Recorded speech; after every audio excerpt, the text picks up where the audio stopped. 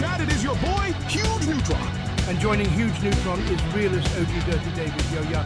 And we're both here to say, fuck C2, yo ya, fuck C2. Fuck SC2, fuck SC2, fuck SC2, fuck SC2, fuck SC2, fuck SC2, fuck SC2, fuck SC2, fuck SC2, fuck SC2, fuck SC2, fuck SC2. Fuck C2, fuck C2, fuck C2, fuck C2, fuck C2, fuck C2, fuck C2, fuck C2, fuck C2, fuck C2, fuck C2, fuck C2.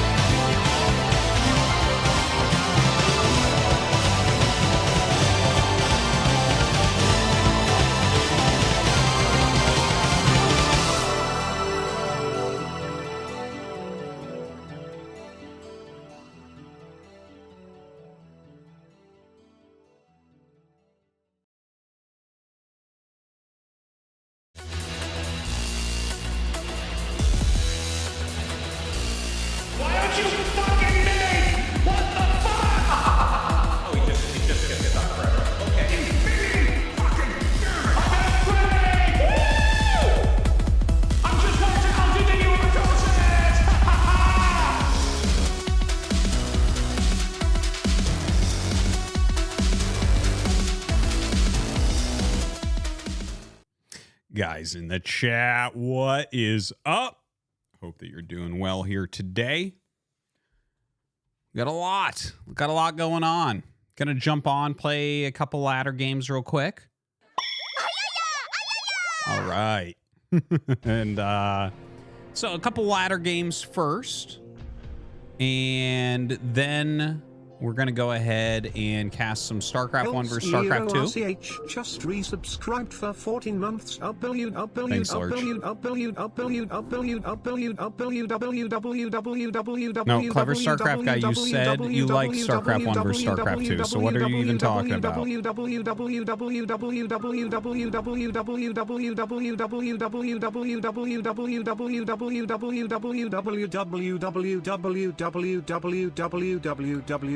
Thank you, Large.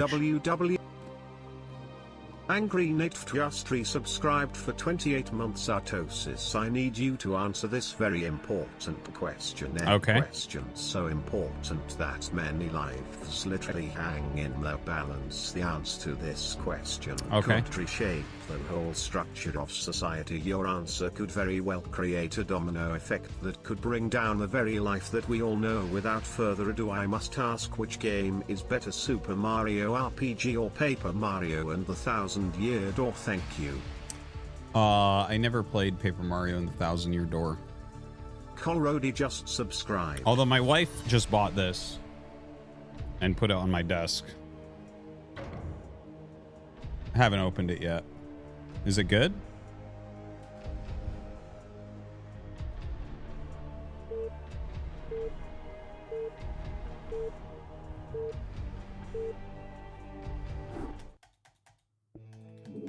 Not enough minerals.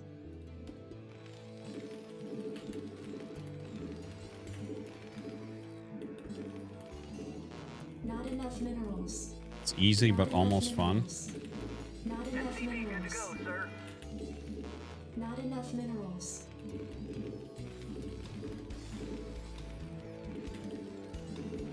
Not enough minerals. Not enough minerals. SCP good to go, sir. Not enough minerals. The Hikey just resubscribed for 19 months. SCP good to go, Thank you.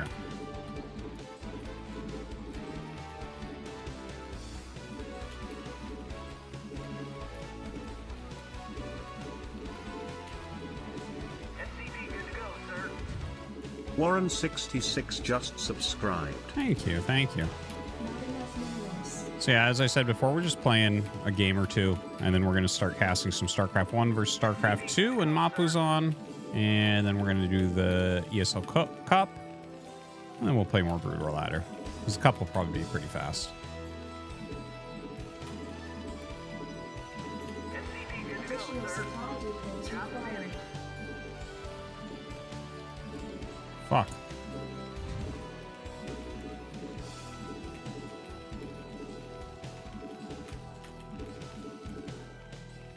What's up? SCP good to go, sir.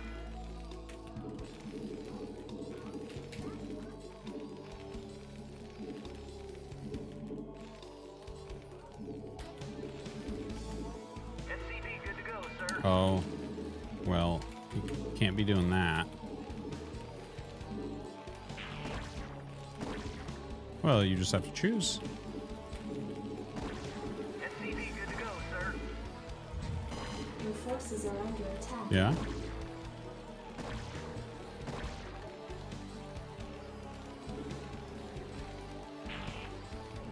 Okay, well, listen to one again.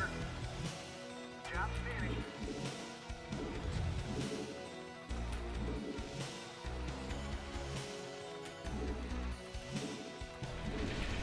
SCP good to go, sir.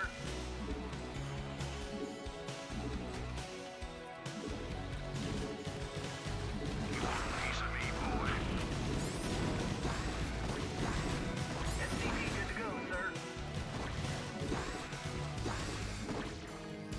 Job finished. Fucking loser. All right, 1 second, guys.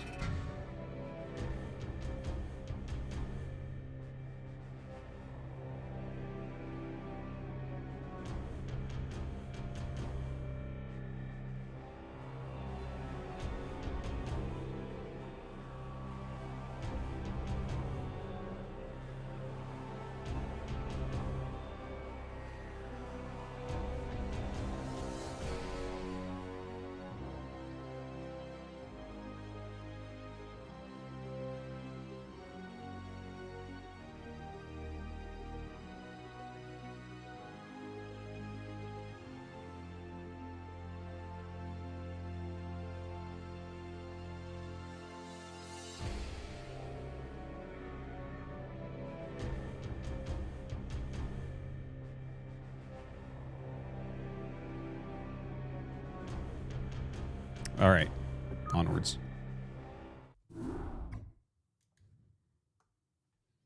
Upgrade complete.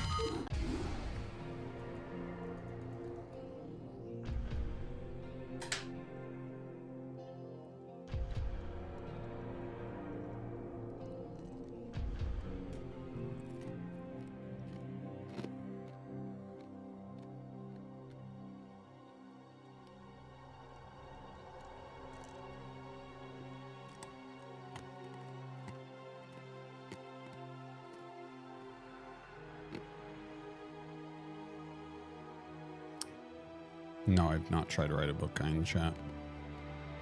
I used to think I'd want to do that someday because I love to read. I don't know if that's the case, though. As I've gotten older, the want hasn't become more, it's become less.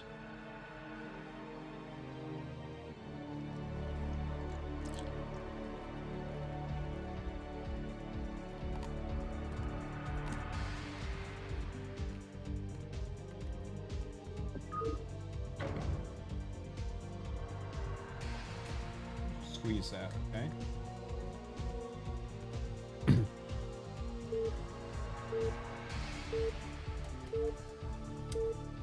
What?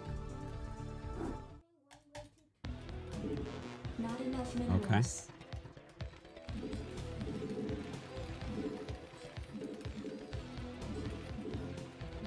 Not enough minerals.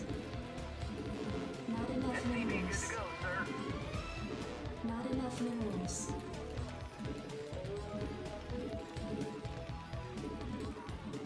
Not enough minerals. Not enough minerals. SCP good to go, sir. Not enough minerals. Not enough minerals. SCP good to go, sir.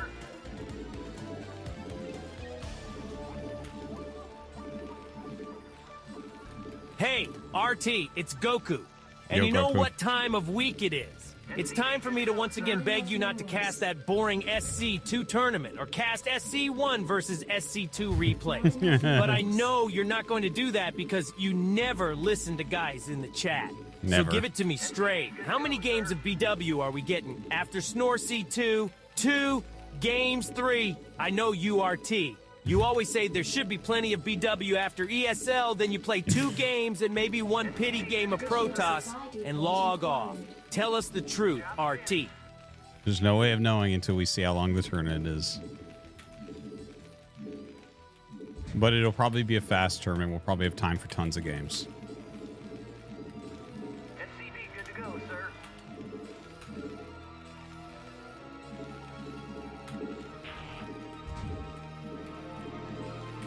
Not enough minerals. SCP good to go, sir.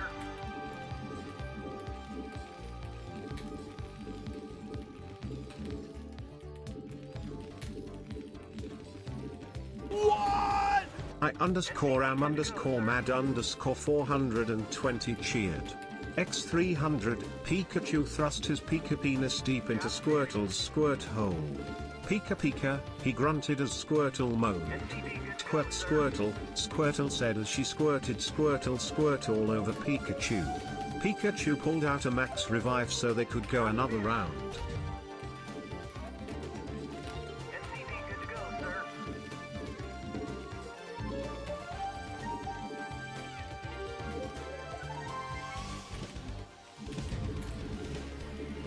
Mining forces are under attack. Good to go, sir.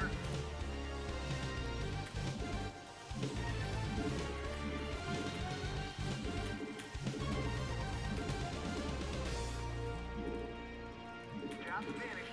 SCP good to go, sir.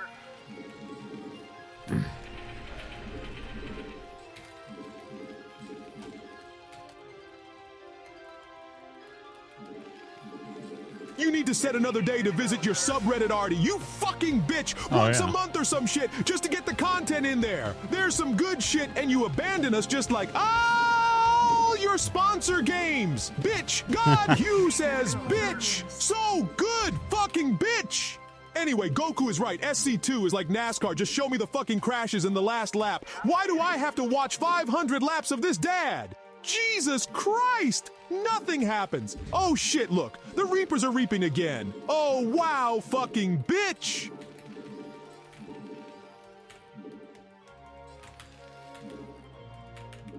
What? LV80 wow homage cheered. X300, Man of Zen? Artie? Camera guy? Hope you had a good weekend, my weekend was okay. Hope you had a good day, my day again, was okay. I hope you and the Arto family got to spend some time Artosis, together. I want you to AMD focus that and the look Arto deep kids inside are having yourself, fun deep that like- sporty ball is spring into the summer. Good luck in ladder, and remember if you ain't gooning you ain't living brother. I have decided not to run for mod re-election and hoping to get my VIP badge back after mod elections. 2 plus 2 equals 2? 22 plus 22 equals 22? Well, I don't think it's technically a re-election. I mean, if you don't want to be mod, that's fine. Thank you much, though. Yeah, actually, my daughter's at a soccer game right now, but I had to stream, so here we are. I can't build there. Job finished. SCV good to go, sir. Ready to roll out. Not enough SCV good to go, minerals. sir. SCV good to go, sir. I'm finished.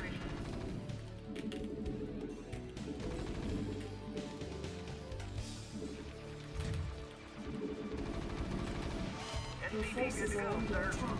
SCV good to go, sir.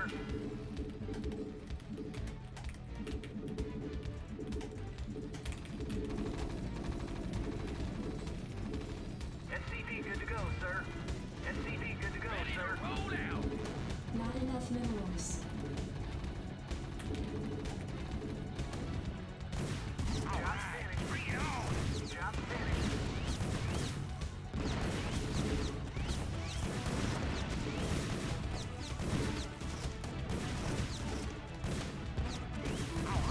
Bring it on. SCV good to go, sir. Job finished. What? I_am_mad _420 cheered. X300, in this year's election for moderator, vote for I am mad. If I am elected moderator, I will provide all guys in the chat with free penis extension surgeries. Tired of your 3-incher? Become a 7-incher, on me. For the gals in the chat, I will provide free boob lifts. Tired of the girls sagging? Get ready for anti-grav technology shooting your booba skyward. I am mad for mod 2024. Job finished.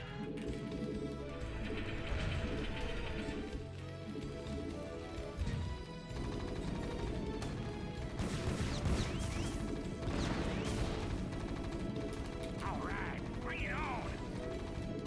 Your forces are under attack. Sir.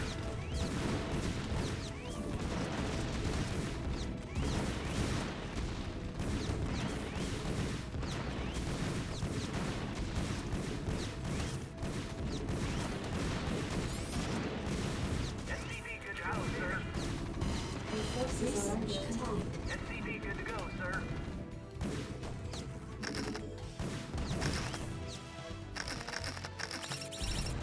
SCV good to go, sir.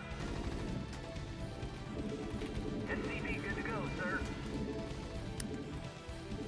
Job finished. All right, bring it on. SCV good to go, sir.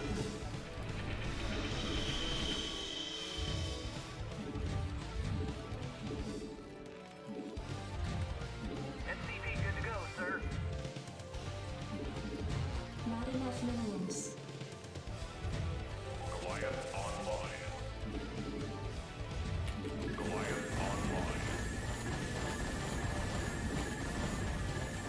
Job finished. Your forces are under attack. Job finished. What? Anonymous donated $3, ma'am. Artosis is such a good father. He's a good dad. He's bringing home the bacon, bringing home the bacon, bringing home the diseased cunt, bringing home the bacon, bringing home.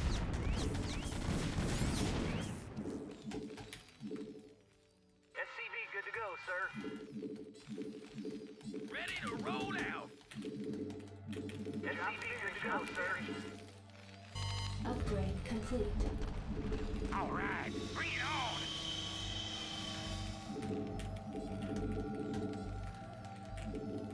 SCV good to go, sir.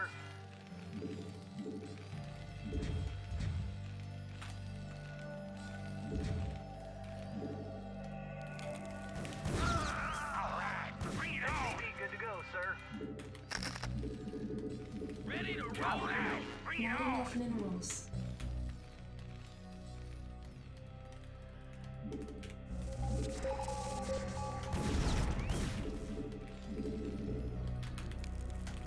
Job's finished. Job's finished. Job's finished.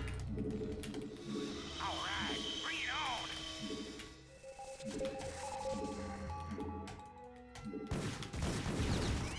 Research forces are under attack. Ready to roll out. Family Fun Night donated $3. Mario and Luigi spread their cheeks and made their holes kiss. Then Mario started to poop.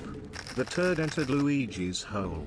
Then Luigi pushed the turd back into Mario's hole and they passed it back and forth for hours, turd fucking each other's holes.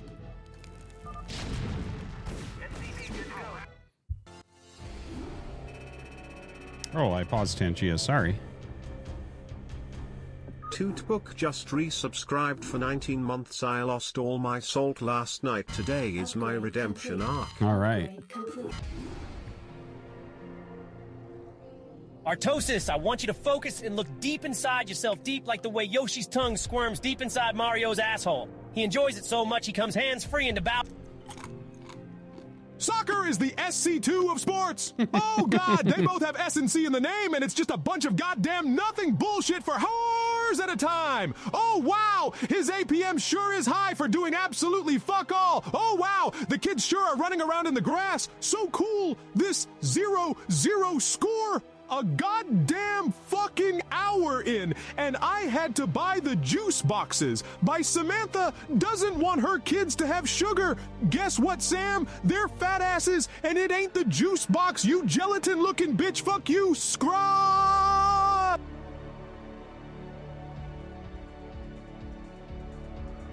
Oh, man. No, I currently don't have any Eve planned, Melanol. I will definitely let you know if I feel like playing it at some point. We do have that video on the way. 83 just gifted one sub. You are the man. www.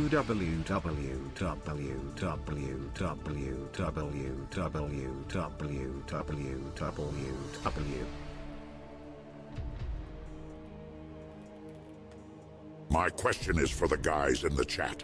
Artosis, shut the fuck up. You know nothing about this topic. Guys, okay. Do women goon? I know guys goon. I goon all the time on Discord cam with the boys straight only. Though lots of straight talk. But what about women? Do they goon? I hate thinking about it. It's so gross. Imaging gooing with a girl on cam. You can't even talk about other girls, 'cause that's weird. That's why I goon with guys. We can do locker room talk, straight talk. Can't do that with women. Anonymous donated $3. Mario took out I his used to large, be a big heavy... fan of the Team Liquid SC2 team, and so far this ladder season I've had 4 people tell me I'm a moron and deserve to die because I changed my username to Liquid Shit. Also, I promise everyone hating SC2 is below Platinum League. Okay.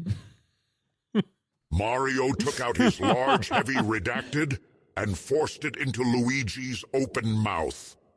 Luigi opened his redacted and proceeded to look inside himself, skipping every dono without wow, ooh, wow. Okay. Okay, excellent. All right, guys. So we're gonna jump over and do some StarCraft 1 versus StarCraft 2. Subscribed. So yeah, let's get that started. I have a 5-game set between TY and Dark. So that's pretty exciting. And yeah, we're gonna go.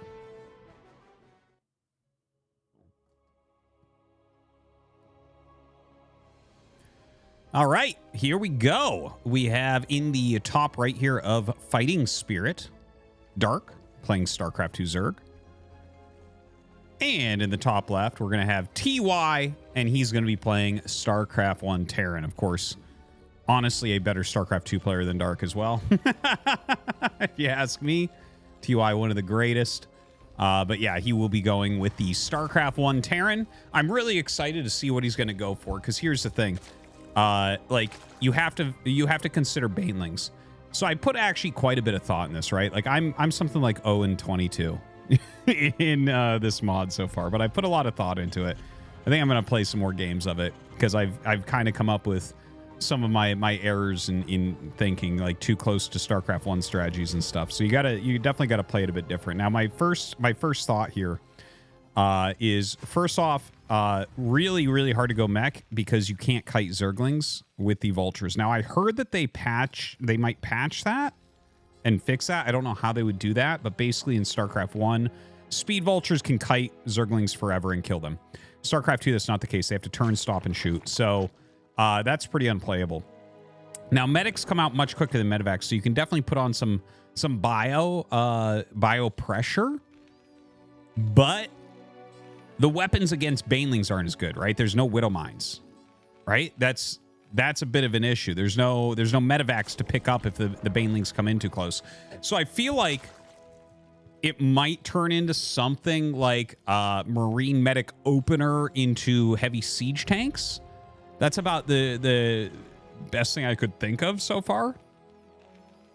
But yeah, I guess we'll see what TY thinks is going to be the right way to play this. Now, he is going for an expansion into a factory as well. Dark just getting his spawning pool.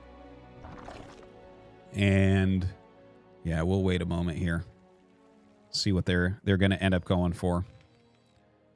I do want to mention, while we kind of wait to see what TY wants to do with this factory, people should follow the Artosis Cast 2 YouTube channel.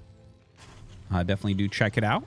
Have a lot of StarCraft 1 versus StarCraft 2 matches coming up. A lot already on the channel. And a lot of StarCraft 2 casts, Stormgate, Zero Space, all sorts of great stuff. So definitely do check that out. Now, double factory, no add-on getting a single vulture. The vulture probably just to make sure he doesn't die to something silly like Zerglings. And I imagine he will go for an add-on afterwards. So it looks like it's probably like a 2-factory vulture that TY will be going for. And this is actually like the primary thing that I've been trying to do in this matchup is like a vulture-based opening. I'll be interested to see what he does against heavy speedlings that just kind of like keep that pressure on him.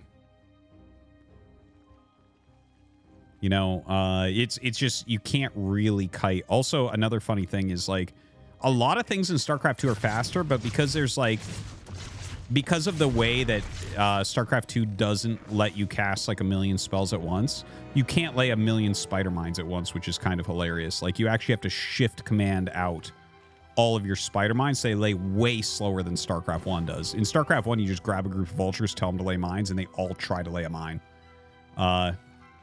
But yeah, we'll see how he utilizes that advantage or disadvantage here. I do think the Vulture, though, is pretty darn strong in this mod, especially against Protoss. Like, Stalkers are only considered medium, so Vultures do 10 damage to them, which is pretty insane. Very unlike StarCraft 2, where they only do 5 damage to Dragoons. So a couple Vultures out there. He has gone for mines first as opposed to speed. So I guess just going to lay out some defensive mines here. Roach Warren is coming up for Dark, who does have that third hatchery up now as well. I guess one thing to note is that Overlords for StarCraft 2 Zerg are not detectors. Kind of a big deal.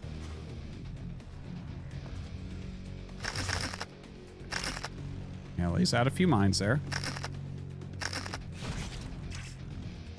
Yeah, just gonna run some lings in.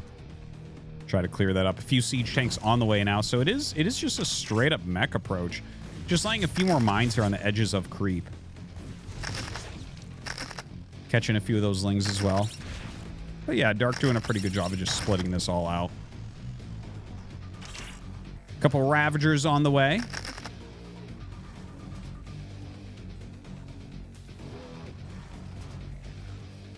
Third command center here for TY. His, you know, another thing that actually I thought a lot about with this mod in general, right?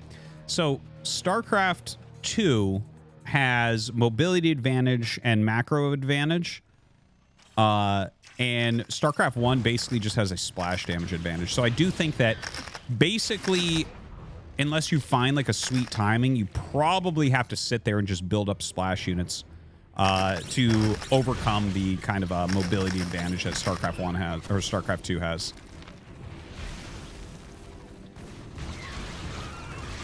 All right, well, he somehow knew that was there. I guess in StarCraft 1, the mines don't actually show where they are. I don't know if they made that something that happened in this mod. I actually hadn't realized if that's the case. Now, just rushes in here with these Ravagers. And, well, he is actually pretty much clearing all the tanks. So I think TY's pretty boned at this point. This is a pretty terrible situation for TY. So despite the fact that TY had a bunch of mines and like 5 tanks in siege mode, a handful of Ravagers runs in and kills everything. I'm still waiting for a Terran to beat anyone in this in a reasonable manner. Okay. Well, that time it certainly doesn't happen. We'll get into game 2.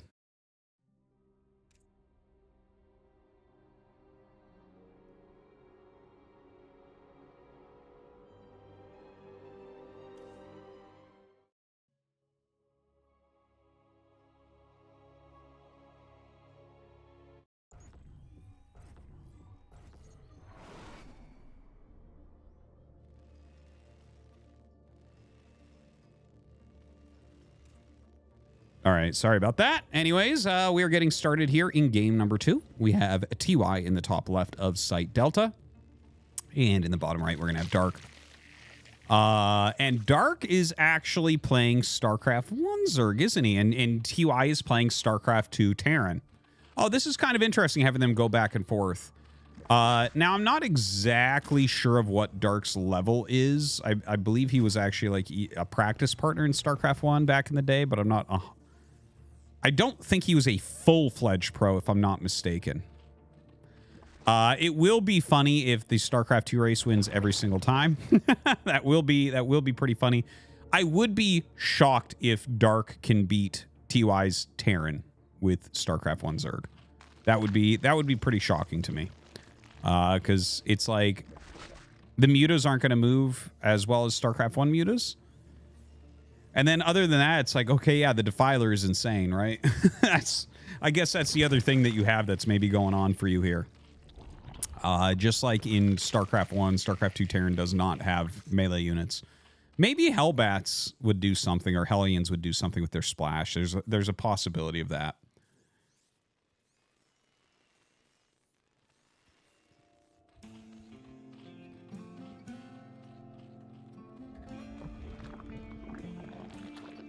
All right, so TY getting ready to expand here, going for a Reaper expansion. You know, actually, just going like one of these 2-racks Reaper openers would probably kill the build that I'm seeing here from Dark. True, I believe it was one of the only players I saw open with pool first quick speed in this mod with StarCraft 1 Zerg, and it made a lot of sense, I think, because you don't have good anti-Reaper. If they go for a 2x Reaper, how are you supposed to hold that with StarCraft 1 Zerg? That does not seem realistic. So he is getting Zergling speed here pretty quick.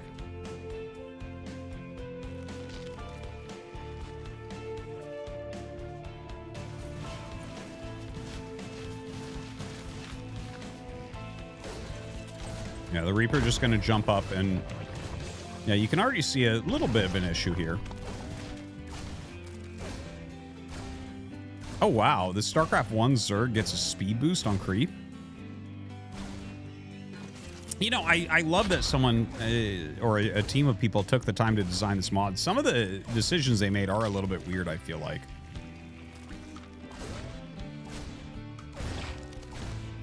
like, giving a speed boost to StarCraft 1 Zerg is like, this is not something you have in, in StarCraft 1, so it's kind of weird to see that here.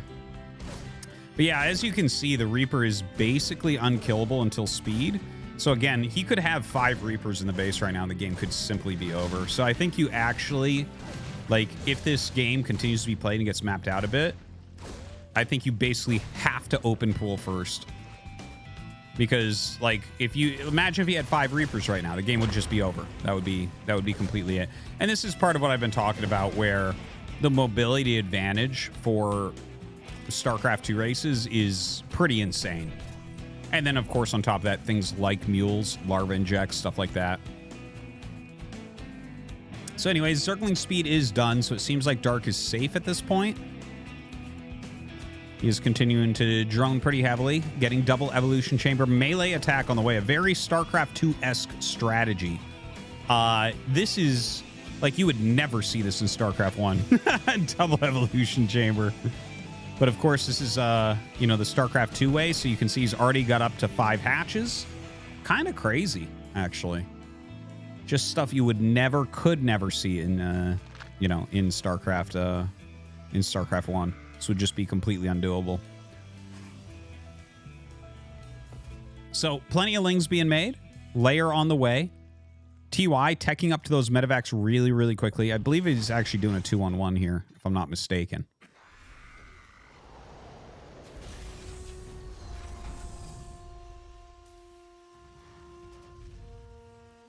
Combat shields coming up. Double medevac. Yeah, so he's going to have to get something done with this bio push, because, like, 5 bases this quick doesn't even make sense. I think he will be able to as well. There's no queens to stop medevacs at all. There's literally nothing that hits air. I don't know. I guess he's going to go Spire. But yeah, I don't know. What I see happening right now is I think TY is very simply going to fly across the map and kill Dark now. That is kind of my my gut feeling here. All right, here come the medevacs. You see Dark. He's trying to chase these down.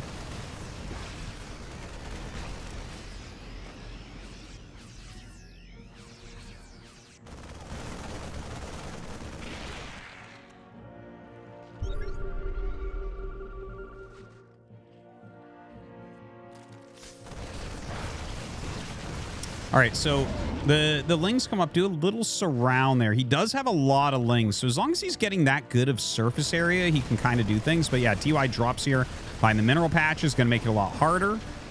Ling's sitting up in the main base because he's afraid if he pulls these out. Oh, God. TY is just barely going to cut through everything here. So you see a ton of lings going down. And yeah, enough come up that he will be able to hold on. He does have those 1-1 upgrades, which is pretty important. Handful of Hellions turning into Hellbats here. Oh my God, Hellbats against StarCraft 1 Zerg. Holy God. That's going to be tough, right? Hellbats definitely doing a good job against the lings, but there's so many lings here for Dark. Very, very impressive.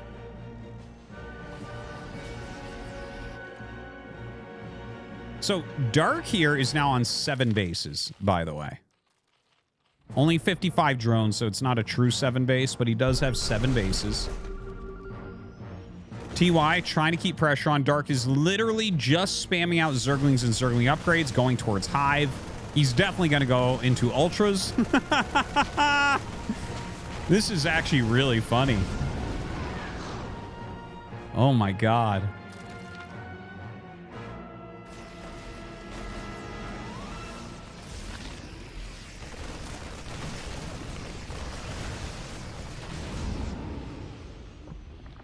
Dude, the lings are clearing things. This is like setting up to be a really interesting game. A lot more racks coming out. Like Dark is, I feel like I want to say Dark is just ahead here, right? And he's literally only defending with lings right now. This doesn't even, like, TY is grinding though, right? Like he's getting good engagements. It's just there's so many hatches here for Dark. Dark goes for the Ultralisk Cavern. There are some spores on the way, it looks like. Maybe try to keep those medevacs out a little bit more.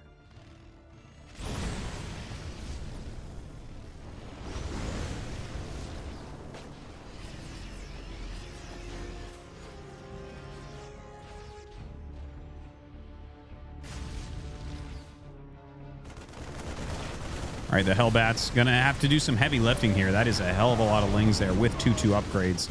They do push everything back really quickly. This is so funny because, like, even this wouldn't work in StarCraft 1. Like, even if you had that many bases, pure ling would never do it. It wouldn't occur. You could just mix in a few fire bats and stop something like this. So kind of an insane situation. Chitinous plating on the way here for Dark. Getting his ultras out, getting his adrenal upgrade. Hasn't started +3 carapace, but definitely going to be important.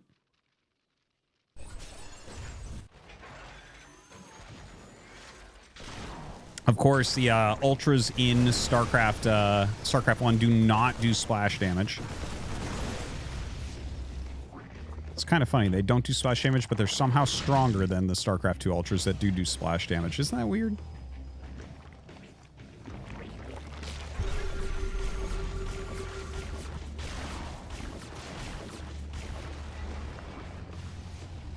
All right, so ultras are coming out right now. I don't know what that broodling icon is on the production tab. Maybe that's like, I don't know what that is. What is that? Spawn broodling. Okay. That makes sense. That makes sense. It is a picture of 2 broodlings. Okay, so he has a queen's nest and he's going for spawn broodling. So that's, you know, just to blow up some siege tanks. Thank you, Mapu. Single ultra trying to break through this wall. Looks like he will succeed. This looks like something that can be surrounded. Now, Dark doesn't have any anti-air to deal with these Liberators. It seems like the Liberator's going to do a very, very good job here.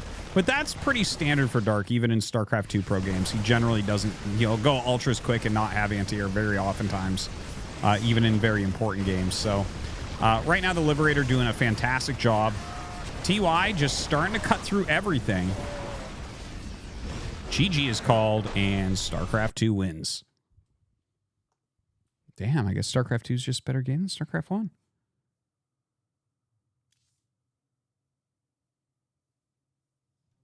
Okay, 1 second.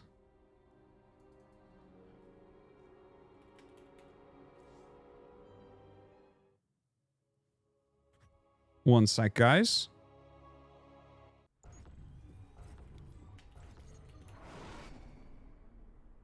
Sorry, I'll be back 1 second. 1 second, I have to go check on my son real quick. BRB.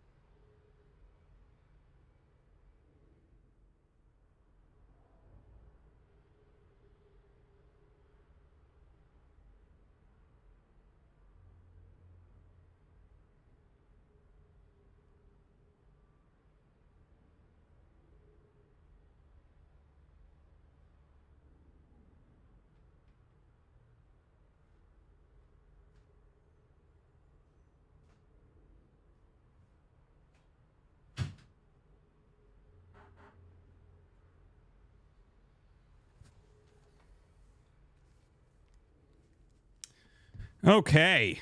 Okay. I'm back. Here we go.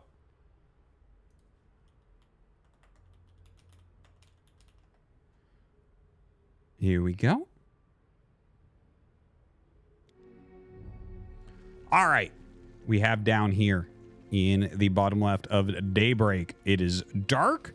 And in the top right, we have TY. Now, TY is playing Terran in StarCraft 1, StarCraft 1 Terran, and he's playing against StarCraft 2 Zerg right now, I believe.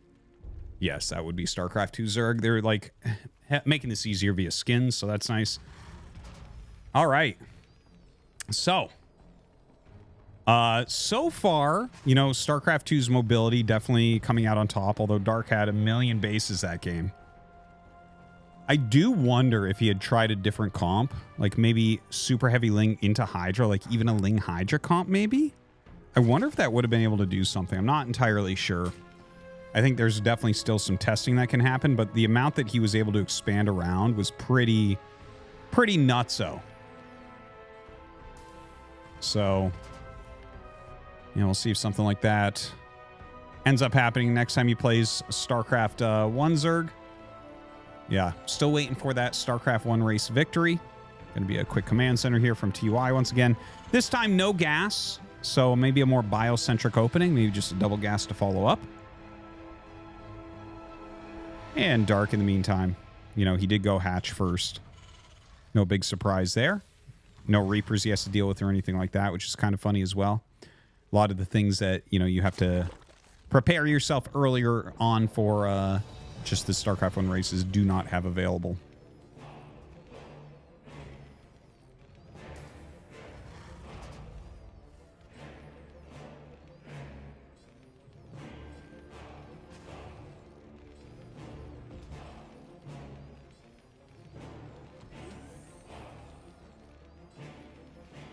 All right, so yeah, I'm trying to I'm just kind of going over in my head the various ideas of what could be done here, right? So last game he opened up with some vultures and laid some mines down, tried to get into siege tanks, and Dark simply made some Ravagers and Lings and attacked him and won. It didn't seem like an all-in. It wasn't. It didn't seem like some sort of scary attack. It was just like, hey, you're dead. And, TY was like, yeah, I guess so. So a little bit of an issue there. He is going double factory again. Not too surprised to see that. I do think heavier vulture composition might be a better idea. Like, he only went for a handful of vultures before the tanks. I think, like, once you really get your economy rolling, adding in those tanks is very good. But it seems like the StarCraft 1 vultures are still pretty strong in the early game. He is going for a starport, so this could be for a vulture drop, or this could be for a Wraith. Could definitely see it either way.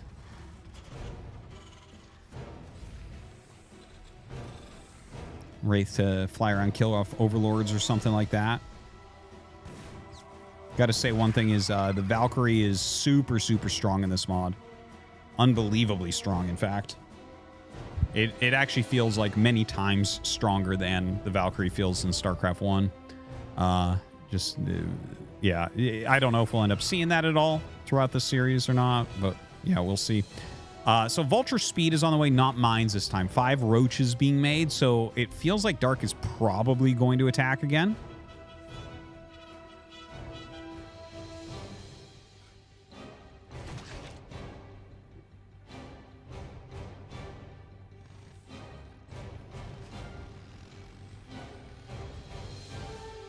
All right, dropship on the way. So this is going to be a speed vulture drop. And I mean, this could do a ton of damage, obviously.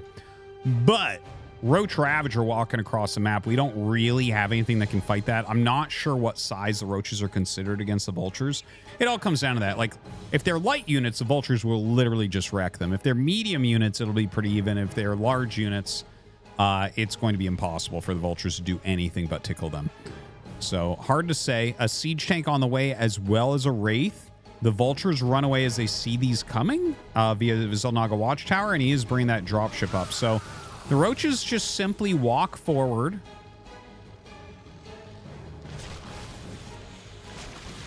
And, well, he does get the surround. Don't forget 60 health SCVs. Definitely helpful, but not the end all, that's for sure. The dropship is going to be hitting the main base now. So while a lot of damage is being dealt on this side... And don't forget, you do have to upgrade siege mode in StarCraft 1, Terran. So, yeah, no, it looks like roaches are considered large based upon the damage I just saw there to that roach. So, yeah, the concussive damage, not having a very good time. This is looking like TY is pretty dead again, honestly. Like, he is taking a hell of a lot of damage here. He's killing an okay amount of drones, though, honestly.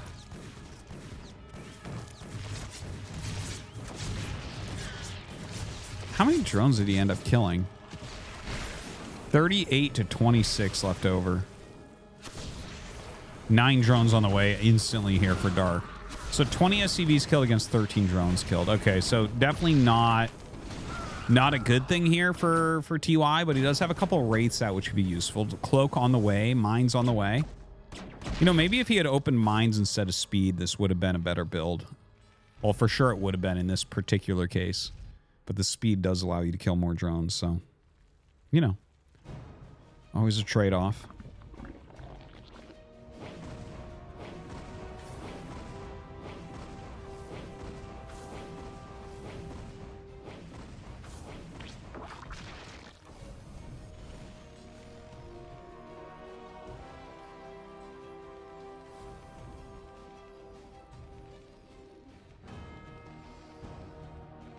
All right, so right now, Cloak, mines, more Wraiths. The Wraiths are going to have to do some heavy lifting here, I think. Yeah, pretty good right there. 3 Wraiths with Cloak. Pretty decent, actually. It's like a pretty common number for this matchup, actually, is to get 3. Well, against StarCraft 1 Zerg, that is. There's some builds that kind of center around 3 Wraiths for a defense. Now, the Wraith's going to fly in. You know, he does have some spores, but the Overlords do not detect. Killing off an Overlord there. Going to set up some siege tanks. Ooh, a nice attack being put together. Does end up cloaking here. Obviously, the damage output of Wraiths is not super, super high. Siege mode has not actually been upgraded yet, so he's just kind of using these in pung-pung mode. The drone's coming off to fight, and the Wraiths get almost completely cleaned up there. Quite a few drones actually being killed off here by TY. A surprisingly strong attack with the Vulture Tank Marine Wraith.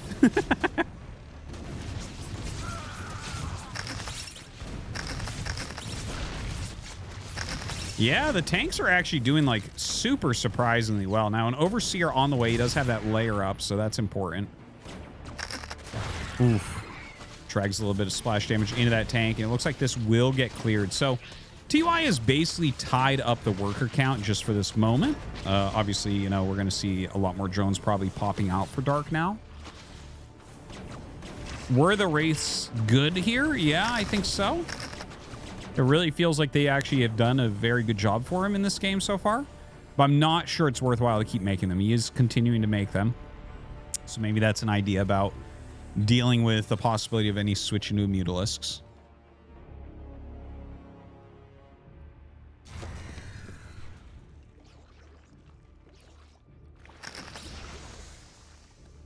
All right, so Dark just on 3 base.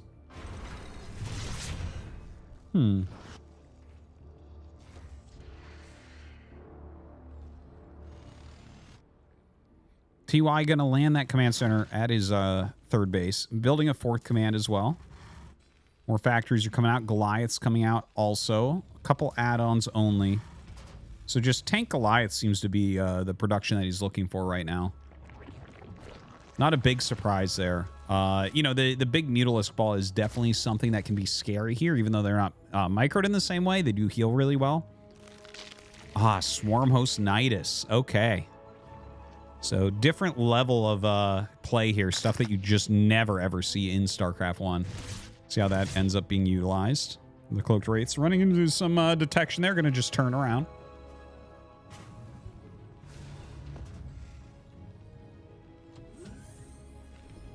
Goliath range on the way with +1. This Swarm Host could be really hard to deal with.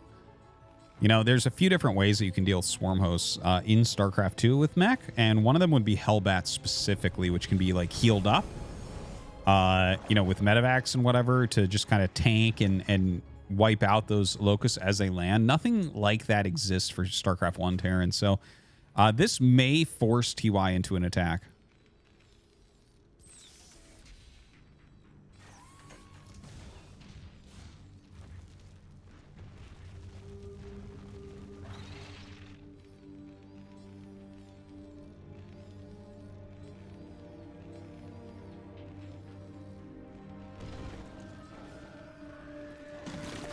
All right, here we go.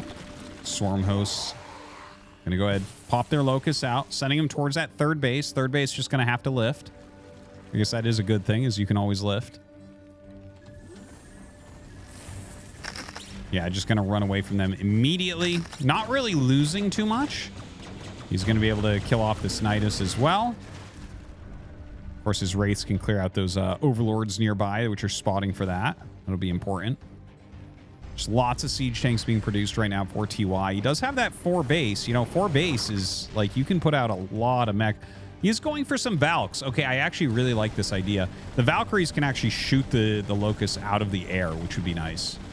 So we might end up seeing that as a form of defense. Although it's going to take a long time to get to a decent amount of Valkyries. Like, they take a bit to build, and he's only got 1 starport. Really feel like I wouldn't mind seeing another starport go down for those. But anyways, the Locust coming in. Going to land on top of some of these Siege Tanks and Goliaths. See how much... not really able to kill that much, honestly. Good solid hold. Hive coming up.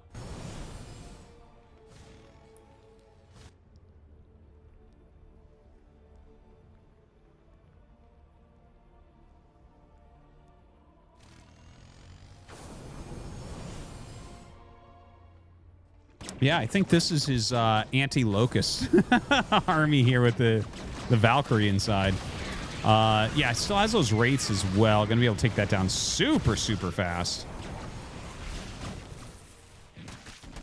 Hive going to be finishing up here. Goliath getting caught out in the middle. Another set of Locusts coming up. Going to kill a few Siege Tanks off, it looks like.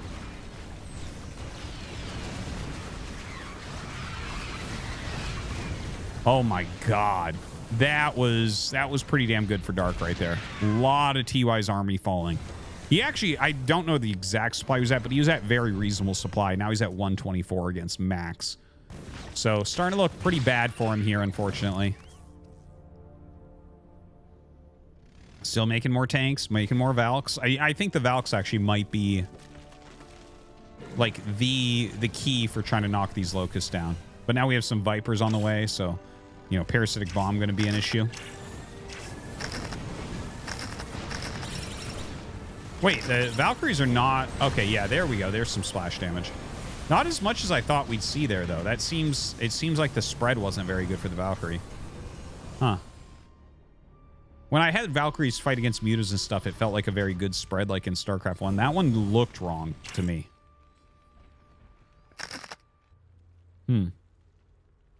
Not entirely sure. All right, Irradiate as well as Vessels on the way. Spire coming up here for Dark, who has taken a huge amount of the map now. TY just trying to kind of stay alive right now. He's down 60 supply.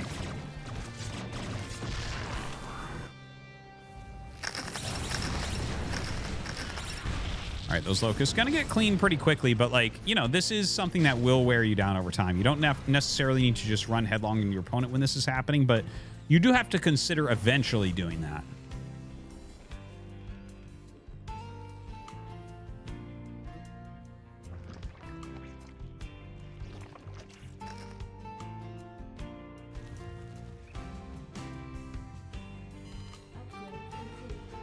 Dark continuing to kind of push into the center of the map. It's such an old StarCraft 2 map. We don't really have anything designed like this. But yeah, there's only 3 paths. I have many fond memories of playing games on Daybreak, honestly.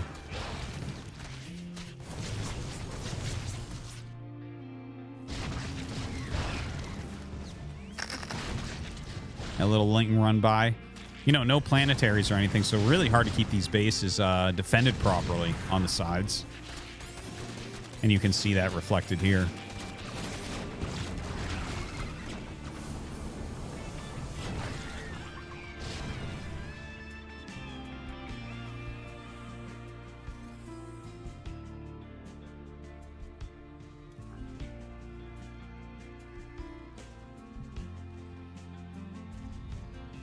You know, TY, okay, so since last time we checked, he's up 20 supply from where he was, right? And he has taken another base. So there are positive things happening for him, but it doesn't feel like he's gained any actual position here. It feels like he's not dead because he expanded and he is getting a little bit more supply, but it doesn't feel like he's ever getting to an army that can really actually go. Maybe he can because it is a Swarm Host-based army on the other side. So that is a lot of supply that's not necessarily good in a fight always. So there is some You know, is some chance that he can just kind of attack. But definitely right now not looking super hot here for our StarCraft 1 Terran.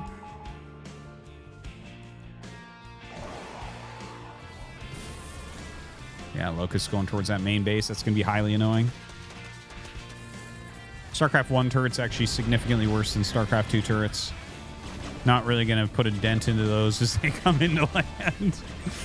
Putting down the Nidus behind it as well. Damn. Little roach attack to that third base. You can see just the mobility, right? This is a big part of StarCraft 2 and why StarCraft 2 is such a different game. They have a lot of very harass-centric things, a lot of mobility, and of course, StarCraft 2 has those things put in. Like the static D is very strong in some ways, like missile turrets, for instance, right? You get planetaries, and StarCraft 1 just doesn't quite have things like that. Now, trying to use the eraser here, it looks like the eraser wasn't doing anything against the Locusts. Is that correct? I believe the eraser did nothing there. Oh my god, he just throws down Biles against the mech. Crushes everything. Oh, those are irradiated, huh? Okay, so he's actually transfusing irradiated Vipers? Quick, transfuse it again. Oh my god, he transfused through an irradiate. Well, then it gets picked off immediately, but the Bile's going down everywhere right now. TY trying so hard with this push. Still down 70 supply right now. Sieging up. Locust as well as Biles coming down. GG. StarCraft 2 Zerg winning there for Dark in Game 3. At least we'll have a close series if we keep making one of them play StarCraft 1.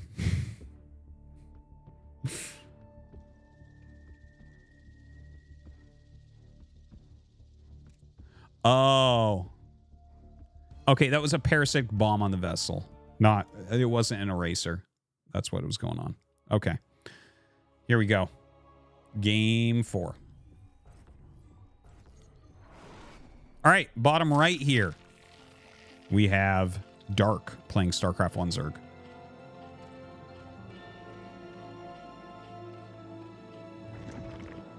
And in the top left, we have TY playing StarCraft 2 Terran.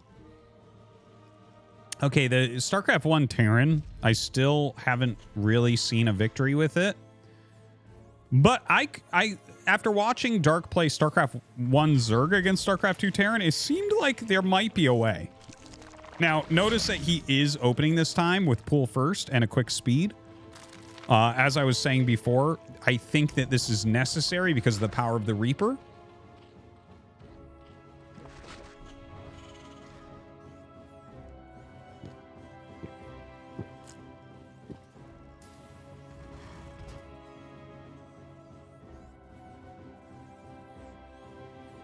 So is he going to go for the double barracks? Yes. Okay, so he identifies what I was talking about in that previous game. Remember I said if you went 2 barracks Reaper, just that standard opener, it would just kill Hatchery first. But here, Dark is doing a build that should counter that fine. Like he should be totally fine, I think. He's going to have plenty of Lings. He's going to have the speed upgrade by the time the Reapers are really in force.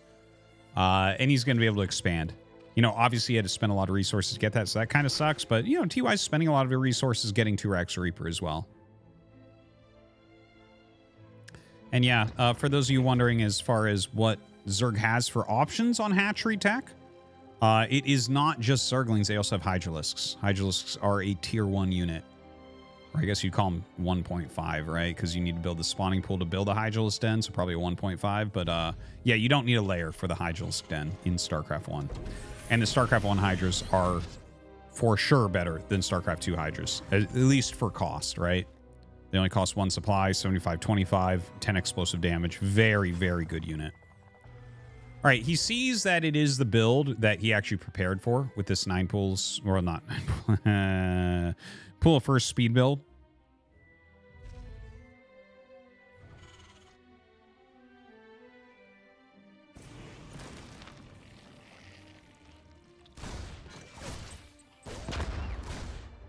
Right, still gets a drone. It's going to get more than that. All right, catches another one with those speedlings, so that's good. 1 Reaper dead. for one drone dead. I think that's okay. All right, and gets the kill. Well, that's kind of funny. Both the add-ons on the outside. The Lings may be able to mess this up a little bit. I think I would dive on that. Yeah. Not much you can do here.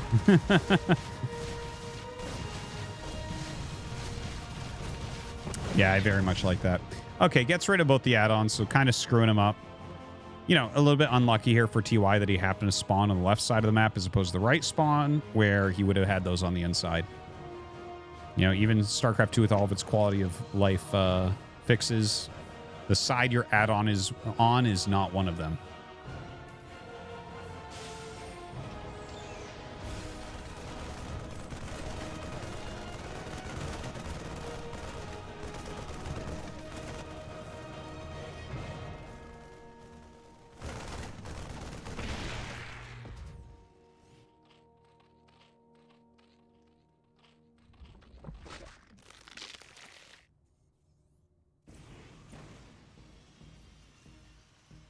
So,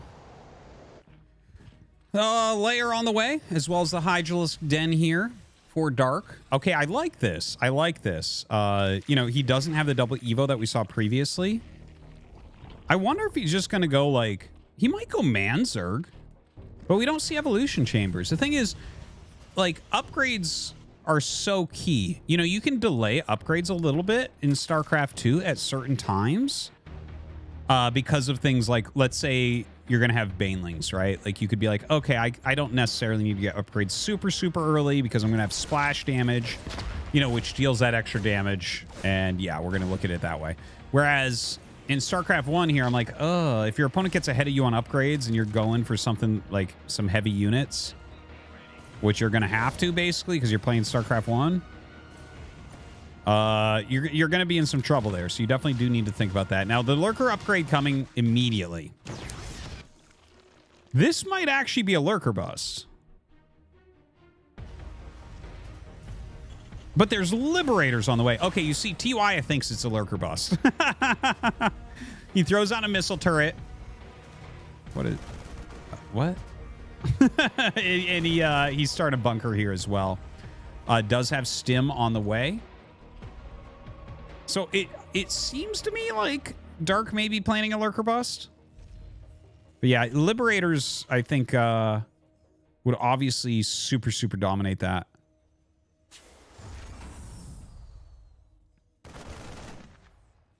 All right, the Marines coming out to the front. Ah, Queen's Nest on the way. Overlord Speed on the way. What? Queen's Nest and Overlord Speed don't go together. That's a little bit weird. Because, like, if you're going... Well, if you're going Overlord Speed, it normally means you want to go Drops, but Queen's Nest means you want to go Hive, right? Both work with Lurker. Like, you can go Lurker Drops, you can go Quick Hive for Defilers. Like, I think a Defiler Rush here might be what Dark is after. But not entirely sure.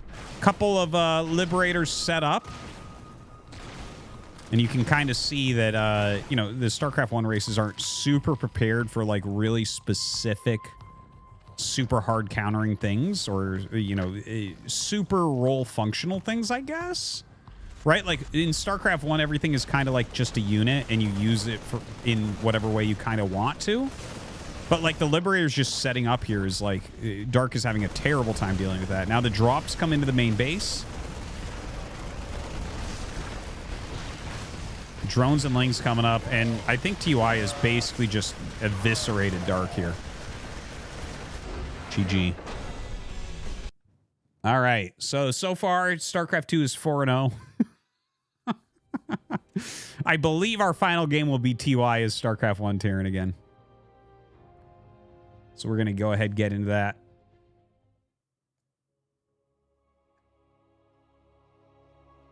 Let's go.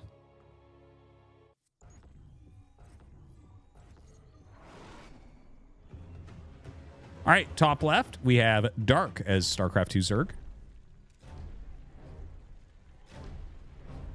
And top right, we have TY as StarCraft 1 Terran. We're on Whirlwind, an older 4-player map from StarCraft 2. Seems like a pretty reasonable map to be playing these matches on. It is a 16 base map. I don't know how much that will truly come into play here. I would love to see Terran win a game in this mod. StarCraft 1 Terran, that is. Don't know. We'll see what TY... And TY, by the way, is the guy that you want to have play this mod. I just want to throw that out there. Because TY is the highest combined skill level between the two games, if that makes sense. Like, he literally makes GSL and ASL at the same time right now. Like, literally. Makes both of them. So, and he's the only player in the world doing that. So, you know, that's pretty damn impressive. He's an unbelievable level at both. Honestly, I think if TY devotes himself to StarCraft 1, that he's going to become one of the best players in the world in the next 2 years. But yeah, we'll see about that, I guess. Double barracks. So it looks like we're going to have a 1 base Marine medic rush. Not a terrible idea, I think. So, you know, medics come out like really, really fast. You can do nonstop Marine production while getting stim in range.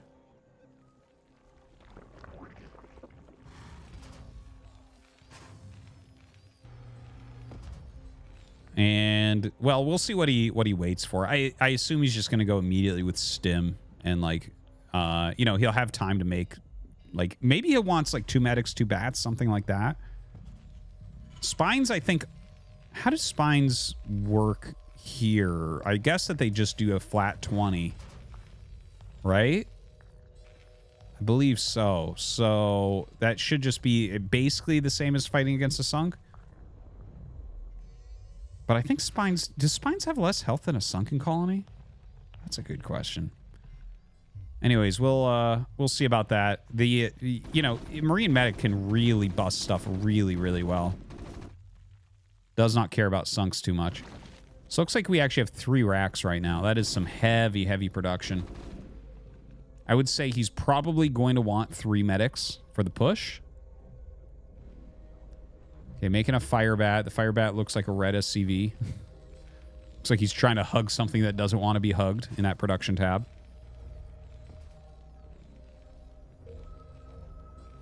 Kind of funny to see the medic come up after the fire bat. Just technically speaking, you want the medics first so they bank more energy.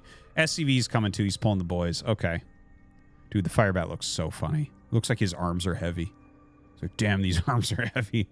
All right, here we go. Marine medic fire bat SCV pull. Lot of lings being made.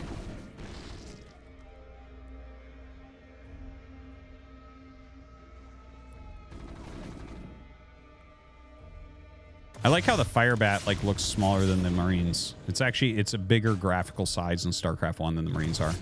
It doesn't fit all the same places Marines fit. All right, here we go. The fire bat in the front, super, super important.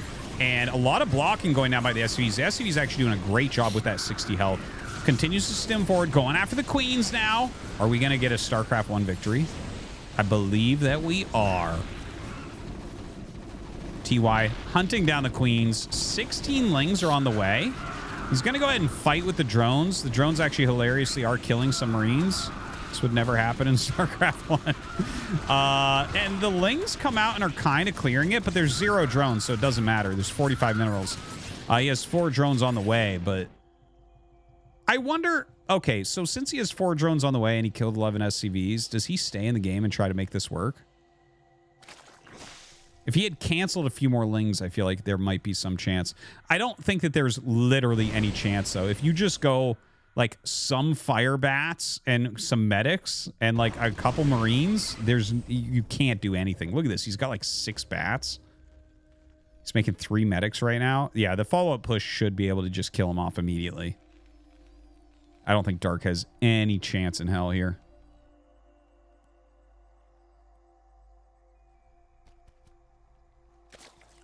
Definitely that SCV pull's super important as well. If those Marines or rather, if the lings that were attacking the SCVs had surface area on those Marines instead, this would have been a very held push. Very, very held. Okay, that is something that Lings can't beat. Not in a million years. Counterattack from Dark. No, Marines on the inside. Can't do anything there. He's trying to make a spine. But I don't think that's going to be coming up in time.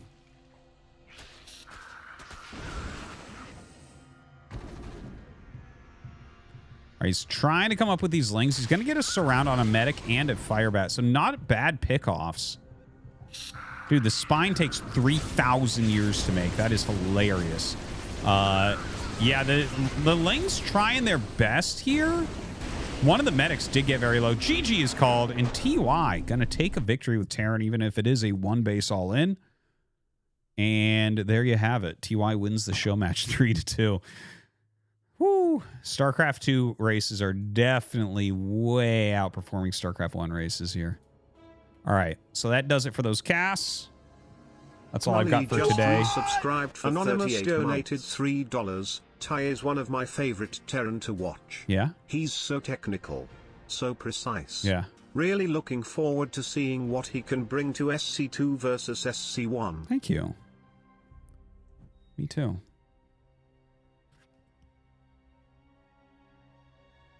Cunt has disease, lick my dick cheese. Fuck you. What? Clever StarCraft guy cheered. X300. Ooh. So stupidly Scarlet's imbalanced, playing bro. today. You can't keep the original stats and have a balanced mod. Terran and Zerg suck too much versus their StarCraft 2 version. Yeah, it's very true.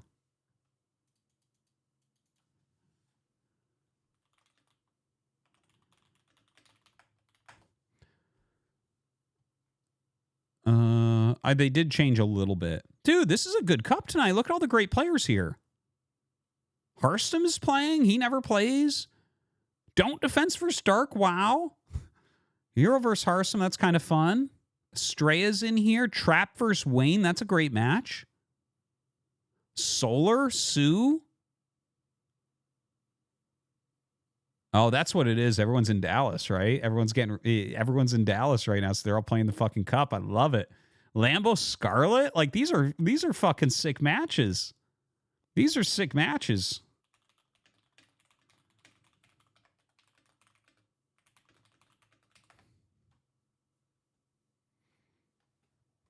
All right, let me unpause that Tangia. Money just resubscribed for 38 months. Thanks, D-Money. Yeah, no, I'm excited. There's so many good matches here tonight. So many great players. Lambo and Scarlet being in there is a big surprise. Harstom in there, a big surprise.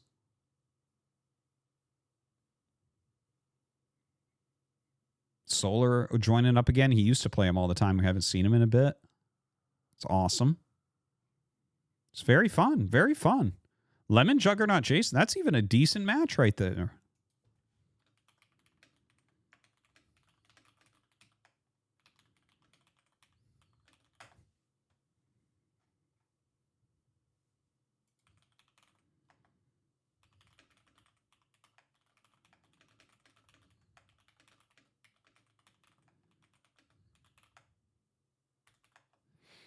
Okay, yeah. Mapu's going to start looking for games, and we'll just get into any of these as quickly as we can. Anyways, hope you guys enjoyed the StarCraft 1 versus StarCraft 2 stuff. Felt it was good to put in at the beginning of the cup, because normally the first couple rounds are a little bit weak.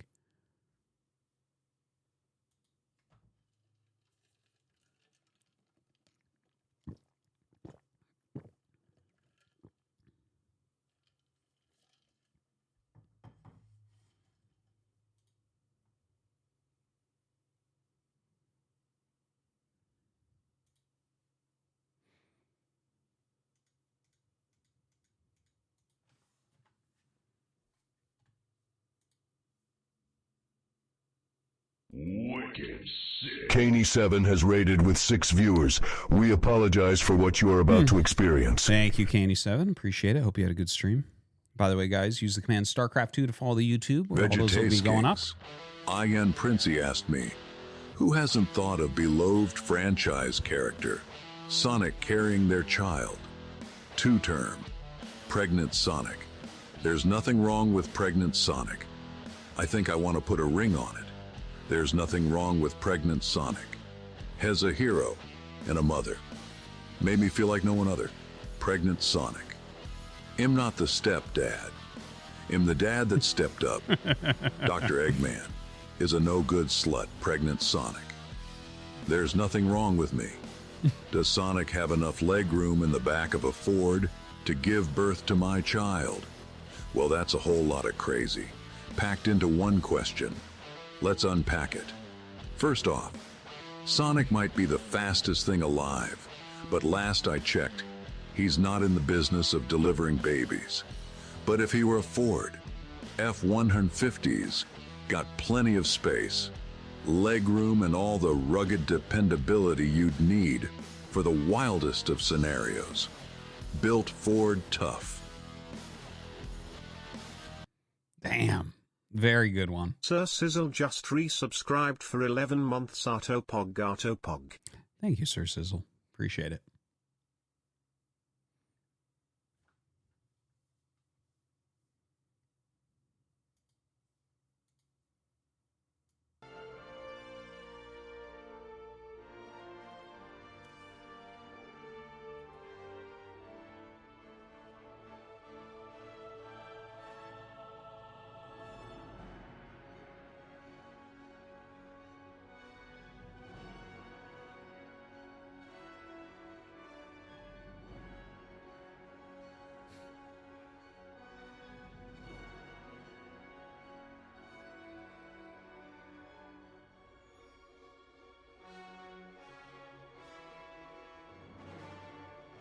Will I be in Dallas? No, I will not be in Dallas. I'm sure it's going to be a wonderful event. I'll definitely check some out.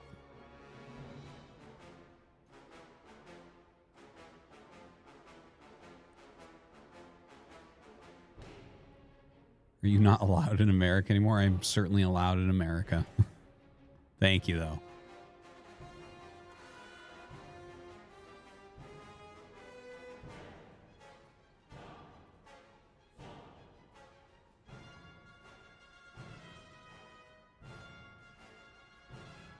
Will I be at the World Championship? Probably.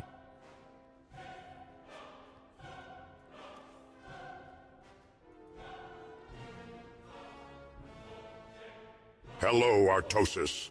I just started playing. I always pick the space aliens in the yellow jumpsuits. Most games, I just make the two-sword ninja men. And sometimes the spinning four-leg frog, who shoots blue frog eggs. If I get into a long 6-minute macro game, I'll make the invisible men. My opponent usually calls me dog shit at this point. Sometimes I make the ice cube machine that makes all my guys invisible men. Or I'll make the big yellow penis that pees. White drops that fly. I'm only win 99p. Damn. A long 6-minute macro game. All right, guys, we're going to be getting into our first match here just in a second. We are going to be able to get into Wayne vs. Trap game number 2. Wayne actually won game 1, so that's pretty impressive. And yeah, the winner of that will go up against Estrella. So we're definitely going to stay with that match. Estrella, definitely one of my favorites to cast, no doubt about that. Yes, I did see the Day 9 video talking about my chat. It was excellent. It was super funny.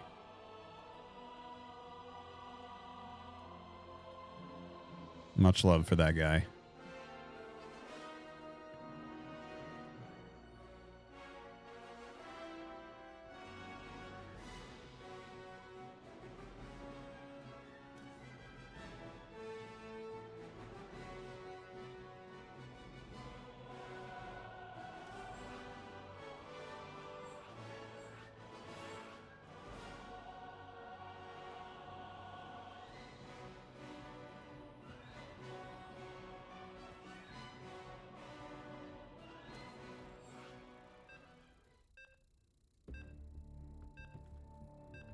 All right, let's do it. Getting into the actual cup now. Here we go. This is game number 2 of Wayne versus Trap.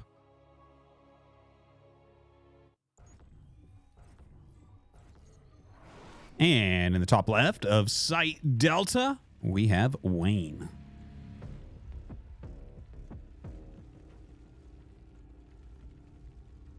And in the bottom right, we have Trap. All right. So yeah, this is the ESL Open Cup. We're like third round or so. You know, those early rounds kind of covered those up with the StarCraft 1 versus StarCraft 2 match that we saw there. If people are still enjoying StarCraft 1 versus StarCraft 2 mod, let me know. I can probably get some more pro games of it. I'm still somewhat enjoying it, but I am getting a little bit annoyed at how much of a tough time it is for StarCraft 1 players, especially when you see how hard a time TY has when he's like actually one of the best StarCraft 2 Terrans ever, and he's so good with the engine and still can't do it. It's kind of like, you know, it's a bit fucking imbalanced, and I told you guys that as well after I played No Regret and Hearthstone a bunch. Like, I know that people might think I'm trolling or something. Like, oh, you're just bad or just... I'm really not. It's just fucking incredibly hard to do anything. But anyways, here we go into some actual StarCraft 2 now with Wayne versus Trap. Wayne is leading 1-0, so that's pretty big for him. The winner here again goes against Estrella, one of North America's finest, one of my favorite players to cast and watch and even speak to in real life.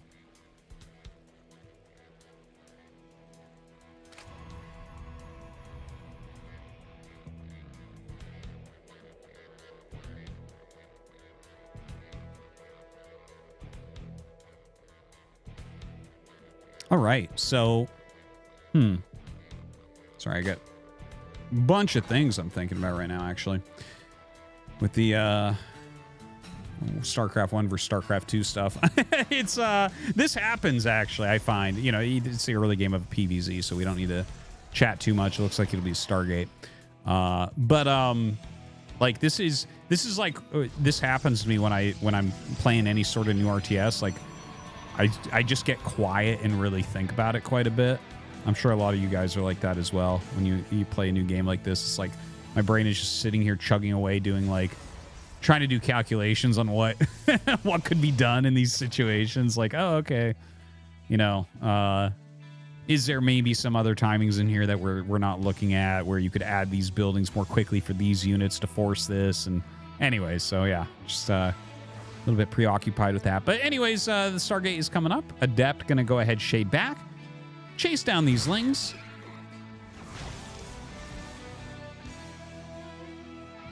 Oracle on the way.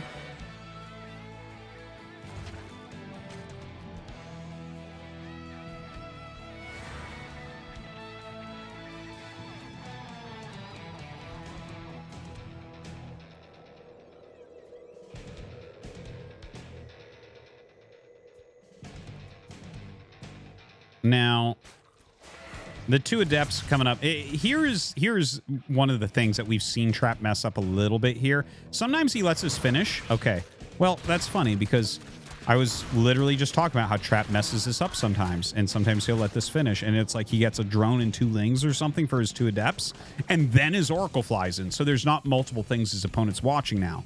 So this is something Trap needs to fix, I think, because we've seen him do that multiple times. Where it's like that, he probably should have canceled that, done a second one to pair with this Oracle, and then suddenly you have really good potential for damage. But now he's got so little potential for damage, in my opinion. Look, takes huge damage, does get 3 kills, which is not bad. I would take big hull damage for 3 kills, but the 2 adepts died. So, you know, it's not as good as it could have been, right? I think there was way more opportunity elsewhere.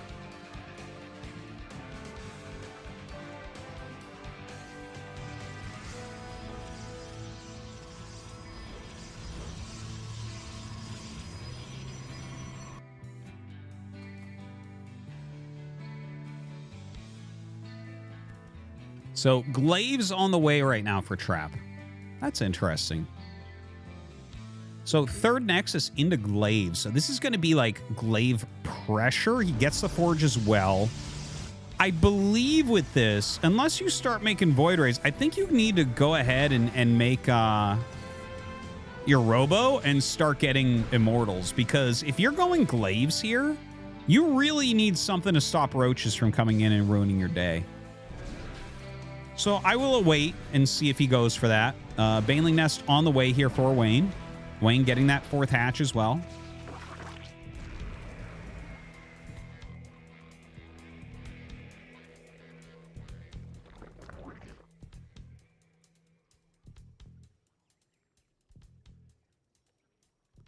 Quite a few Lings on the way.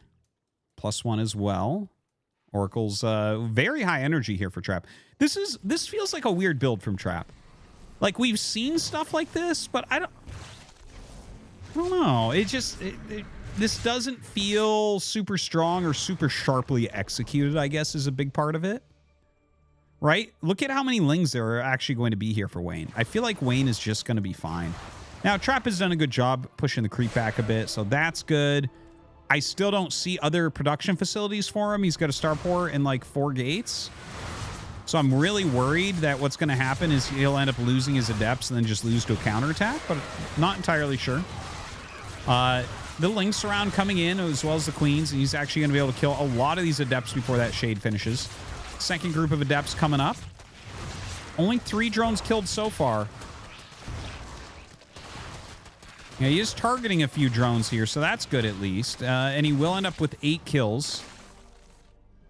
But now we have 10 Banelings on the way. Dude, a 4th Nexus? What does he have for an army? What are we doing here?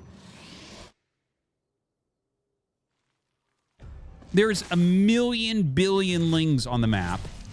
Okay, these 2 Oracles are pretty sick, but like, I think he needs them at home. I think he's just going to die to Zerglings. Yeah, breaks through there immediately. The probe death is going to be astronomical, I would say. Look at this. Baneling's coming in. Let him attack. Let him attack. There you go. Dude. Okay, he targets down the 1 Bane that gets in there, so that was very, very good. Kills 15 workers. Now, you know what? Trap is still up on workers here. That's kind of wild. I thought for sure after this attack, Wayne would have an economic advantage, but he absolutely does not.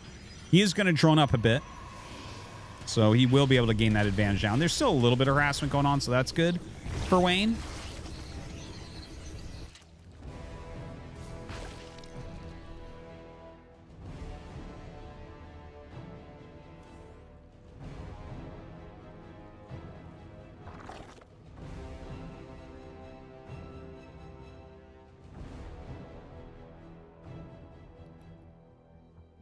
Okay, so Lingbane, just mass Lingbane, +2 melee on the way, Roach speed on the way, a ton of Lings on the way, and a mostly adept-based attack coming up.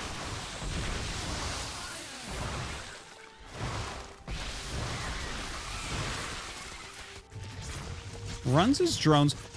Like, maybe what Trap does ends up working at the end of the day. Maybe. This is it's like weird to watch though. It doesn't feel good. It feels like he should be disadvantaged here. And I'm not 100% sure he is.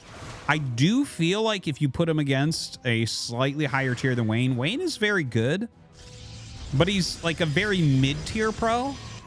He's still improving in everything, and I hope for him that he can achieve his goals and continue to get better and everything, but I would put him more of as like a mid-tier guy. Whereas I feel like if you put Trap doing this against someone a bit stronger, not necessarily world champion quality, but someone a little bit stronger, right? Like maybe, oh, I don't know what shape Scarlet's in right now, but like that kind of level. Or maybe Ragnarok, Shin, you know, something like that. I just wonder because this, like watching what he's doing, the adepts, every time the adepts go in, it doesn't feel like it's enough. And normally when that happens, we see a massive counterattack that just kills. But like this has been Ling Bane only for Wayne. So it's a little bit harder to kill with that than if you have like a big Roach Ravager type ball, right? All right, Archon's on the way. Blink getting that +3 attack. That's a very fast +3. Wow. That is a speedy +3 right there. Got that started at 10 minutes, man. There's that robo finally. I thought we'd have that a bit ago. Baneling's speed coming up. I like the Oracle hit squad, removing a bunch of the creep tumors. That's cool.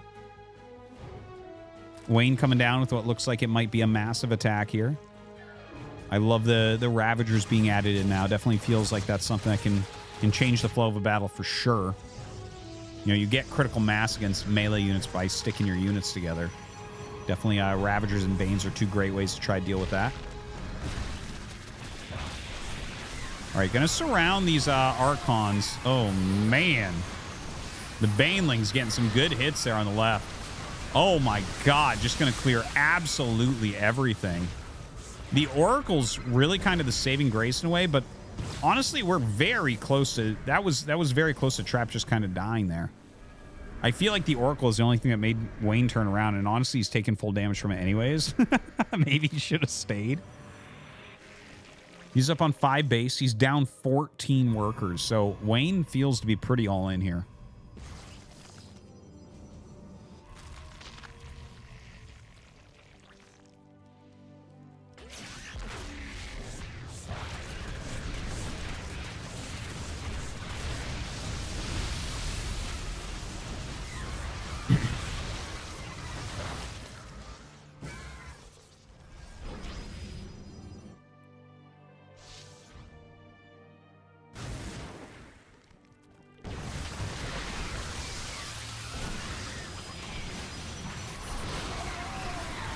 All right, so a nice, like, there are some nice engages going on by Wayne.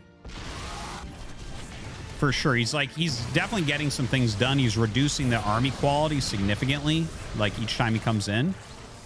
But his economy behind is not super great. He's just, like, spamming out Ling Roach. Yeah, he's got +2 melee, but not really anything else going on.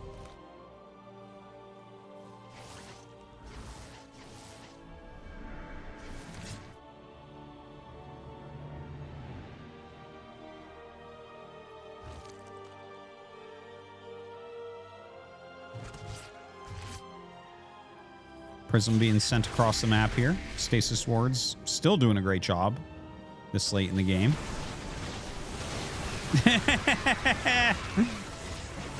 There's a lot of High Templars out right now for Trap. Trap's army quality certainly rising quite a bit.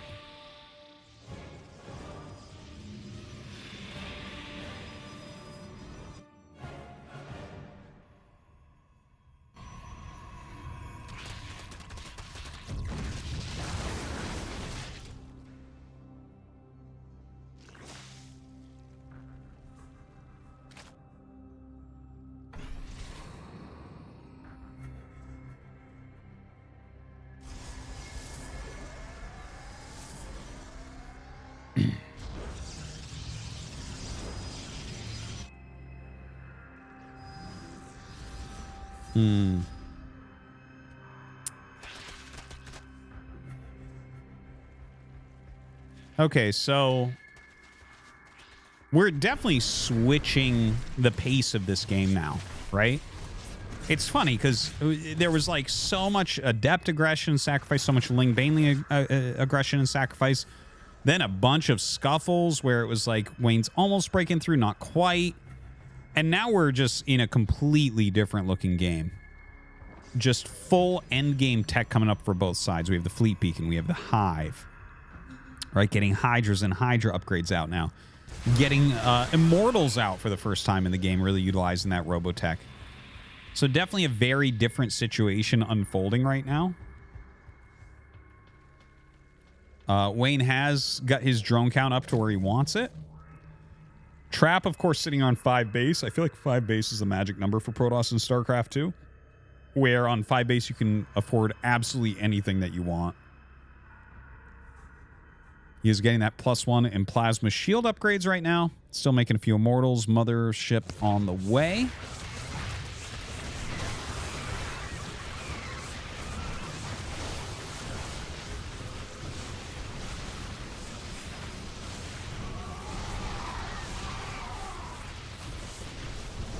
We have some charge lots coming down. Like, it was a reasonable attack. I like seeing little attacks like that right now. Like, you should be trying to spend this Roach Ravager in some way, like getting some value out of it. And I feel like he is doing that a bit. We have some charge lots elsewhere on the map, dealing some damage as well. I like the idea of those spines. It seems like they're just slightly out of position for what their job is.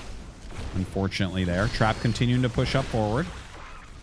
Looks like that hatchery did end up falling as well. So yeah, those spines just slightly not in the right place, it seems. I think he wanted the catch zealots coming in from the side there, but yeah, just a little bit too far away on some of them. Now that's a pretty darn scary army, but against Heavy Lurker, you're not going to be able to quite break. So I think Wayne's going to be able to stabilize here. Defense donated $3.33. Hey RT, how are you doing? Yo, what's up? I just 2-0 D'd up. Nice. You can check the bracket.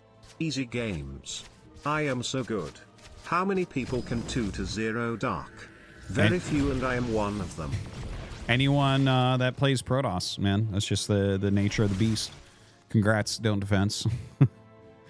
Look forward to seeing you win the tournament and maybe the World Championship. All right. So, you know, the Lurker defense is going to be pretty strong. There is a carrier transition coming up. We have Robo coming up here as well as another Nexus. My God. Really pumping out those Nexi.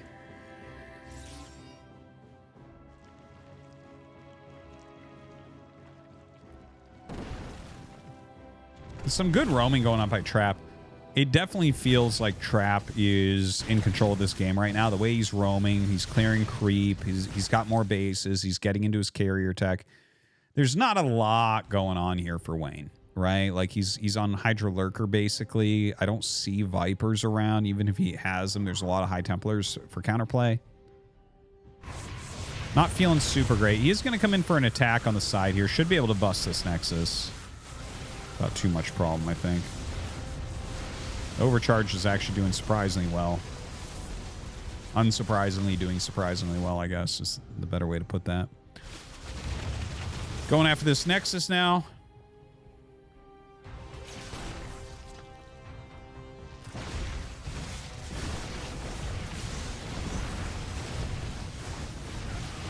And yeah, Trap just walking up here and right-clicking some bases. All right, Lurker defense on the right-hand side. Is he going to try to go in and break that? Utilizes his cloak there for a moment. All right, going to go ahead and recall home. Make sure that he doesn't lose another Nexus there at least. A couple of the units not fitting in there.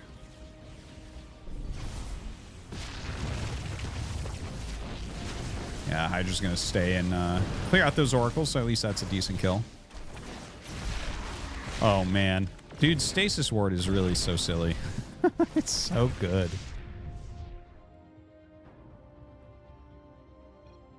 GG. Trap. Gonna win game 2. Smo676 just resubscribed for Thank you, 5 Smo. months. Thank you, thank you. Dorkmaster1 just resubscribed for 30 months. Hello Atwa, thanks for always being great. Upload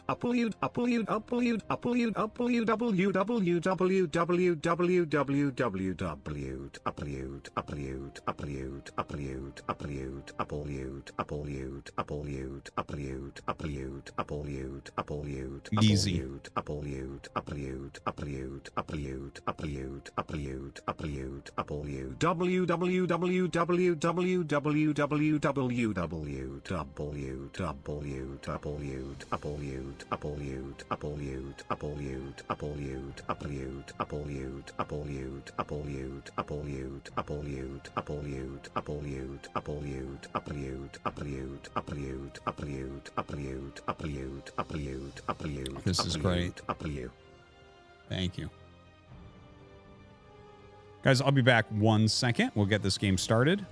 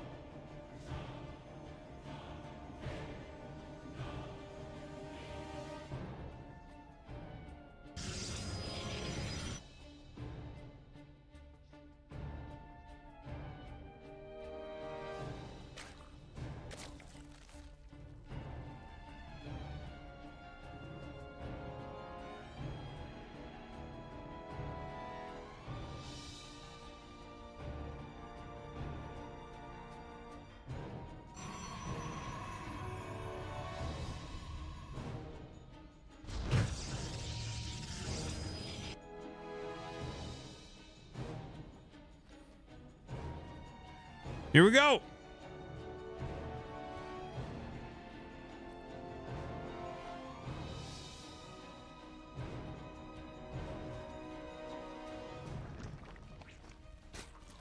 Okay, guys. So here we are. We're in game number 3 of Wayne versus Trap. We have Wayne in the bottom left of Amphion and Trap in the top left. And yeah, well, it's early game PvZ, so you haven't missed anything. Hope you guys are enjoying. Again, the winner here will go up against Estrella. And if you're watching this live, don't forget that Dallas is happening coming up. StarCraft 2 Masters Dallas. Going to be a fun event. Looking forward to catching some of that, hopefully, this coming weekend.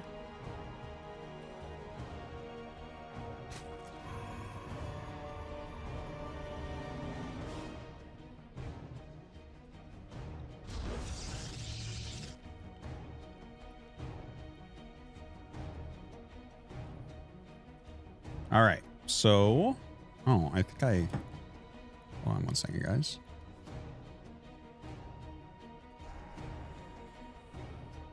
Hey, Artosis. I'm in the cellar right now, straight up decanting it, and by E.T., haha. Well, let's just to say, my Pinot, yeah, that's right, I'm in the cellar right now, straight up decanting it, and by I.T., haha. Well, let's just to say, my Pinot, in case you didn't hear me. Yeah, that's right, I'm in the cellar right now, straight up decanting it, and by E.T., haha. Well, let's just to say, my Pinot, I'm straight up, yeah, decanting it, and by it, ha, yeah, that's right, I'm in the... All right. Wine enthusiast. All right, so it is going to be Stargate again here for Trap. What I want to take a look at is if he sacks the 2 Adepts early on this time. Little shade up.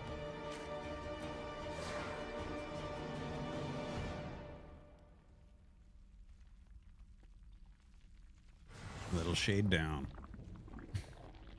All right, Oracle's on the way. Second Adept looks like it's shading out right now to meet up with this Adept. I like this. I like this. Little tiny bit of damage on him. Gets a few lings. I like it. Keeping some pressure on. Seeing what's being made.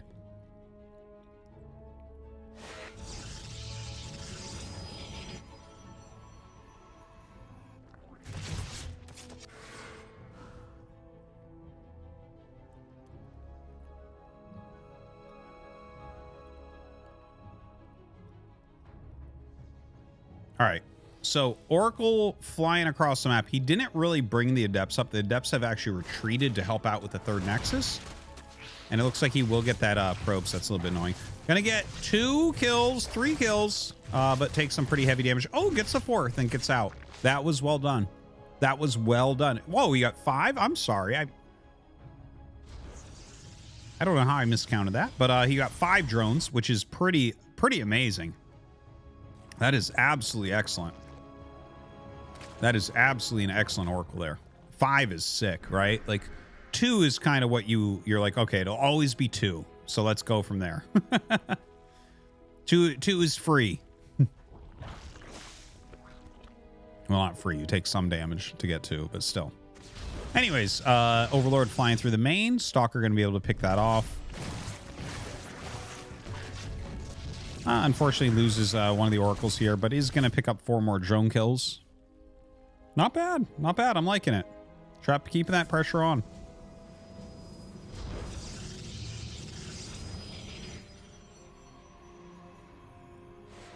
Now, he's actually just warped in extra depths. So is it going to be Blink or is it going to be Glaives? It looks to me like it's going to be Glaives again. Can't say for sure. Maybe he wants him to think that. And he's going to go ahead with Blink. Yeah, there it is. All right, definitely needs to cancel that one. That would be a terrible one to finish. All right, just going to roam about a little bit. Keeping that pressure on, making sure units are being made, not just drones. Very important thing to do.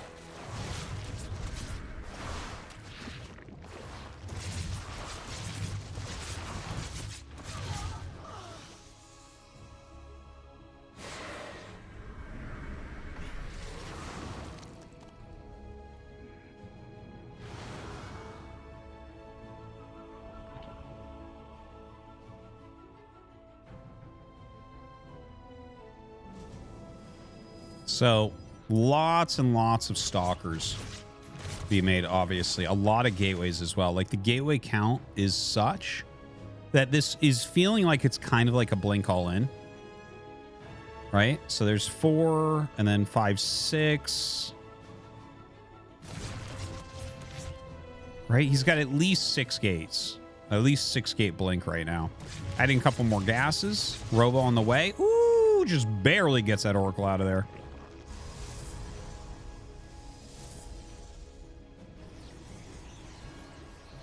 Templar Archive coming up. I thought he had more than 6, honestly. Anyways, whatever. So 6 gates, not that crazy. Now Trap getting ready to set up that 4th base. Going to come forward with his stalkers and the few adepts that are left over from his earlier poking. Some Ravagers being made. No Prism or anything out quite yet. Is getting that Templar Archives. Very Trap-esque. Storm on the way.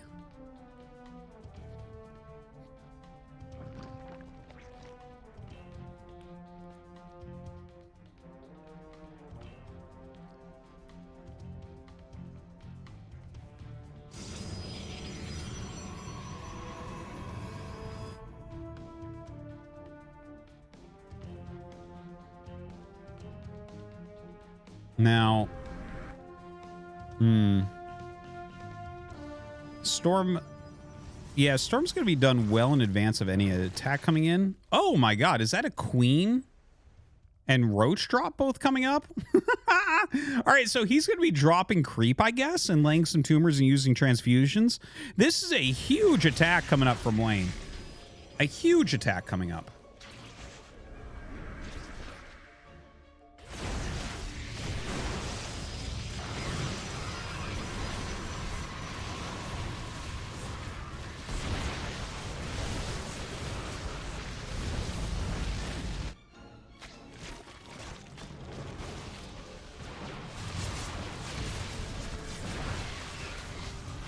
Movie Kings just resubscribed for 19 months. Shitcraft 2.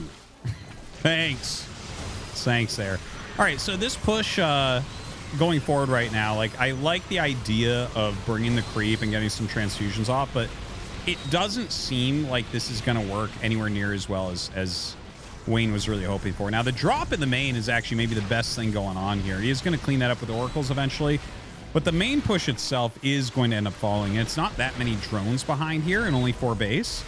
So, like, without a doubt, Trap is going to have a pretty big advantage.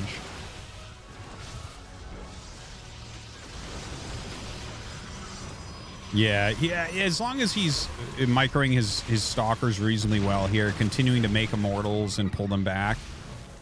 I don't know how you're going to hold his counterattack when he finally whittles this all down, because it does look like this all get whittled. Now, that was a nice pickoff. That was a very good pickoff there. Gets a little bit trapped. He's actually out of most of the battery energy there, so that's kind of big. Yeah, throws a force field down there. Not really the most helpful force field, but I see what he was trying to do, just trying to slow him down at all. Because really all that Trap needs to do is hold this on his 4 base. If he holds it on his 4 base, he's going to feel very good about taking this game from there.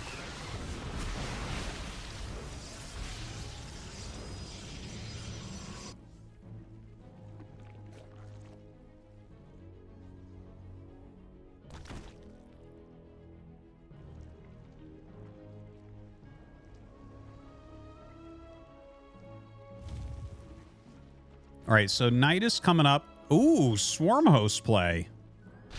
Was not expecting that. Was not expecting that.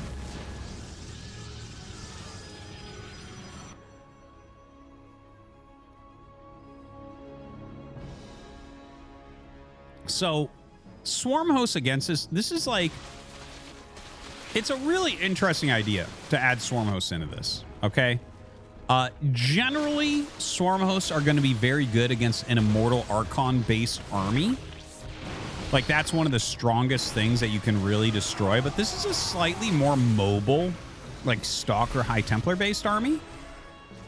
So, like, you can't guarantee very many unit kills.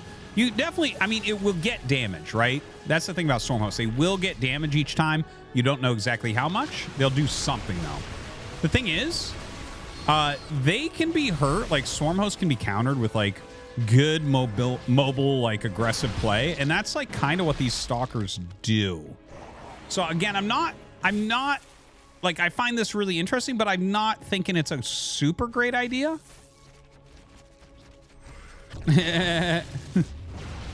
See, he doesn't really care. Well, if he's not looking, yeah, I guess you can lose some there. But yeah, one of the weaker things that you would be able to go Stormhost Nidus against, I think. Probably Sky Toss would be the worst thing, but it doesn't feel super great. Again, if you have a very heavy Archon, very heavy Immortal contingent, it's really a great comp, though. It's really a great unit to go for. Now, a nice little attack here from Wayne. Getting in, he's going to go ahead and surround a lot of these Warping and Zealots. And actually does go ahead and pop those batteries in a matter of seconds. Kills the gate off to actually be able to make it through here. Bombing down the Robo as well. Some very good moving attacks here from Wayne. Continues to push his way up the ramp. He's going to be able to cancel out 3+3 attack, which is really, really nice. Some storms going down. He does have some Blink Stalkers in here. Biles killing off that battery. He's going to lose this army now. It is a big army that's going down. There's some sort of attack at the 4th base. Okay, it was Locust. It doesn't end up doing that much. Okay, so he lost his main army here. Okay, 28 roaches on the way. Now, you can look at the supply. It's 149, 177 right now. But it's mostly roaches in the army. Now, the thing is, you do want things like heavier Immortals to help counter roaches, which that's where the Locusts, the Stormhosts, will really be very successful in that type of situation. But yeah, I don't know. I'm still feeling like Trap is okay here. He's taking a 5th base in the middle. And look, if your Locusts all dive at those, yeah, that's the right thing to do. Dive 4 and then keep going. Very good, very good. I actually really like that. Good play. Okay, looks like a broken computer.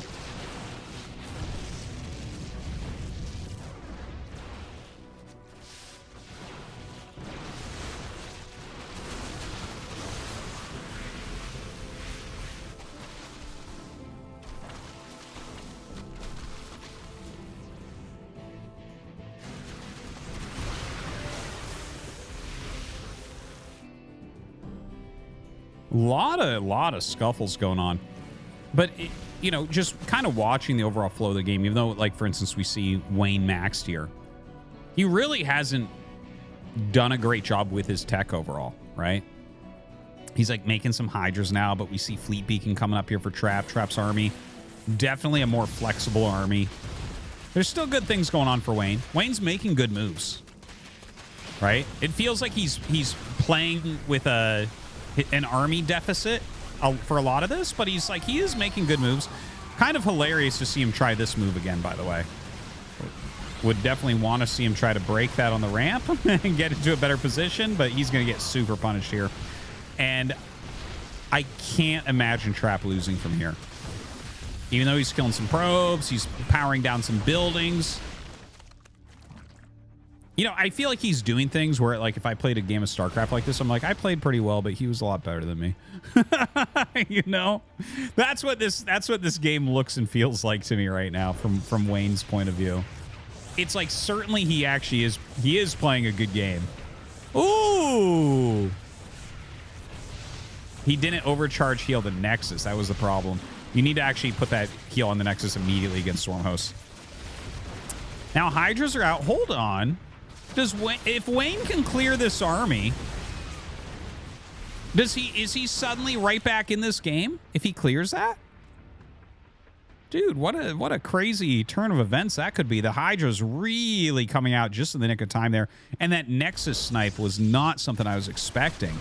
I think Trap as well, not really expecting a Nexus snipe over there on his 4th base. So definitely a painful situation. Does have his 5th Nexus up and going, is remaking his 4th as well. Wayne's still trying to stay active in the center. Some Vipers coming up, as well as the Lurker Den. Mothership on the way. Ooh, good bile there. Gets one of the two obs. Damages the other one pretty heavily.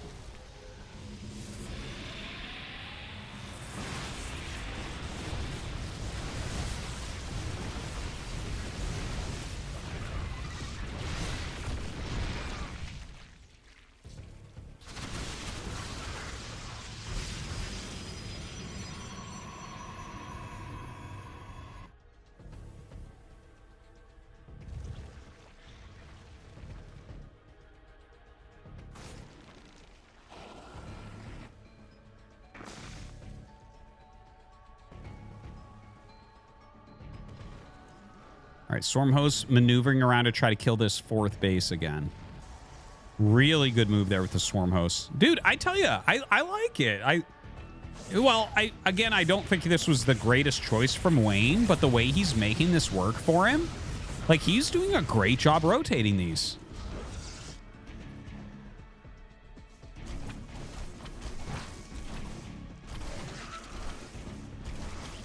A little bit of a Zealot harassment here in the main base. Going to be cleaned out. Lurkers coming up. A little bit annoying to deal with. Trap just buying a bit of time. Trap's main army moving through the center of the map right now. Definitely a scary looking army. Lurkers trying to get into a quality position here to block this. Where's those storms at? Ooh, nice abduct. Nice abduct. Dude, Wayne!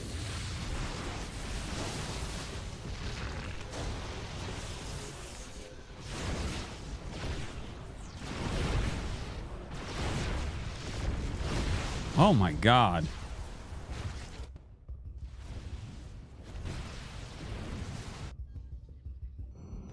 You know what I just thought of? I just thought of a knock-knock joke my grandmother used to tell me when I was a child. She thought it was so funny, and I thought it was so funny as well. Because his name is Wayne, right? And I always think about what bad IDs Wayne makes for himself. He used to be Vanya, he used to be Ratatat. And anyways, the joke was this, all right? Knock, knock. Who's there? Dwayne. Dwayne who? Dwayne the tub. I'm drowning. My grandmother used to tell me that joke all the time. Anyways, another Stormhost attack coming in. And, yeah, he's going to be able to clear that very easily. Dude! Oh! Lurker Spines! Killing a lot of the High Templar in there, but the Lurker's getting pretty damn cleared as well. He's going after this Nexus at the same time. I think he should be able to save that Nexus, if I'm not mistaken. Yeah. Definitely not enough time to kill that thing off. Trying to move back into a decent position out of Observer range, but that's not going to work. The Observer just comes up as well.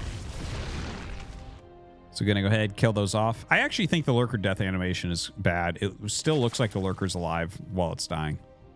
Anyways, more cost efficient here for Wayne. That shows you the power of the Stormhost for sure. Very surprising. All right, he does go ahead and overcharge the Nexus. Oh, he got it just barely. That's crazy. That's some crazy shit right there.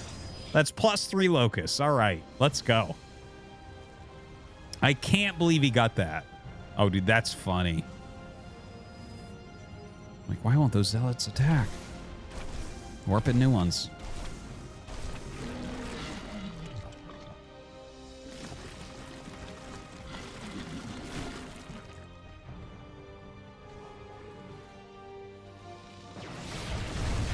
All right, nice abduct there on the mothership. Some great abducts coming up, dude. Wayne with the plays. Wayne with the plays here. Going after that armor. No +2 armor for you. No new Nexus for you. Dude, these Locusts have provided so much value. It's insane. Just craziness.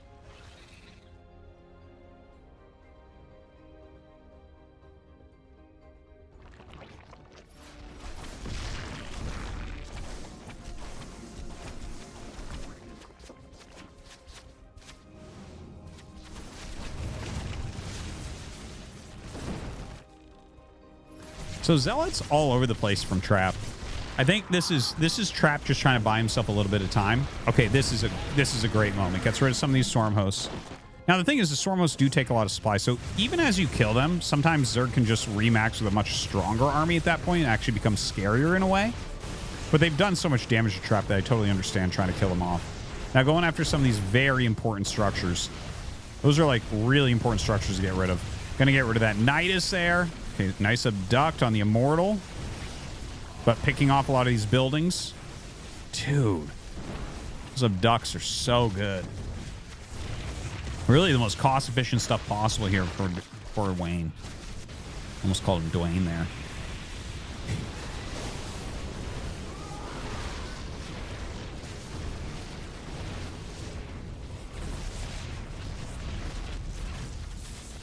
Another attack into that fourth base. Top right got cleared as well. Dude, this is an insane game, honestly. I think Wayne's done it. I think he has enough to pull back to kill this. Am I wrong? I believe so.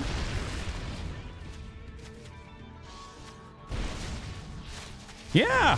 Look at this. Look at this. He doesn't even need to pull back what he's got. His Hydra's going to clear this out. GG is called, and Wayne.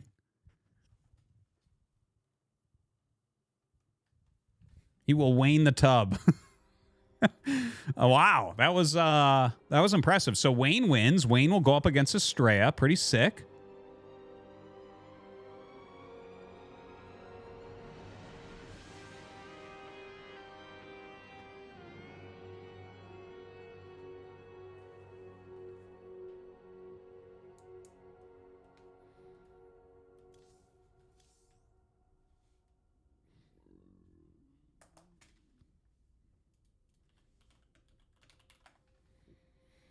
All right. That's going to be a really interesting match because Wayne has an off-brand style and Estrella has an off-brand style. You know, they say that all men are created equal.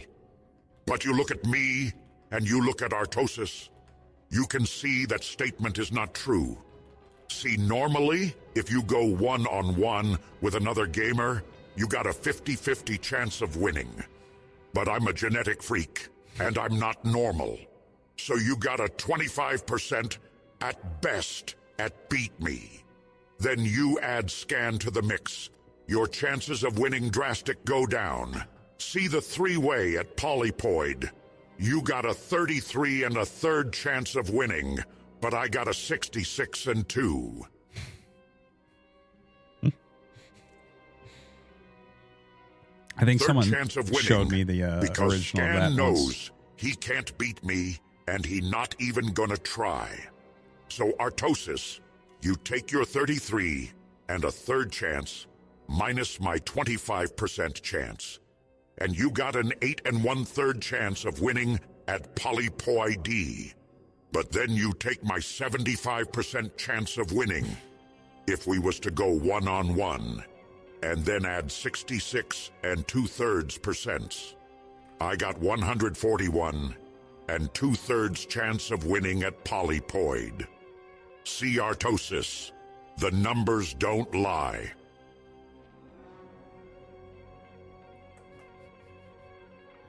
Some great math.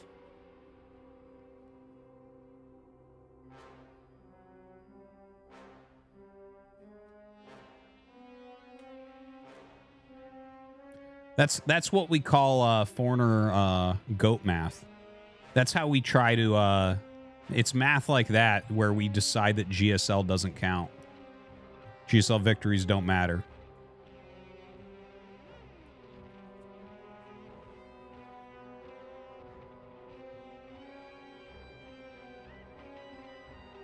No, I'm not casting Dallas.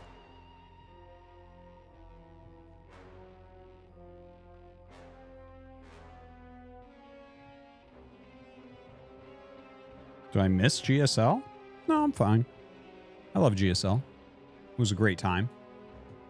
It's not quite what it once was. I peeked at it a couple times. But still a good show.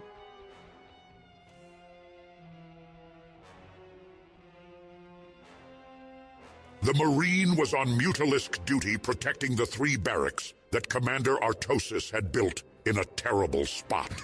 Artosis was now yelling at the SCVs because they won't build turrets. The Marine took this opportunity to grab Artosis's girlfriend, the medic. "Come here, babe," the Marine said as she started swapping spit with the medic, the two tongues battling for supremacy. "Oh gosh, what if my husband finds us? You know how angry he can get." The medic said, "Fuck him. He is a terrible..." He's a terrible what? "Commander. Oh. Besides, I can't resist your massive triple G jugs and that round doughy ass god. Every time you heal us Marines, you make our dicks hard too." He said, "I noticed," she said with a giggle. General lyrics so huge, I can't help but notice. The Marine was jealous, but nodded. He is huge, but General Homesmack is tiny. The two laugh as the Marine reached around with both hands, grabbing as much ass as he could. The massive ass cheeks so big, his fingertips disappeared as those cheeks. We are getting the next game up, guys. It just takes a minute. They have to do molded around and the all that. digits. "God, nobody wants to be good, just cheese, cheese, cheese." They heard Commander Artosis yell nearby. The two continued to tongue wrestle as the Marine started to undress the medic. Her massive fuck pillows bouncing around as she started to unbutton his pants. Suddenly, a zergling rush came. They immediately killed the Marine and started humping and having their way with the already naked medic. "Oh, God save me," she screamed. But Commander Artosis could only watch in.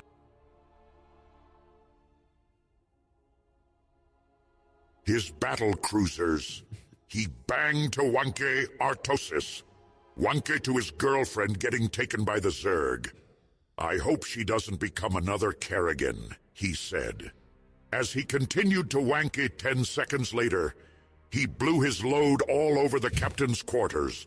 He yelled at an SCV to come clean it up. As he commanded the rest of his fleet to abandon the planet. Minus 22 points. Artosis cried out, back in a rank. He said, having lost another game, his 5th today. As he continued to wanker down the hall, God. It's amazing. Before me stands a wall that encircles the free sectors of this channel, part of a vast system of barriers that divides the entire community. Standing before the command center, every man is a Terran separated from his fellow men. Every man is a Brood War fan forced to look upon a scar.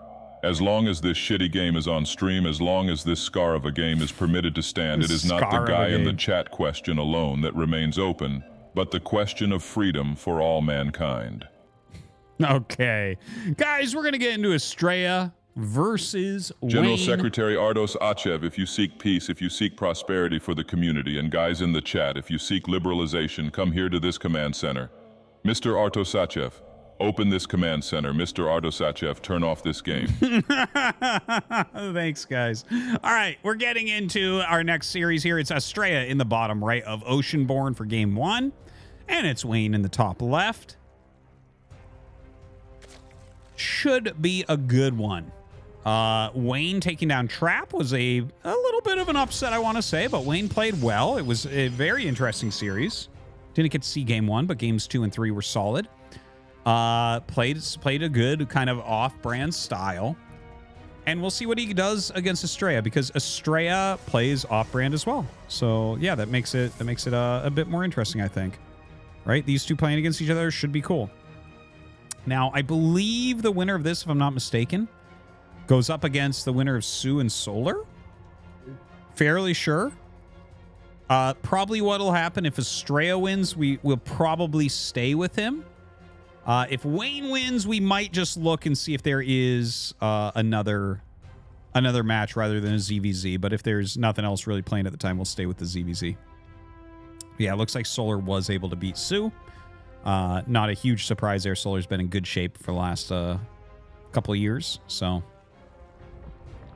Anyways, taking a look at this game. Nothing yet, of course. Estrella going to go ahead and make his Nexus. Running that Cybernetics core, and we got to wait for that. While we do wait for that, I want to thank you guys for tuning in. I hope that you're enjoying some nice StarCraft 2. And if you like StarCraft 2 or any RTS game that's not Brood War, use the command StarCraft 2 in chat. Follow my new YouTube channel. Mapu's been working with me on it. And, you know, it's got Stormgate, Zero Space, StarCraft 1 versus StarCraft 2, and StarCraft 2 games all casted on there. And basically any RTS that's not StarCraft 1 will be on that channel. So definitely worth your time to follow. Also use the command Mapu. He is our observer tonight, as always, in the ESL Open Cups. Doing a great job. You know, some sad news for the guys in the chat. Next week, we will not be casting the Cup, as Mapu will be in Dallas doing the... you know, the Dallas tournament, so the StarCraft Masters. So I know the guys in the chat can be really sad about that. Okay. Now, Stargate on the way for Estrella. And I think we're going to see very good, solid games here out of Estrella. He does play off meta pretty often, but I think his theoretic game understanding is one of the highest that there is. I think he's one of the smarter players that we have in the scene. And in fact, like, I don't know exactly how much he's practicing at a given moment. Because I know this is like a guy that was considering going back to school, you know, for the last few years and stuff, and like shifting his focus a bit. But I feel like if he were to really continue to give his time, like, I feel like he just keeps going up and up and up and up. Because I honestly, when he's playing his best games, I feel like he's top 3 Protoss in the world. It really does look that way.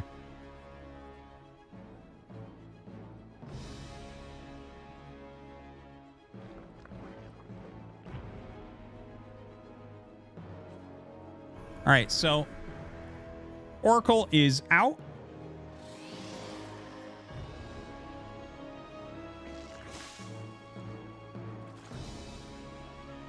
And yeah, Wayne just kind of droning up right now. Estrella a little bit ahead as far as the workers go. He does have that 3rd Nexus on the way. Spore being started at the natural.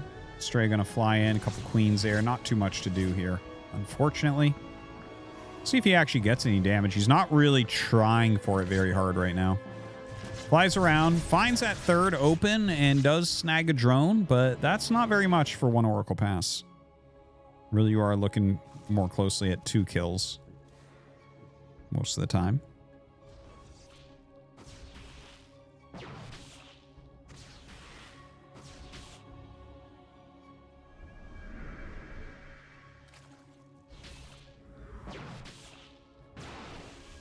All right, gonna clear out this nearby Overlord. Looks like a couple of depths getting caught here, but the Oracle will come and save the day. Those gates coming up, but we don't see Blink started yet. So a little mistake here for sure. There we go. Blink gets started and chronoed immediately. I think there was a small mistake there as far as start time, but maybe not the biggest deal. We'll see. Forge coming up here for Estrella as well. Still flying around with the Oracles.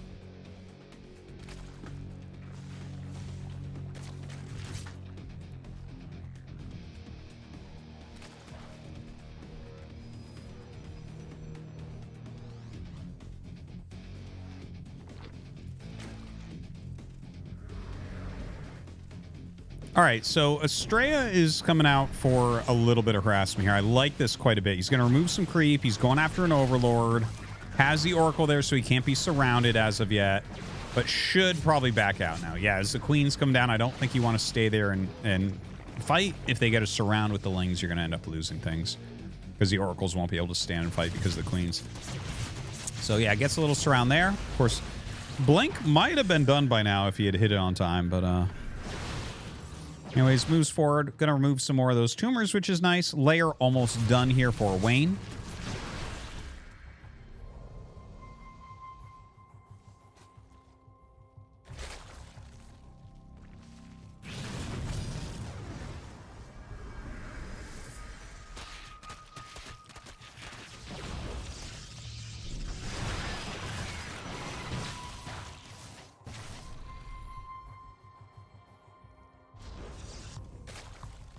Spire coming up for... Oh, the Spire for Wayne. That's going to be interesting.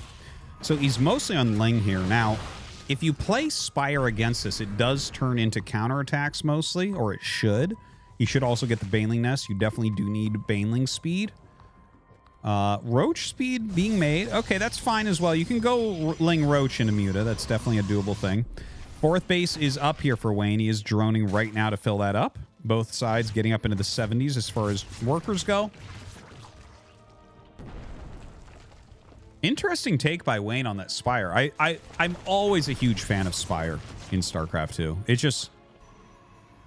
I feel like mutas are still relatively unexplored in StarCraft 2. I feel like, you know, if StarCraft 2 esports just continues on and on and on, people keep getting better and better and better, I think that we'll see more mutas in all matchups. It's just, you look at the mobility and strength of this unit, it's just ridiculous, right? It's just people macro so well in StarCraft 2 that if you fuck up with the mutas at all, they'll kill you. So that's kind of the issue, right? It's like a lower tolerance for mistakes, I think, when you go for Mutalisks. Okay, we'll play that. We'll play that afterwards. Jams for mod.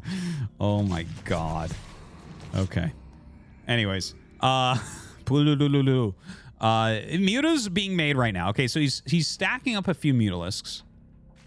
We'll see what type of damage he's able to get. Some of these tags, trying to get that extra information. Finally sees the Spire, just as those mutas fly in. So there is a defensive cannon here. Estrella, you know, I don't think that he'll go for anything like Phoenixes. I think, yeah, adding an Archon or two is probably really, really smart.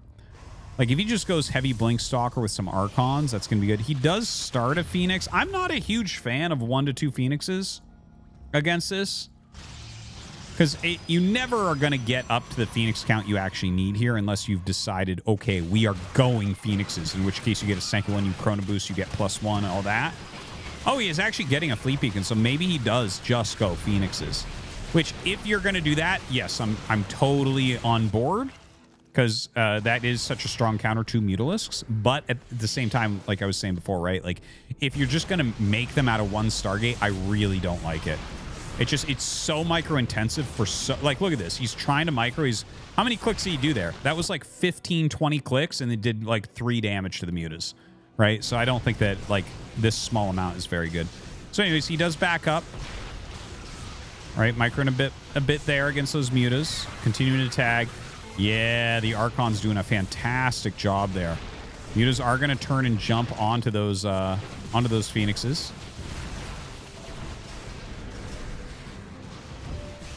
Doing a reasonable job with that micro right now.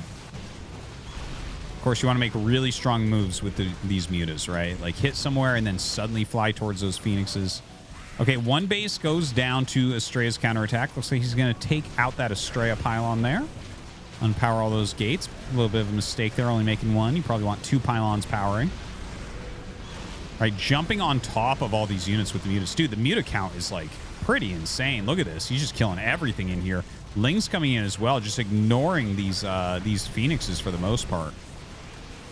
The Oracle's doing a great job helping out here against these Lings as well, by the way. And the mutas are literally, like, look at this. See how the 2 Phoenixes just don't, like, I mean, I guess eventually they'll kill him, but the amount of damage he's taking during this time is pretty significant, as you can see. Another Estrella pylon there, unpowering a ton of his buildings. Really unfortunate. Now, the Archon Stalker on the other side of the map doing a great job. And Wayne decides he can't actually clear the main army of Estrella. So he is going to GG. That was a cool game, though. That was an interesting one. I like that one. Jam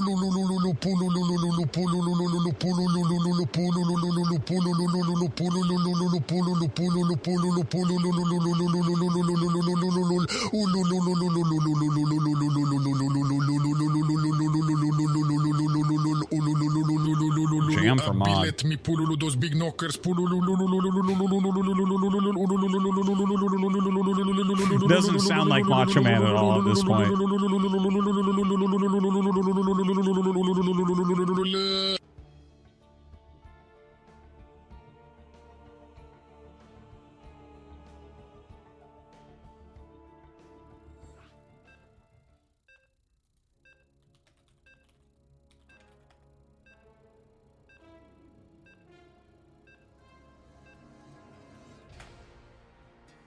right. Let's go into game number 2 here. And here we go. Going to be on site Delta.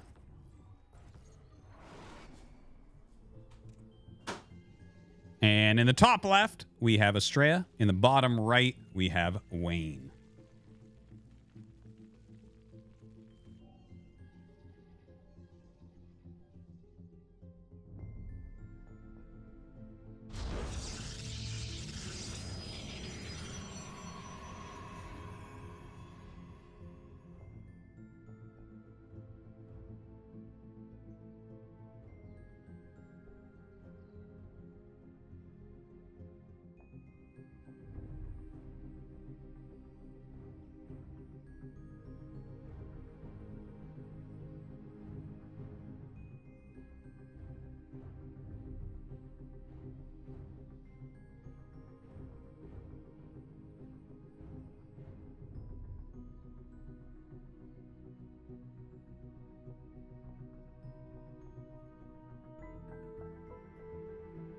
Sorry, guys. Wife just got home with the kids.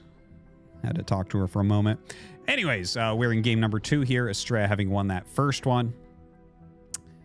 And, ooh, all right. Wayne going 3 hatch before pull, 1 in his opponent's natural. Let's see if it's going to be 4 probes here sent down. I've actually seen people sending 5 recently. Chrono boosting out that Zealot. Pretty normal stuff. Is he not going to send probes? Estrella probably has this mapped out very well, by the way.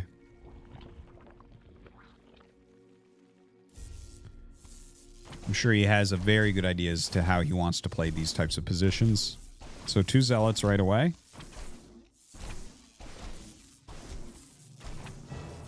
It's interesting.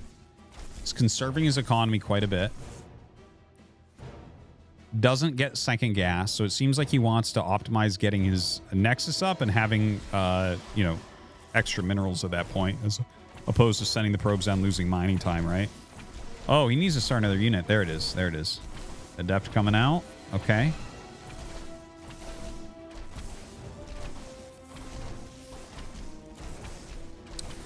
If this... Yeah, okay, so he does end up forcing the cancel. That's interesting, though, because,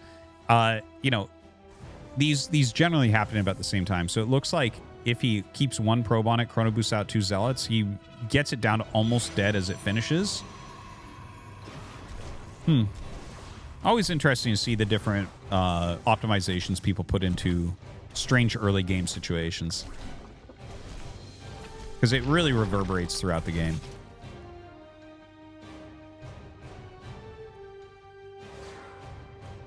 All right, now Zealot plus Adept coming up. This is always one of the stronger things that you can do as a counter to offensive hatchery. Generally, speed will be a bit slower, so Adepts can oftentimes do well. Here, it doesn't look like he's going to really get too much done, right? It's a single Adept, a single Zealot. There is another one coming up, but yeah, Zergling speed a little over halfway done here as well.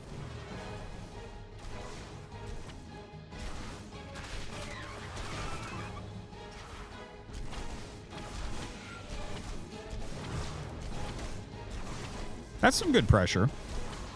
That's some good solid pressure right there. That is a lot of damage. I really like this. He's making enough lings that I think he should be able to save it still. He's going after a queen. Yeah, okay. Looks like that going after that queen was the wrong decision.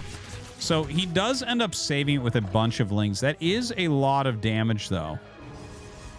I don't think there's a way to force a follow-up kill. Like, I'm sitting here thinking, like, oh, do you have enough on an Oracle? But really, even 1 transfusion would fuck up any plans you would have like that. So I don't think that's going to quite work. He actually makes the Void. I think the Void is him thinking down these same lines that he wants to get the hatch. But it might not be. It's Estrella, so he might actually do something like go directly into Sky Toss or make multiple Voids. That might be part of his build. But again, I don't know that... Yeah, it looks like he has it maybe rallied towards this. You can see spores being made. So, like, Wayne is aware how low health his hatchery is. He's you know, I guess it's something you should keep an eye on, but I don't see it happening. I don't think he can get a kill there. Void Ray is out. Gonna make its way down towards that hatch, it looks like.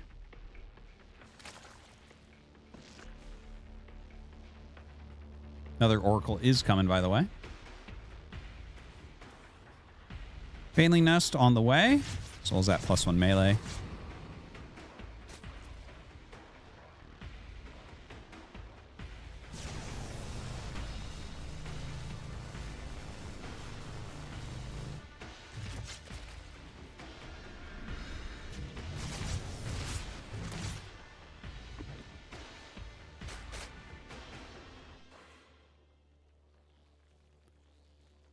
Ooh, that is a beautiful triple Adept Shade-In.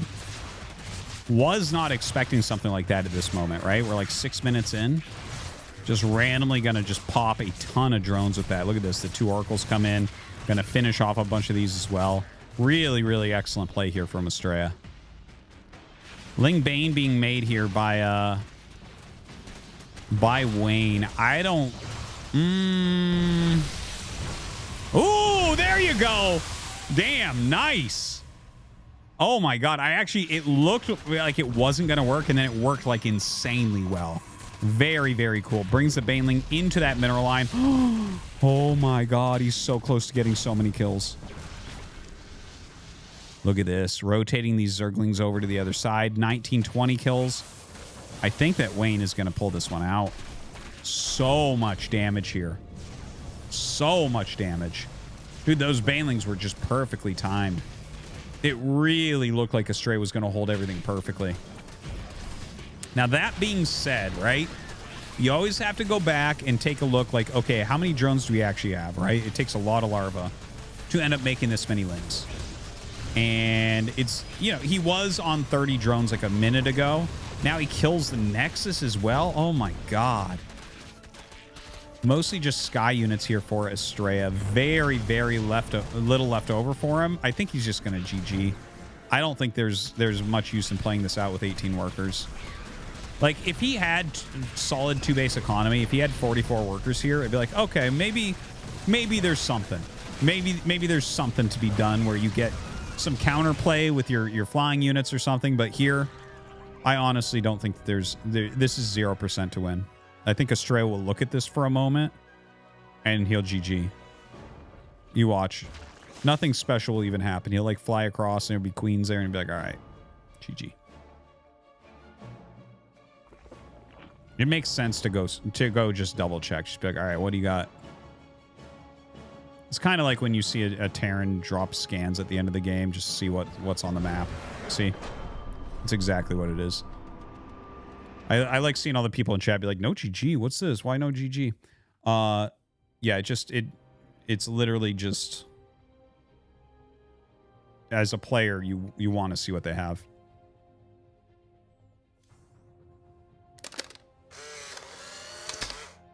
Mario and Luigi are bathing in a bathtub. They have made the water in the bathtub dirty and brown.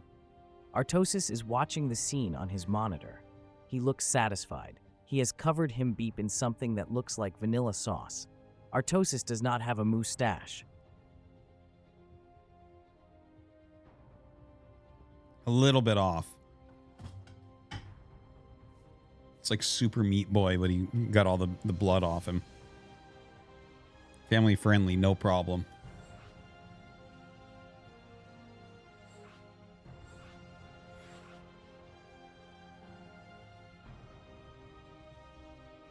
All right, we're going to be going into game 3.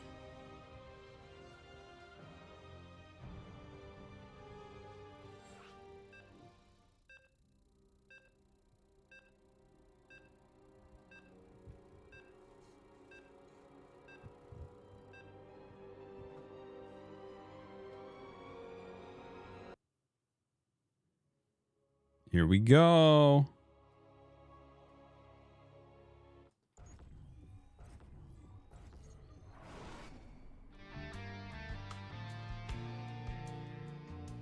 In the top right, we have Estrella.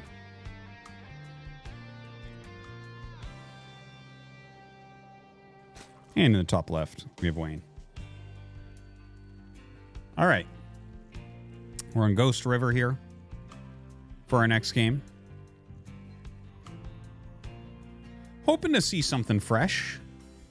Yeah, I mean, I actually kind of enjoyed those 2 games. There was some good stuff in there. We had Offensive Hatch. We had the Mutalisk play. Some cool stuff.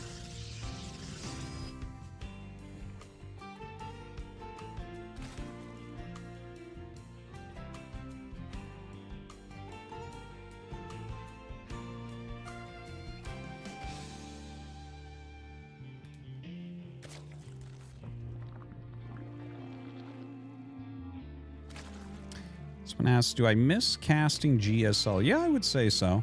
I think that's a big part of the reason why I do so many cups. Which is funny, because if I had stayed in Korea and not done these cups, I would actually be casting less StarCraft than I cast having moved to Canada. It's kind of a funny thing. But definitely, hey, you know, I get Jones into cast some StarCraft too. So that's why I end up doing the cups. Anyways, very weird, ugly wall here. It is going to be an offensive hatch once again here, but a very different one. He's gone pool first into the offensive hatch. And of course, as you can see, it's going to be 2 gates as defense here. He's going to try to keep an eye on what's going on as well here with the probe across the map.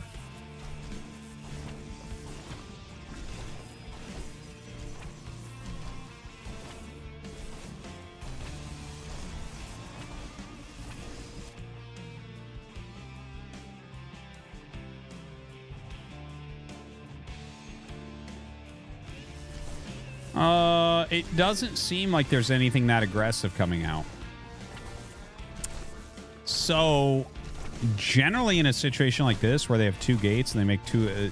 well, it looks like he got supply blocks, so a little mistake there from Estrella. That second Adept's going to be pretty damn late. Normally, you'd be able to put on some pretty serious counter pressure with that. We're not going to be able to see that, it looks like, because it's going to be a little bit late, but also because it was a pool first. Wayne is going to have his speed a lot quicker than you would normally see with something like this.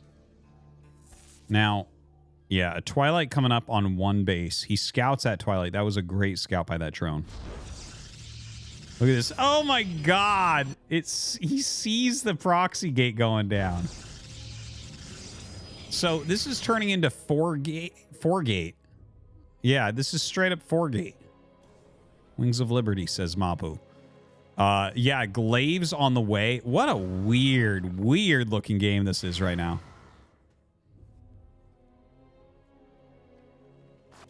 That drone is going to finally be picked off.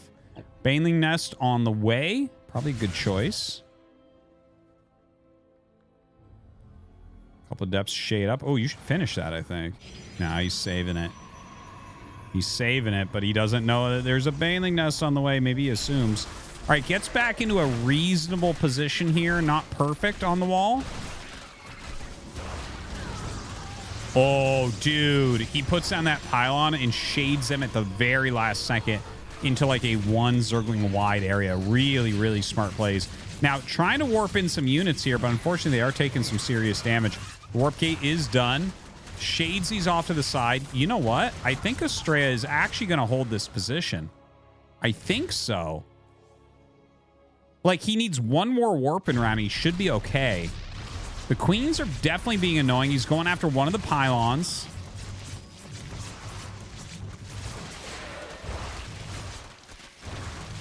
All right, he's clearing everything with those glaives super, super fast. Can clear this. I feel like I would warp in a couple zealots here as opposed to adepts. I know that you want the adepts for the damage, but I almost feel like the tanking is important here as well. All right, so anyways, the... more adepts shade in. He's going to finish this one, I think. No? I feel like I would have pulled that up to the right of the gas and finished it. Now there's Banelings, so this is an issue. This is an issue. Oh, shit. Estrella going to end up losing all of these, it looks like. Now he does shade a couple more into the side. By the way, Estrella actually has more probes than there are drones right now. Despite the fact that there are 2 bases here for Wayne. He's not really super mining from them. Whereas Estrella is fully saturated his main. But the longer you sit there fully saturating your main, I mean, you are absolutely going to run out of patches here. He's probably heavily oversaturated at this point.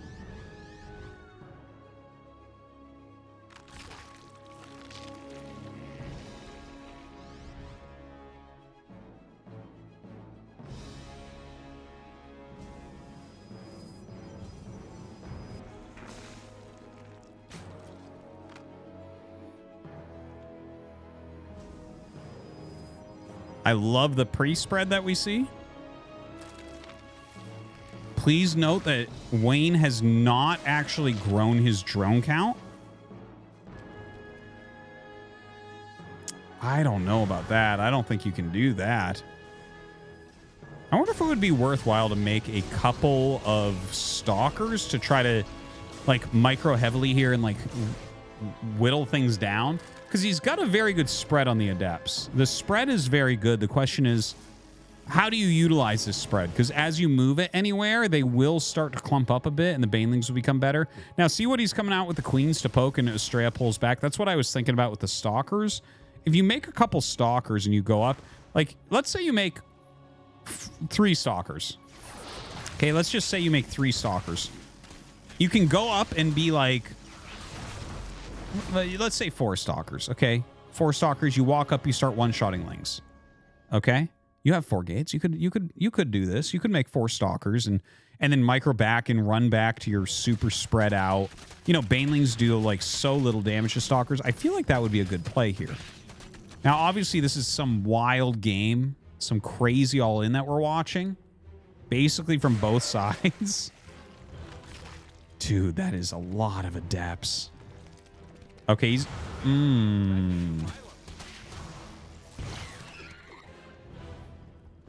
His placement, by the way, with that pylon on the bottom is amazing. Okay, let's see how this goes. Now, the Lings are getting good surrounds. Okay, the Bane connections are... Some of them are okay, but overall, definitely Estrella comes out on top there. Holy crap. What am I looking at, man? I have never seen a game like this. GG. Estrella going to take this down 2-1. That was cool. That was cool. What? Cool cheered. X300, who are the 5 greatest casters of all time? Artosis, Artosis, Artosis, Artosis, and Artosis, because he spit hot fire. Thanks. I would say it's Artosis StarCraft 2 cast, followed by Artosis Brood War cast, followed by Artosis Hearthstone cast, followed by Artosis Heroes of the Storm cast, followed by Artosis Valorant cast.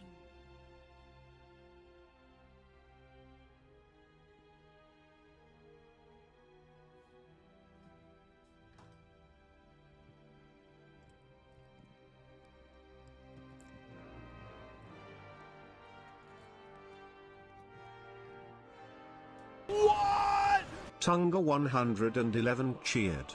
X300, Hollow Arty. For work once a month I have to write up a few-page review of what my team is doing and why and so on for the higher-ups. Usually it's just business as usual, so I have to come up with fancy ways to word something that is actually extremely simple and mundane and the same thing every single time. Yeah. And because of this I have to say I admire your ability to do this when casting StarCraft 2. You have a talent at making a stupid thing sound not stupid. I kneel. Thank you. I do know what you mean. And actually, there are aspects of that in various casts. You get games sometimes that are very stupid and very mundane. Like, I've given up in my cast on my stream on Reaper harassment, on filling before the Cybernetic core is done in PvZ, right? There's certain aspects where I'm like, there's nothing to fucking say. There's nothing to say. This is stupid. And that occurs in StarCraft 1 as well. In StarCraft 1, sometimes in the early game, there's nothing going on, which is where I like talk about other shit. Arty, please approve the Tangia clip I just submitted. I think you'll really like it. Okay, let me check how I do that real quick. Let's see, I think that emails me. Oh, man. Review it in the moderation queue. Okay.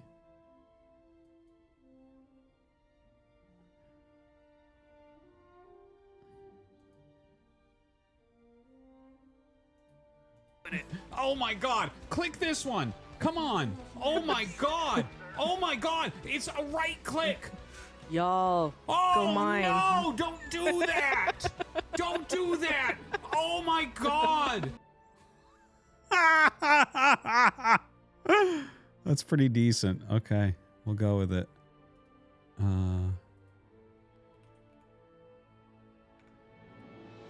If you guys want to submit clips to Tangia, please feel free.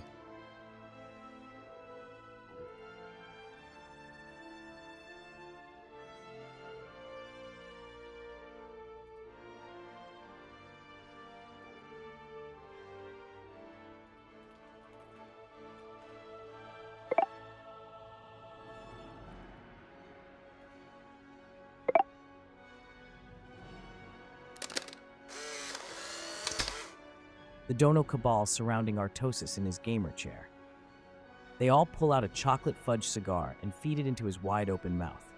DRG Wolfman, Profane, Shield Battery, Exo, and Vegeta all have a smile while Cream covers Artosis' face. Family-friendly, no problem. No mustache.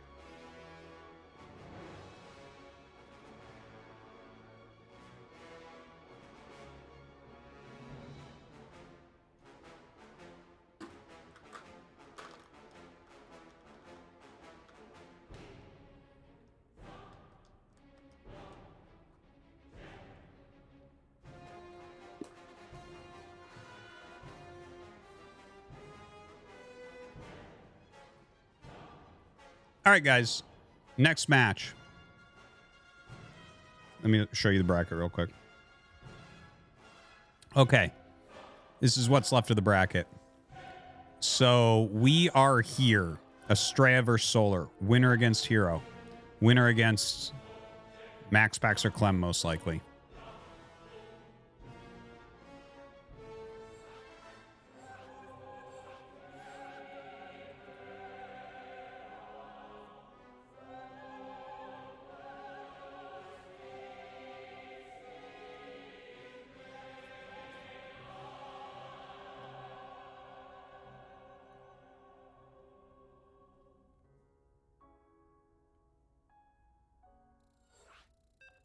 Here we go.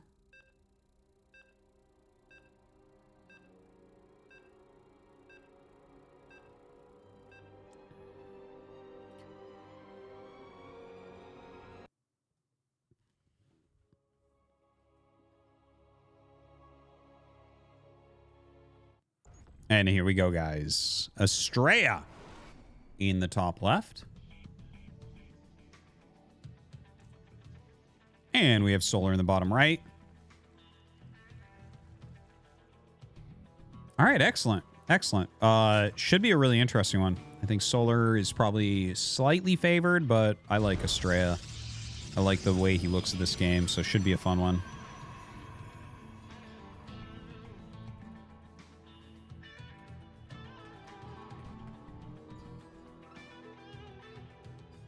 And here we go. Looks like he wants to go up for possibly a hatch block, but Solar gonna go ahead and... No, I guess he's not. Yeah, no, he brought his drone down, so he is... Yeah, he's gonna pull that drone back and make the hatch. Yeah, okay, so there was a little micro going on there. Solar was checking if that hatch block was in fact coming. And it was, so he just went back, made it. Holds off on other production till then. Yeah, a lot of ZVP today, for sure, in this bracket. It could actually continue forward like that as well. That is definitely a possibility. If this ends at the right time and we can get Clem versus Max Pax, we'll probably jump over to that, but we'll see. We'll see how that goes down. Probe right now, just kind of microing around. Yeah, Nexus goes up at the natural.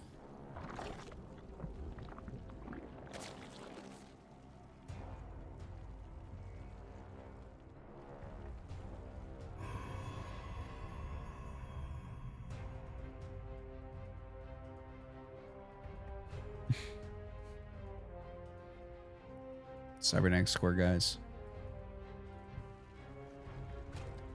That is PVZ in this matchup. Like there are a few builds that are really interesting where you actually can see things happen, but like I'm so sick of waiting for the Cybernetics score to finish. Why do we have 12 workers?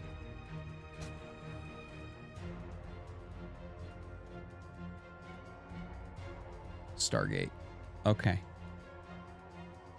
Okay. The tribute game of the game is just Cybernetics core and pool to finish. Kind of, yeah. Well, I was mentioning before, right? In Age of Empires, they have this thing where the early game is interesting and does have things going on, but not. It's like they're a bit complex and whatever, right? So Red Bull came in and made this tournament where you start with like 27 villagers and you start in the second age or whatever. So like literally as soon as the game starts, you're building a ton of shit and like sending army across the map. And I thought that was a really interesting idea. And I honestly wouldn't mind seeing some equal positions created for all the matchups and starting players there. So you would cut out like the first, let's say 4 minutes of the game, right? I feel like something like that for StarCraft 2 could be very cool. I am a bit too lazy to get something like that going, but I do think it sounds... It sounds to me like something I would like to try to cast and watch and see if I like it.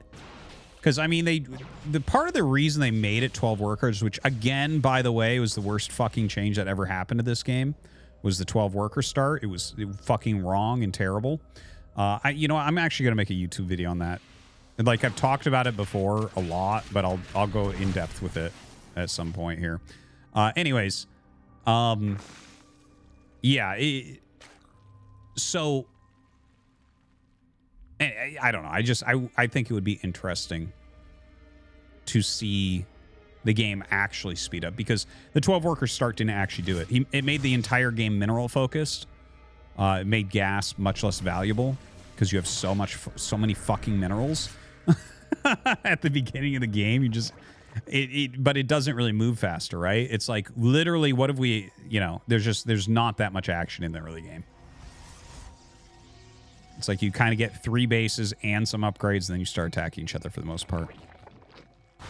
Anyways, I think it would be interesting. I think it would be cool. If someone does end up making that, I think it'd be a cool mod to make.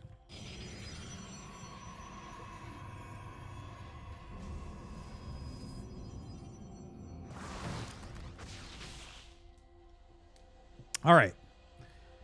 Game is picking up a little bit here. Blink on the way. Forge as well. We have the Roach Warren as well as a layer coming up.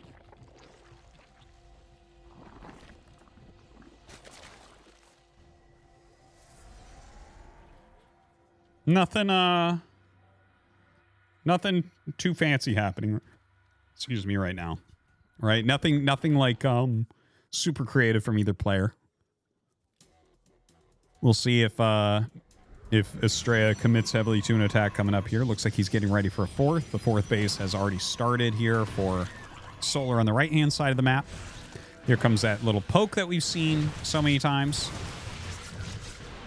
All right. Cleaning up some of these creep tumors, putting some damage on some queens. Backing up a little bit. He does have that emergency break glass in case of emergency stasis ward back there. Things fall him too much, he can just fall back to that. Throws another one down. I like it very much. Starting to pick off some of these queens and whatnot. Huh, that was interesting. I think Solar knows that there's multiple stasis wards there. He's being careful about it. And Estrella actually chases those Lings further back than I would imagine. Yeah, the Ling's not really able to find very much here, are they? Does a good job mostly clearing them. Good scout overall from Solar.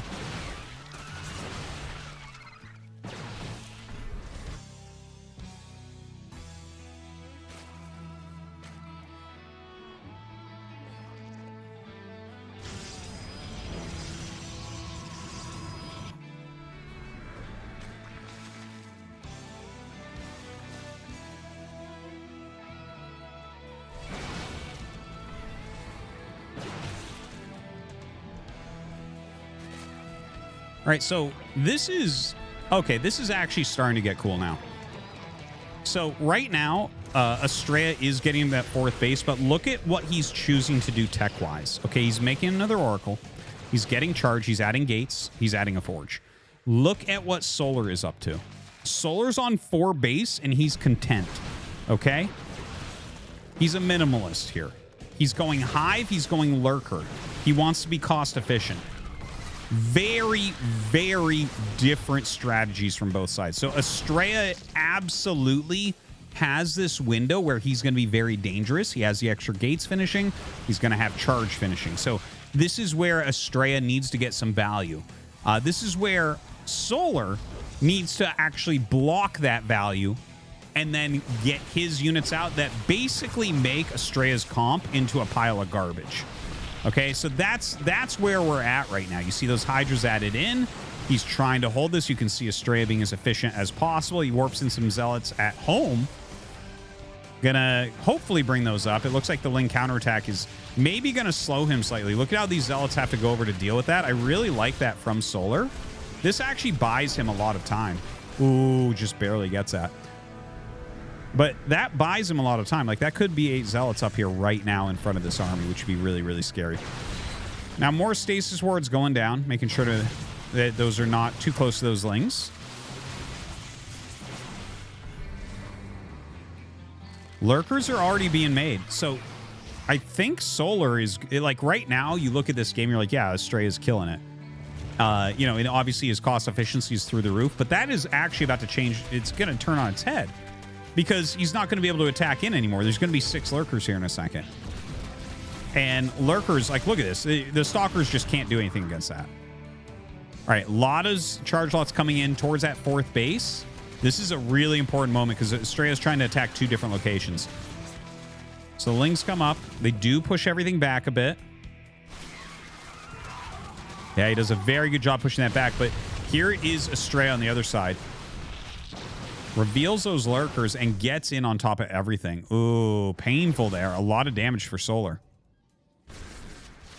But again, this is exactly what we need to be seeing, right? Solar needs to cost efficiently stop this stuff, and Estrella needs to try to get some damage because his tech is just so bad against Lurkers. All he has right now is mobility, right? Mobility and a better economy, I would say. Well, I guess it's the same economy right this second, but it'll be better in a moment. More charge lots coming in. He does have the double robo and support bay coming up as well.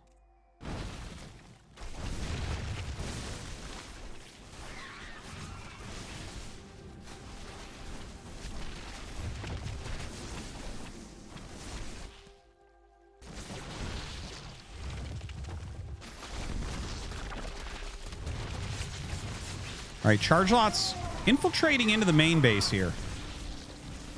You can see how the Lurkers are starting to really shred things like these Zealots. The Spine actually screwing up their AI quite a bit. Really, really good placements that you see here from Solar. Got to be so careful against these Lurkers. Lurkers just splattering everything. Now Solar's starting to push across the map. Notice how Solar's maxed out, right? He's been 4 base this entire time. Like, Estrella hasn't had any problem getting the types of things that he's wanted this game, but Solar held on well enough to get into this position now. And look at this. Forces these back with a tiny amount of units, like just a group of Lings forcing the Disruptors back. And now he's going to be able to kill a base and 3 Robos. Solar crushing right now. Fantastic plays from Solar.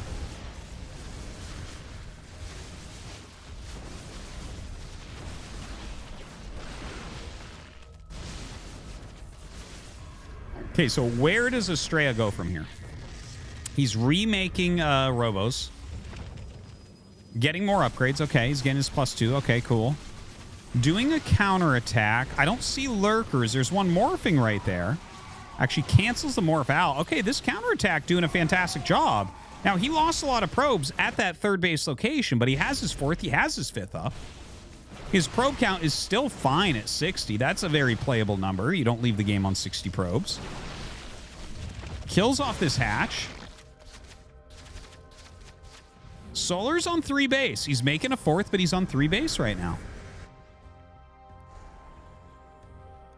Some high-quality things going on. This is a sick game right now. And I love the 2 completely different styles butting heads. Absolutely love it.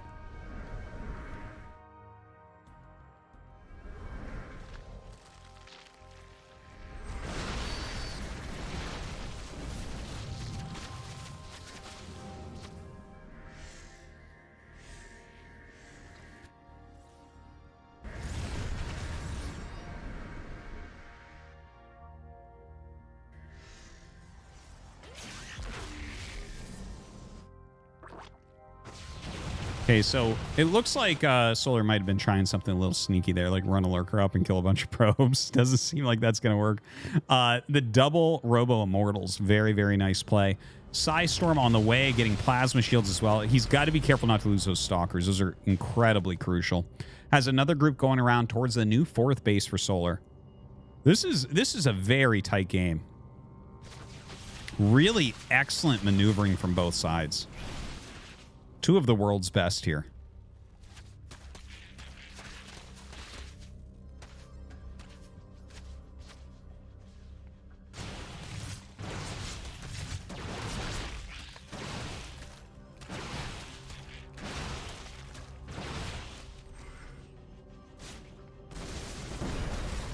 All right, some good spines right there. He's got a lot of oracles. Not quite enough to kill off the Hydras. But if the Hydras start to fall, the Oracles actually could wipe the army. Still just working on his maneuvering a bit. Really, really good map awareness here. Estrella moving that army out of the way. If he loses any chunk of his army, that's going to be absolutely terrible for him. He needs to have these different pieces around. It looks like he will lose the Stalkers, by the way, that were in the bottom left. Solar will catch up to those while he's microing up here. So nice move. Oh my god, didn't even see that 3rd base getting picked here with charge lots. Looks like a massive attack at the new 4th base. Oh, that is a problem. He is going to have to use a recall there. Dude, this is bad. This is bad right now.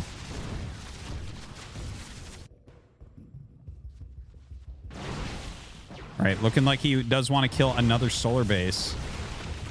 Oh god, come on, Immortals. Yes, yes, yes. Yeah, 4 Immortals come down. Too little, too late, unfortunately. With Psystorms, they will be able to clean this, though. Kills another base. Hits the recall. Okay. Dude, this game is insane right now. This is the craziest game.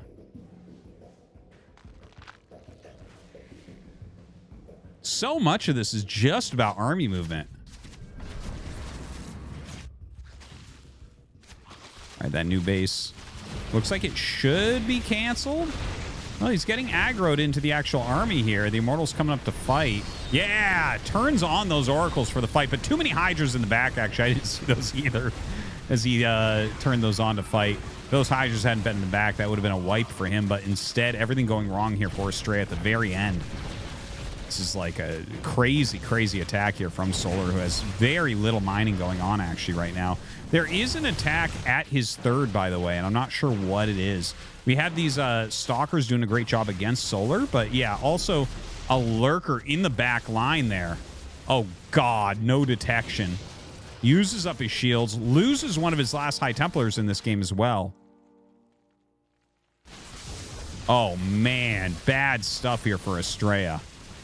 Estrella going to be barely mining now and taking so much damage. Look, once again, taking massive, massive damage from those Lurkers. Just no Observer. If he had had an Observer there, this whole game would have looked different. Well, really, we can say that about so many points in this game. It's been such a tight, close, back-and-forth game.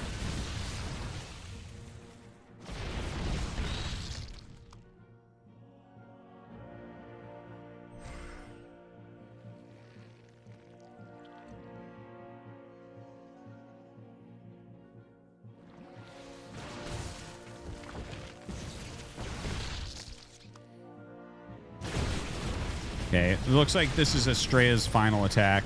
He will get cleaned up here, and we should be seeing a GG. There's just nothing left for our Protoss player. Super close game. Really well played by both sides. The Probes even coming in for a little bit of a fight. But yeah, not going to be enough, unfortunately, here for Estrella. Excellent, excellent fight, though. Excellent game. Really, absolutely could have gone either way. GG. And Solar takes game 1. Dude, that was superb. Lorfa just resubscribed for 21 months. Thanks, Lorfa. Do I think the acquisition of Blizzard by Microsoft could change something for the StarCraft 2 scene? I think that it literally can't get worse than Blizzard ownership has been for the last few years. So it's definitely an improvement. I think it's going to be too little and too late. As I've said countless times, I am expecting Stormgate to completely replace StarCraft 2. I think all the pros are going to switch over. All the fans are going to switch over. I've said this so many times. Lol, shade thrown at Activision. There's no... that you can't throw shade at something that is purely dark and evil.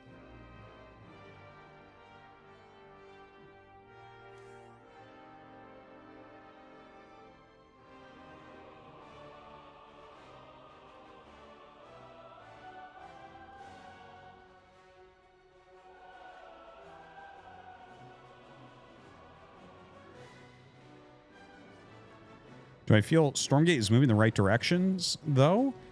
The one thing I'm worried about with Stormgate is they've been so transparent with the scene. The scene, like, wants to know what's going on, and they've given so many updates. I've never seen such transparent game production, ever.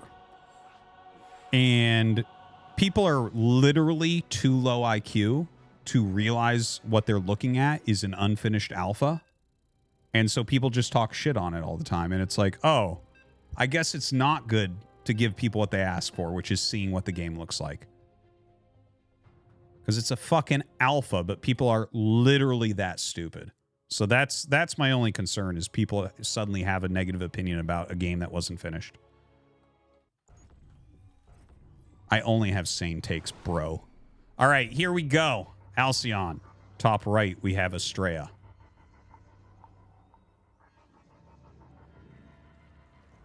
And bottom left, we have Solar.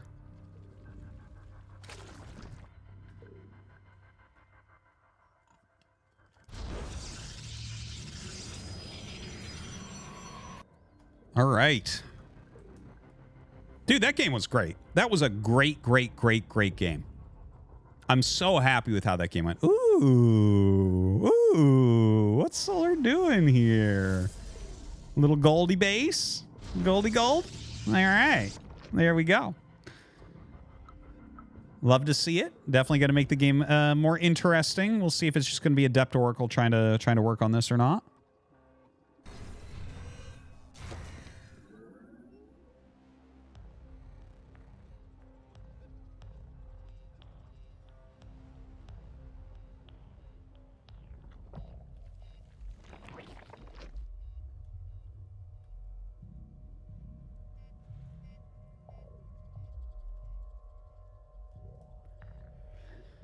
All right. Well, this is cool. Okay, so I know that this is not off the cuff. I know that Estrella, the type of player he is, the type of mind he has, he probably like labbed this already, but it looks like he's going to do a cannon rush, a one-base cannon rush here. Solar has no idea. He does not have vision of this as of yet. His drones are going to go around and not be too happy with what they see.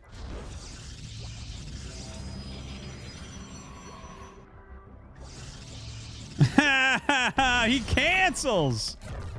Get wrecked. Oh my God. Craziness.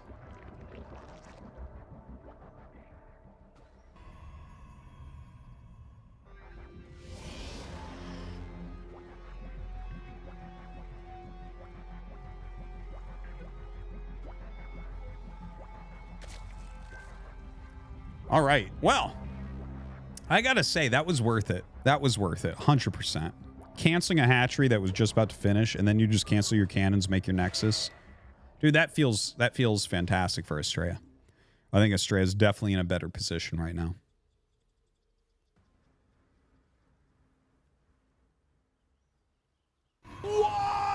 Anonymous donated $13.37. Oh, thank you. Hey Artosis, Yo. I was a Warcraft 3 fan and your and tasteless amazing casting in WCG 2009 was what got me into Up the Good Work and BTW. Oh, okay. Artosis. Okay. I thought you were talking about when we casted Warcraft 3, because that was like a comedy cast.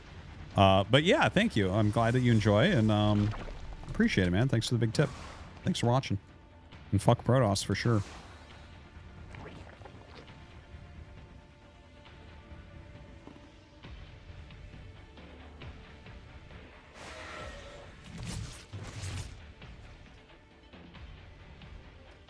All right. So, like, the game in many ways is looking similar. I love the recall. I love the recall on those. That's awesome. What a great save. The game is looking kind of similar to a regular PvZ, except we had that weird opening of the cannon rush canceling out the gold base. A lot of lost mining time there. Definitely looks like Estrella's advantage still. I love that recall again on those 2 adepts. I think that was fantastic. Looks like he finally does lose that pylon over there, which is fine. Does supply block him momentarily. Oracle going to be coming out.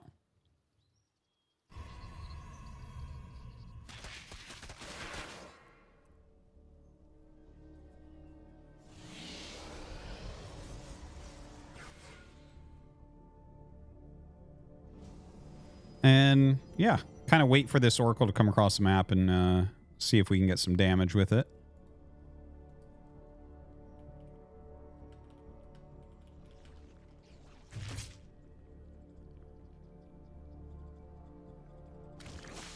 Pushes it away. Yeah, a couple queens in the main. Doesn't seem like there's much room here for harass. The spore well placed at the natural. Pulls the drone slightly.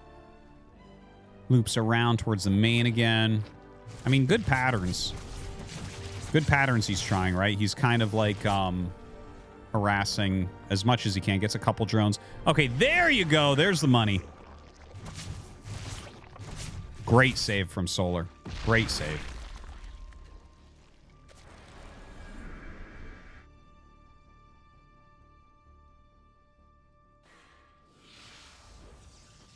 All right. Very, very good play on both sides. This is what a nice game this is. I love that Estrella actually is the level that he can put out these absolutely fantastic games. I actually wonder what Estrella's actual standing as a non-Korean is in the scene. I'm like, in my opinion, I put him very highly personally. I think he's an absolutely excellent player. Like I honestly think he's one of the best Protoss in the world. I'm trying to think in my head like where I would actually rank him. He hasn't had that like the big breakout land yet, so hard to say exactly.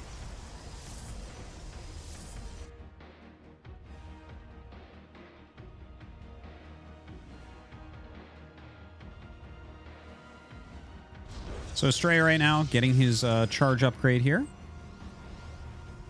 Warping quite a few zealots. Kind of an interesting way to go about this. Nice pick off there. Really, really good pick off. +1 in charge are going to be finishing up. So the Lings are going to get really super, super shredded. +1 zealots, of course, 2 shotting Lings. Makes for a hard time.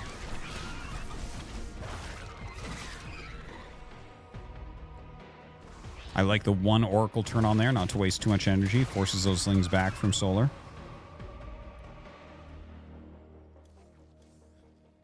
Baneling Nest on the way. Very good call on that Baneling Nest. If he didn't get the Baneling Nest, like, he might just straight up die to Zealot Archon. Okay, he knows what's going on. Charge +1. Zealots, Archons, Warp Prism. Very scary attack incoming, but a bunch of roaches being made, which is, you know, a big step in holding this. And, of course, as the Baneling Nest finishes off, that'll be incredibly powerful against those Zealots. Great harass so far from Estrella, as you can see. Ton killed off. Nice little warp in.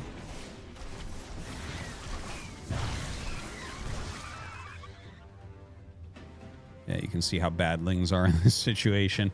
We'll want to make a few Banes, though, for sure. Charge Lots is worse than Nightmare.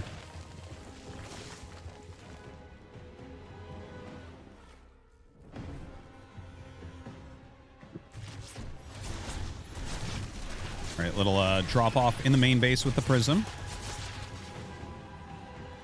It doesn't really have anything else to hit at the same time. That was more of a little peek and poke.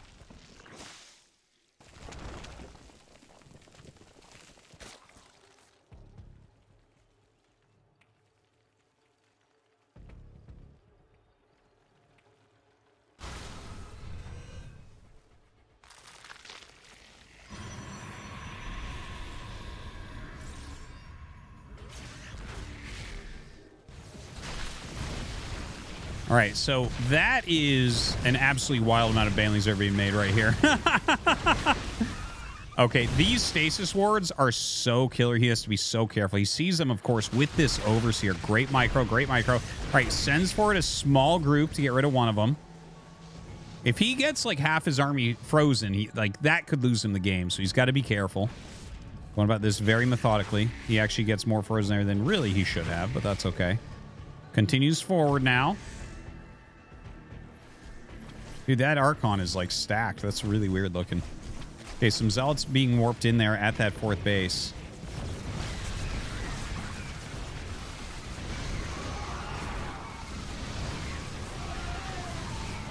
Oh my god, the Banelings actually did not do that much. And Solar is gonna GG. Estrella gonna take game number 2.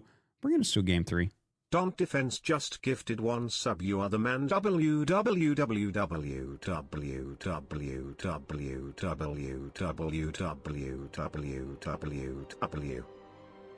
Thank you, Don't Defense. Don't Defense just gifted 1 sub. You are the man. www. Thank you, Don't Defense.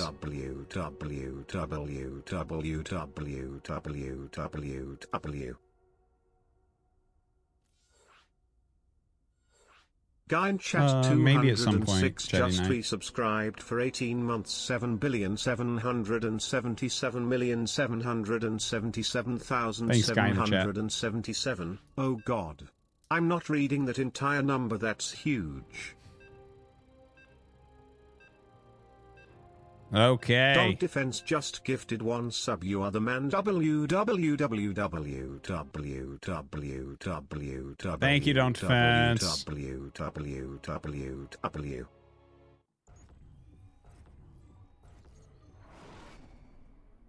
All right, guys, we got game number 3 here. Estrella in the top right of Ghost River. And Solar in the top left.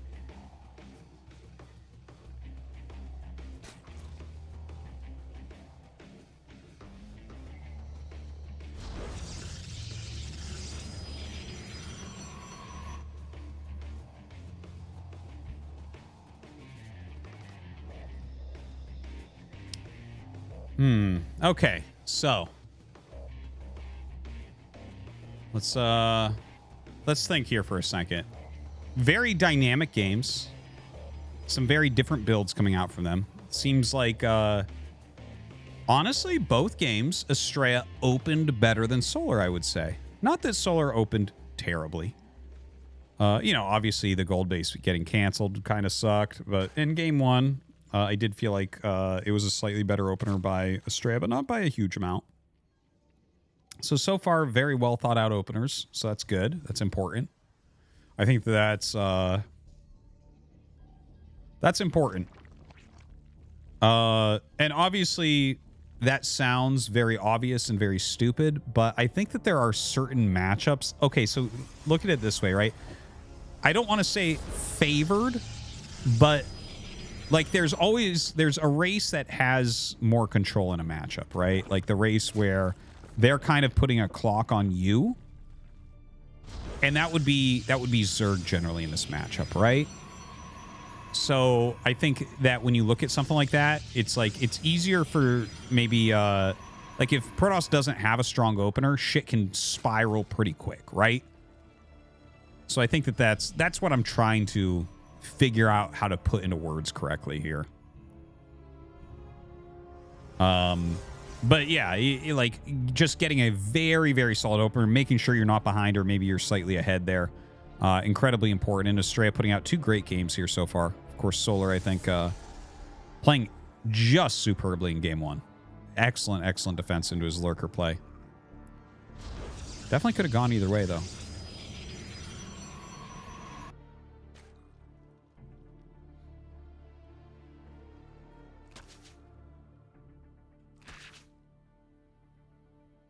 Now, Stargate is on the way. Probe still trying to scout. Doesn't technically see the hatchery. Starts up just as they chase him out of there.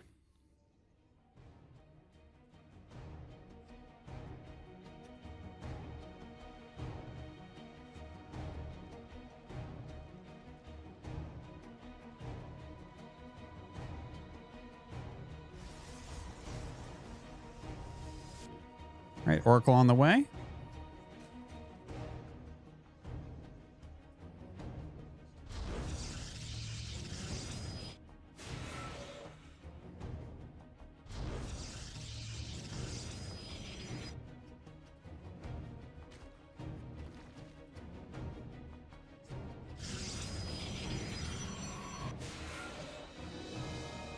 And we're doing this, you know, the little poke in here with the Adepts. Now, let's see if he actually, yeah, doesn't finish the Shade there. I think that was definitely a good call.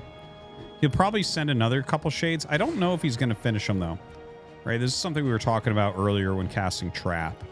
Is like, you want to pair them with the Oracle, kind of. Like, if you can have 2 things going on at once, you have a higher chance of getting some damage.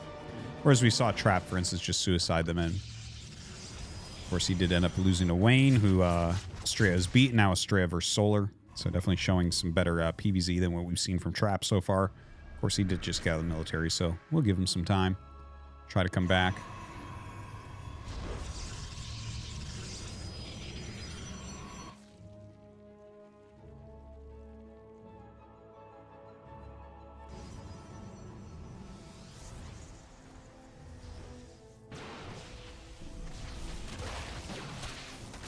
Ooh, good micro there from Estrella. Thought he might lose both for a second. But Wiggles out. Lose a 1 Stalker there. Not the end of the world. Still going after that Overlord. Yeah, needs to make sure not to lose any more. You know, Blink on the way. We'll kill off this Overlord, so that's nice. Melee attack for Solar. Making a nice little plume of lings there. See what he actually does with them. It seems like he wants to maybe try to catch these. Blink is not done, so actually he has some potential to, but normally Estrella brings the Oracles with the 4 Stalker 2 Adept type of push that he does.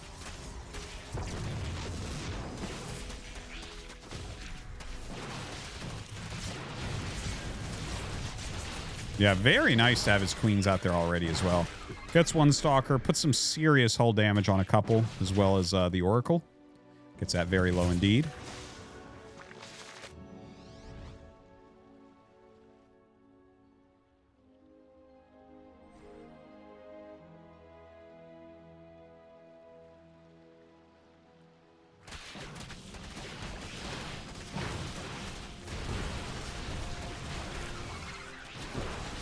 Yeah, not that effective. I think 3 probes there. That's not a particularly good trade for that many lings.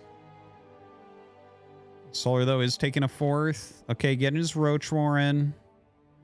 +1 melee. Gonna be done relatively soon. Yeah, we're only on 4 Warp Gates at the moment, so this is not a very heavy dedicated attack, right? Like, you generally want 6 gates with this.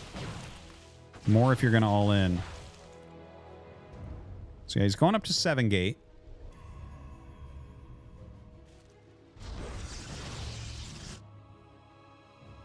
Keeping that supply nice and high. Bunch of roaches on the way here. Now, is Solar going to try to rocket ship up to Hive once again and go Lurker? So he did win that first game that was like that, but he's getting a Baneling Nest here. This kind of looks more like a, I don't know, like a Ragnarok-esque attack might be coming up. You know, like a mass Ling, Roach, Ravager, Baneling attack. These massive attacks he does that like knock down 4ths or 3rds very, very quickly. Yeah, I think that is what we're probably going to end up seeing here from Solar. Solar's actually very good at that too. You know, I guess I'm pointing out other players, but honestly, many of Solar's best games are more aggressive builds like this.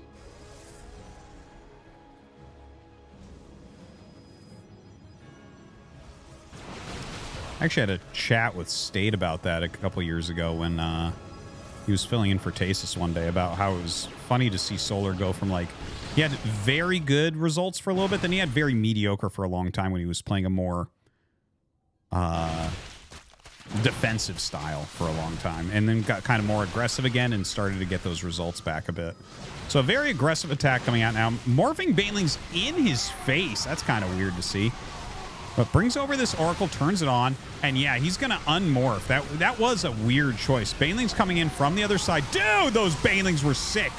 Those were sick Banelings coming in from the side. Excuse me, gets everything really, really low here. The Oracle being an absolute hero. More Lings coming up, more Stalkers being warped in, and of course the overcharge there making a big difference as well. Solar backing up. Okay. Twice the army supply at the moment. Does that matter when it's Roaches? Well, there's Lings and Banes in there too, right? And those are, Banes are one of the most supply efficient units in the game, whereas Roach is one of the most supply inefficient. So, the dichotomy of the Zerg army. Void just catching some coming out into the center.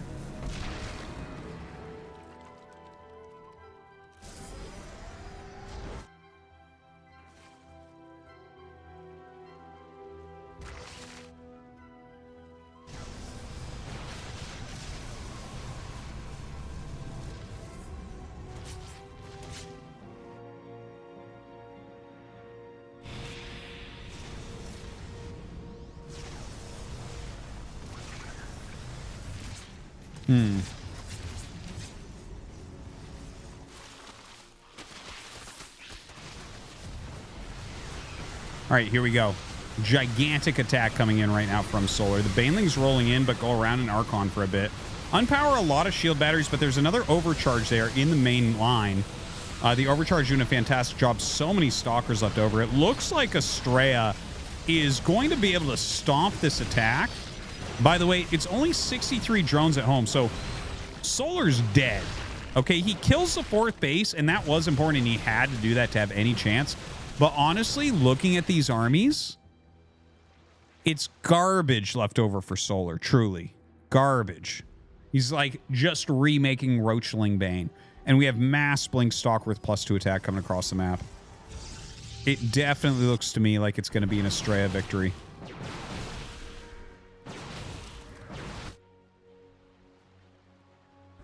Psystorm on the way. High Templars as well. This is a great move. I love this move from Solar. Needs to, you know, it feels like he's in trouble, but he needs to make moves like that, which will allow him the potential to come back, right? If you just let your opponent just take a fourth and, like, mine from it while he's pressuring you, you're screwed. Forcing cancels, it's like, okay, you know, we're working our way back into a position that might become winnable.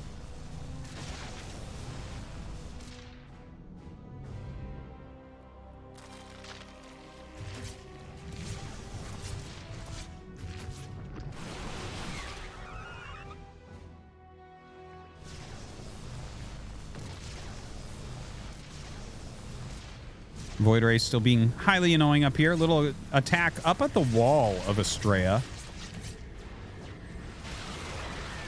Ooh. That's going to be annoying to deal with.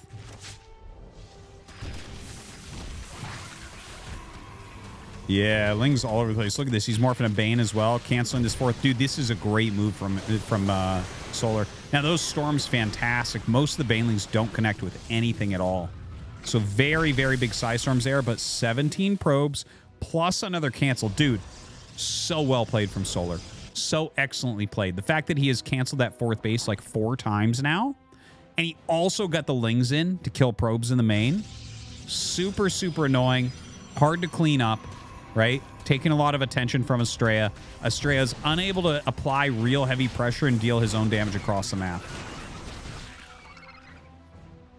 Really fantastic plays. This is a beautiful series, Solar versus Strea. Absolutely awesome.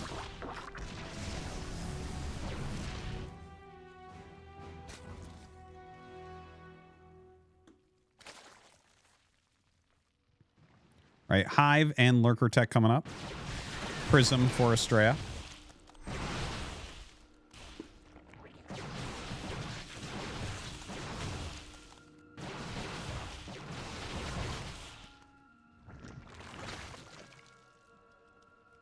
What a series we're having between these two, truly.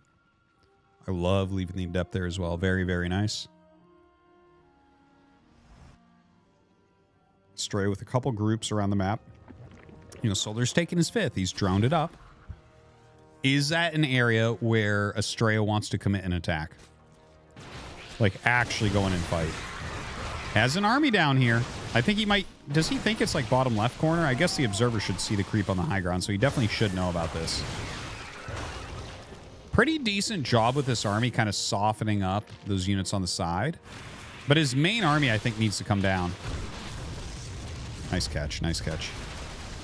Very annoying. I feel like if he moves in with his main army, he has a reasonable chance of breaking it, that 5th base.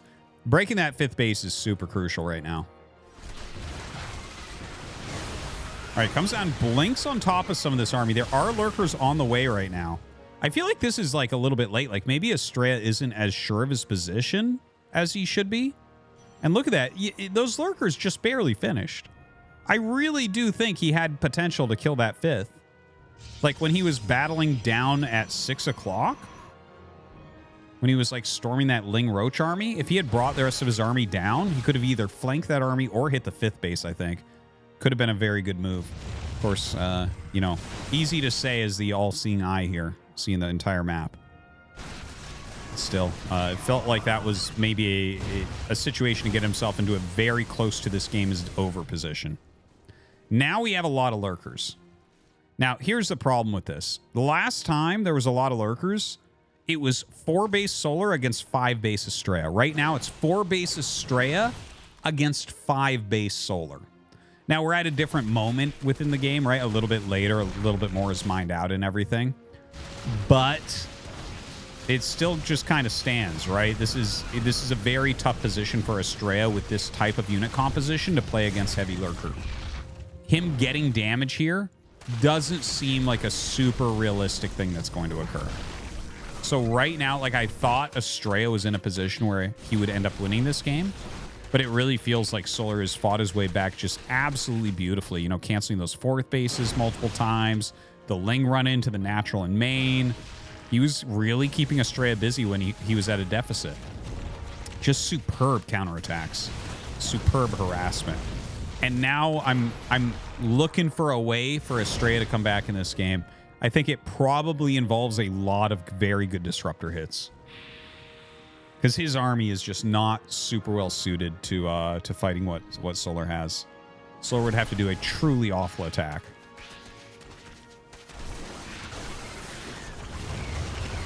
You got the Rhino Beetle skin on those lurkers. All right, get some good picks there. That's nice. Clears off a little chunk of lurkers, so that's good. Oh no.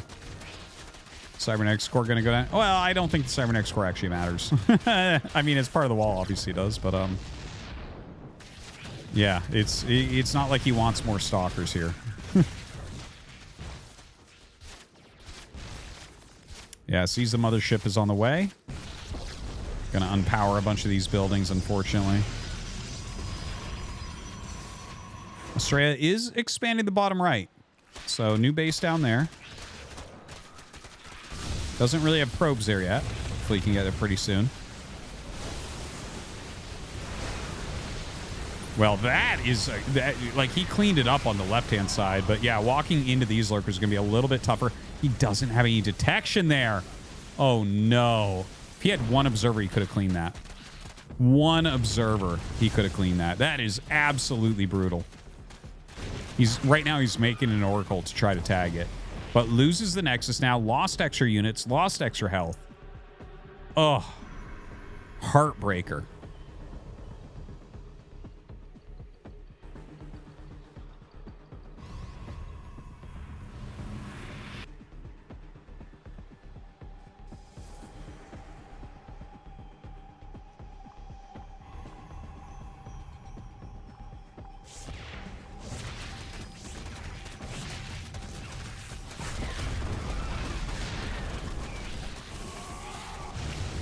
All right, looks like Estrella's trying to do an attack. Those Lings just ravaging his 5th base in the bottom right, killing so many probes here.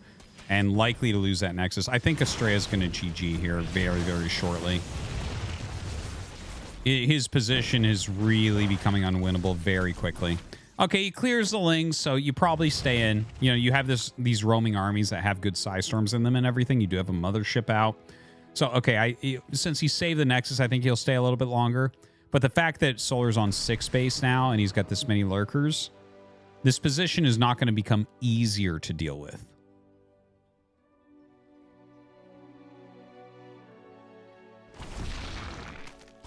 Some Zealots hit that bottom left.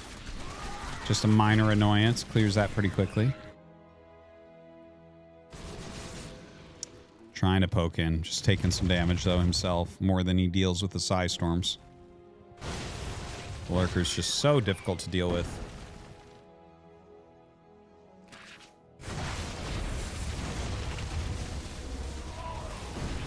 Oh, he tries to use the cloak. It doesn't even work because there's an Overseer there. Tries to target down. Can't do that. All right, this is GG. Estrella losing absolutely everything. Has no real way to engage any of this. He's trying to kite back. He's trying to be highly efficient here. And it's just... It's such a losing battle at this point, unfortunately. He's at half the supply of his opponent. Yeah, look at that one volley to kill an Immortal.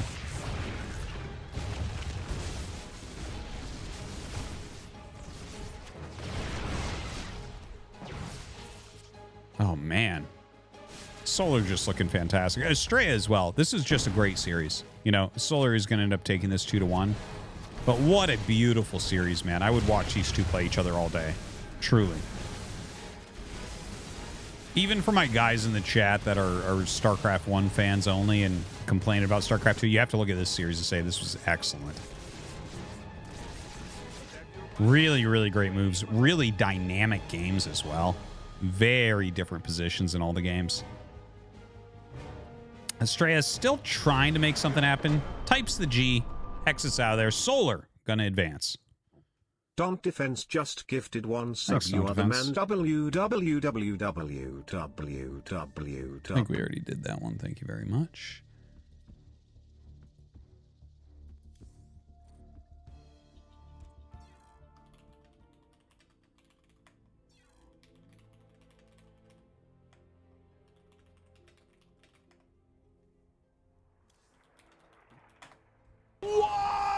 Serious question. Artosis donated $3. I am a very big sports fan. Oftentimes when the better team loses to a much worse team, you will hear, oh, the good team didn't take them seriously. Or the bad team tried super hard because they wanted to beat good team. Is the same true in StarCraft? That can occur, of course, but I don't think it's true in sports ball. I mean, you're literally playing for so much money and it's your job. Shit like that'll happen on ladder. Resubscribed for you know? 49 months. But like, if you're at a fucking LAN tournament, you're giving your best. You know what I mean? If you're at something that matters. So I would say like that it can happen. Like there are absolutely games on ladder where I don't give a fuck and I'm not trying hard, and everyone does that. Right? Everyone does that occasionally. But yeah, I think it's basically bullshit. It's stupid excuses. Oh, he didn't take them seriously. What? What? Come on. Anyways, this is what our bracket looks like. Clem versus Max Pax on this side. Solar versus Hero. We're going to stay on this side. We're going to do Solar versus Hero and then hit that finals. So only 2 matches left. They're just doing map vetoes and stuff, so it'll just be a minute. All right, I'm going to go pee just real quick, guys. I've been drinking a lot of water casting this. BRB.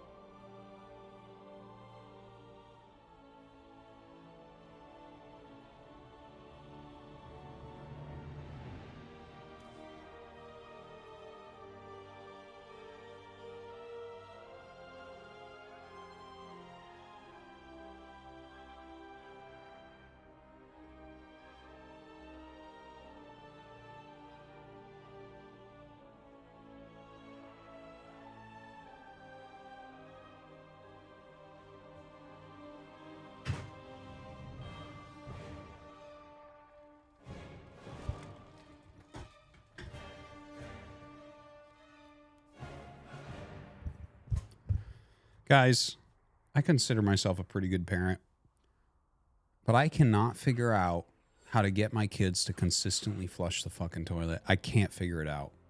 I can't fucking figure it out. The underscore Jambulance donated $3. Artie, that's the dumbest shit I've heard from you since the GOAT YouTube video. This happens all the time in college football when a team has a big game 2 weekends away and doesn't properly prepare for the weird triple option offense shit team next weekend. Okay. That sounds reasonable. I wasn't really thinking about football. When I think about sports ball, I normally think about basketball. I think strategic variation in football is quite a bit higher.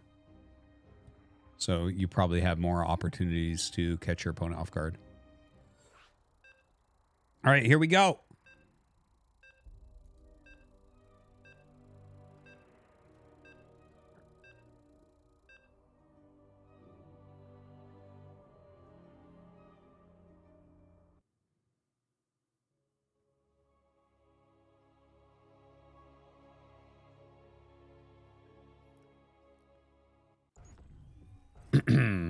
All right, here we go. This is the semifinals, and we're on Alcyon for game number 1 of Solar here in the bottom left, going up against Hero in the top right. Clever StarCraft Gar cheered.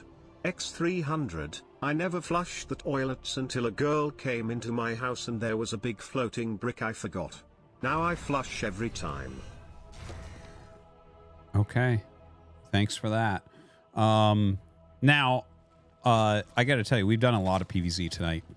There's been a sick lineage of PvZ. We had Trap lose to Wayne, then Wayne lose to Estrella, then Estrella lose to Solar, and now Solar, will he lose to Hero? It would compete. And then, yeah, well, I guess that would end our PvZ, so wouldn't it? Because the other semifinal is Max Pax versus Clem. That has already started, so this one will probably last longer than that one, and we'll go right into the finals after this. Anyway, guys, thank you for tuning in. I hope that you have been enjoying this Cast the Cup. Make sure you follow the channel and cast it every week. Although next week we won't because it is Dallas, so not going to be happening. But yeah, make sure you follow the channel, the YouTube channel. Use the command StarCraft2 if you're in the Twitch chat. Or if you're watching on YouTube, just hit that follow button, that subscribe button. Yeah, lots and lots and lots of games going up there. I feel like we have an upload every day. I'm sure there must be some days where we've missed it, but like, and Mapu's been working on me with that, by the way. But yeah, it's super consistent, so definitely check that out. Anyways, it is an offensive hatch here from Solar. Hero brings the probes down. Remember, we saw this happen to Estrella earlier, and he decided to just chrono boost 2 zealots out and only leave 1 probe on the hatch, and that's how he decided to deal with it. Here you can see the more common 4-probe approach. Yeah, this will basically stop it. It won't be able to finish. This is like the critical massive damage that you're looking at, where the hatchery is not going to be able to, you know, get a larva out or whatever.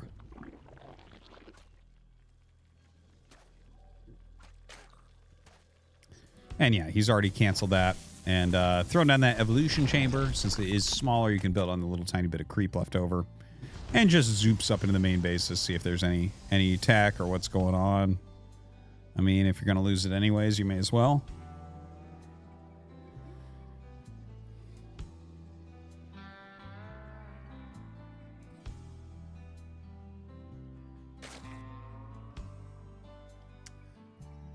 All right. So, yeah, some adepts being made. Adept harass, of course, always good after an offensive hatchery because their speed upgrade is a little bit slow. Generally, you can do a bit of damage with the adept. It's range attack. Helps out quite dramatically. Oh, I'm surprised he let that finish. I think he should have canceled that. He could have gotten one more ling. Oh well, not a big deal. Not the end of the world. Stalker on the way. Stargate as well. Secondary adept coming up. 2 adepts pre-speed is pretty deadly. Definitely can find some damage with that. Good zoning there from Solar. Sends a queen out to push them back and follows them with the lings, but he does finish. Good micro from Hero.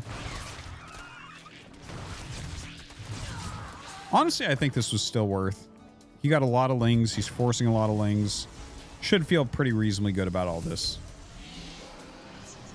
Okay, Oracle on the way. That'll help this Stalker to get the kill here. Adept shading out of this area. This Micro's back, so he can't be stopped. Can't be stopped, won't be stopped there on the tower. And a Twilight coming up. Huh. Two base Twilight. Normally you do see a third base into this, but instead he's going to kill off the Overlord. He's kept a lot of pressure on this game. That's interesting. Definitely not what I was expecting. I was expecting just like third base, you know, Twilight plus Forge, that type of thing. Since Hero is kind of the guy that revolutionized that type of Blink Stalker style. And he's going to go Glaives, so it's going to be two base Glaives. So, you know, definitely a build we've seen a lot in the past, but not as popular for quite some time now. So, Glaives into that Nexus. This could be a little bit tricky to identify.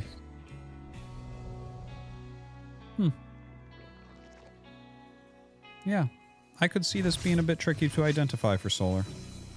We'll see how ready he is, right? Right now he's droning, which is okay for the moment. But if he does not get into a Baneling Nest or into Roaches, this could become very problematic very quickly.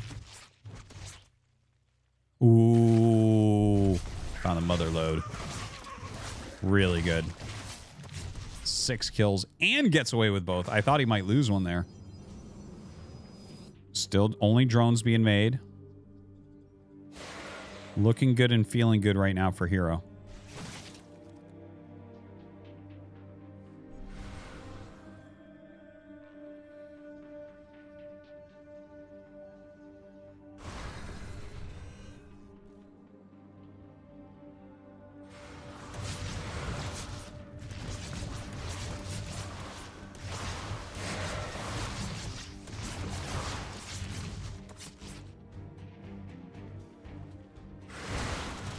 All right, nice shade in here.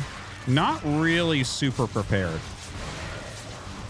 Right? Like, not many lings. The queens are chasing him around, trying to find something. Where did that shade go? Is it up in the main? Yeah. And now the drone kills are really starting to stack up. Holy crap. Hero's getting some serious work done here. Oh, I think you should cancel that shade. No? Okay, well, walks into the queens and lings. Felt like he might have gotten more up there, but maybe not.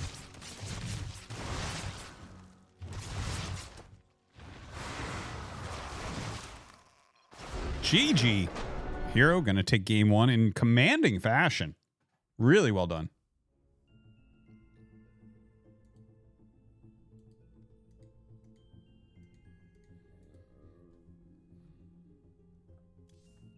UCLA Jedi Knight 1 just gifted 1 sub. You are the man. www.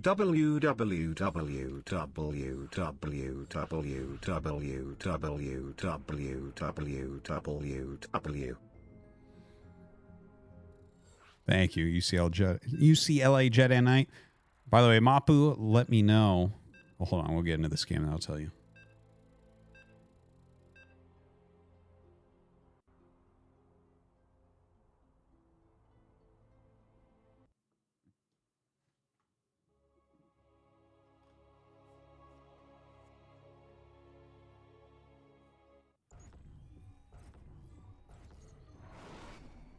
All right. We are on Oceanborn for game number 2. Solar in the top left. Hero in the bottom right.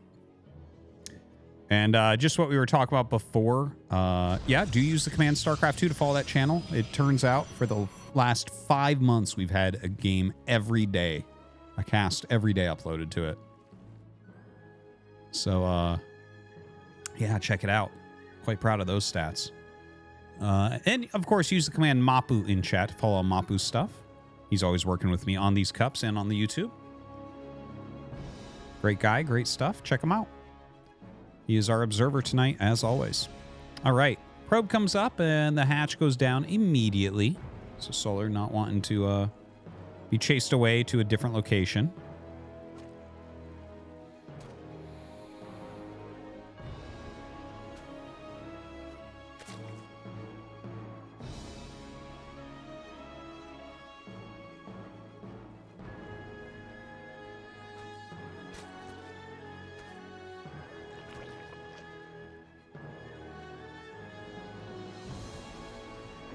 Okay, so, I mean, obviously we got to wait a little bit, right? It's, this is what we talk about so often, the Cybernetic score and everything. So, yeah, I guess Max Pax has won game 1 against Clem. You know, they always have very nice series, so hard to say who's going to come out of that one. I would like to see Clem come out just to be able to cast a Terran game tonight, since we haven't had any. It's been just PvZ all night long. Imagine if Solar wins this and then goes against Max Pax, and it's like, damn, man, that was a Protoss vs. Zerg adventure, wasn't it? Well, I guess we'll see. Hero definitely looked super, super good in that game 1. Obviously, it was kind of a weird opener overall with the offensive hatchery, and Hero definitely kept good pressure on. Like I said, it was hard to identify the Glaives build that he was doing, and I think Solar didn't identify that correctly, so definitely a little bit of a problem for him there in the previous game. Stargate on the way.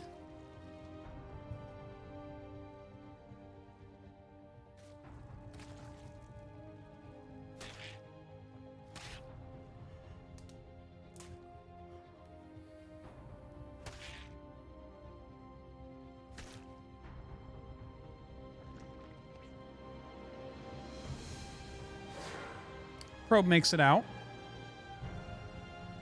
Adept coming up. A little bit of scouting. A little bit of harass, perhaps. Yeah, can't quite get that. Sends that shade in towards the main. I think he'll probably cancel.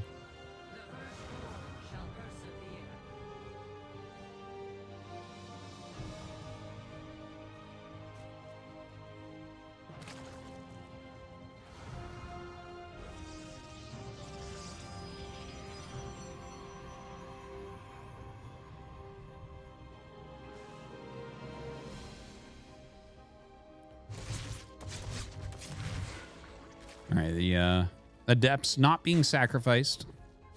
Always like to see them not being sacrificed. That's decent. Even if you lose one there, it's like... I think it's not fantastic if you lose one there, but it's still... I wouldn't be like, fuck! Here I might be like, fuck! Okay, doesn't quite lose that one. Shading him back to help with that, holding the third. Has the Oracle over it. See, he's daring him to turn on the Oracle. That was really well done by Solar. There's a little game of cat and mouse with that where you really want them to turn on the Oracle because it just costs so much mana.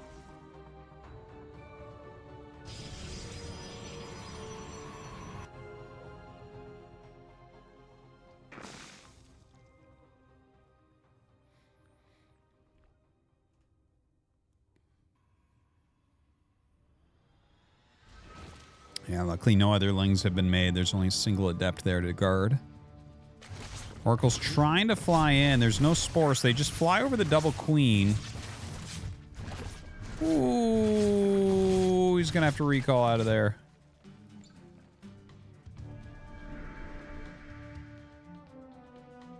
Yeah, we'll see. He's bringing the third Oracle up. He might try a move where he, like, draws the Queens away and then flies them out. We'll see about that. Another Adept comes out here.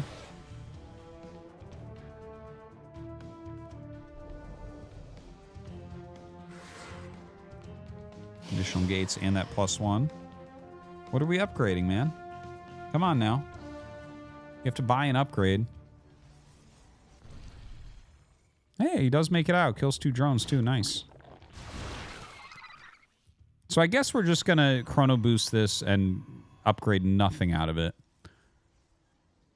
This is maybe the most Protoss build order I've ever seen. He's literally not getting whatever his attack was going to be.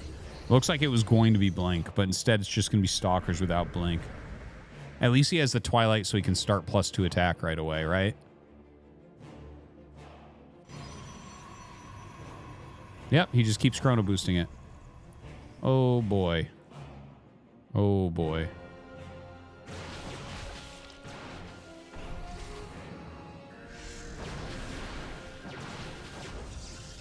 Dude, how many chronos is he going to put down on this thing?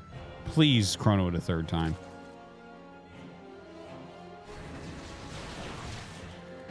Please chrono it a third time. I want to see so badly.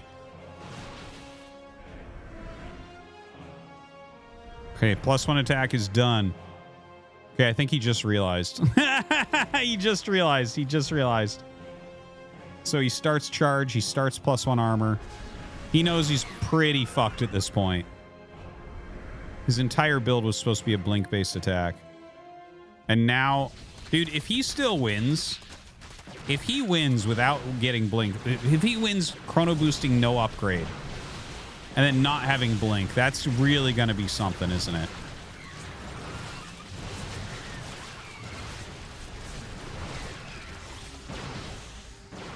Why do people even get blink? You don't even need it. You don't even fucking need it, guys. Okay? You do not even need blink. You can just go up and kill it with stalkers anyways. Oh my god. I can't believe he got that hatchery. Isn't Solar sitting there being like, what is this? Is this like... There used to be builds where it was like 7-gate prism, no twilight, just pure units. Like, I remember these builds. They were so garbage. Is he thinking it's that right now? Is he going to get surprised when there's actually a twilight upgrade after charge is done? Dude, I love how many stalkers he has without blink. Look at this. Oh my god, he's just going for it. He says, fuck it. We don't need blink. Okay, starts blink now.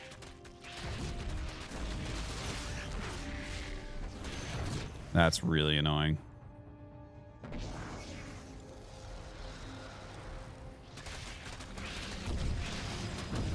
Yeah, 15 probes going down here is no good. Very, very painful. Still got 53, right? 53 is still a very solid economy. Of course, Solar with a bit more there. His 4th base up in mining, getting some more drones at it right now. Ooh. Good plays with those Banes. Some big potential.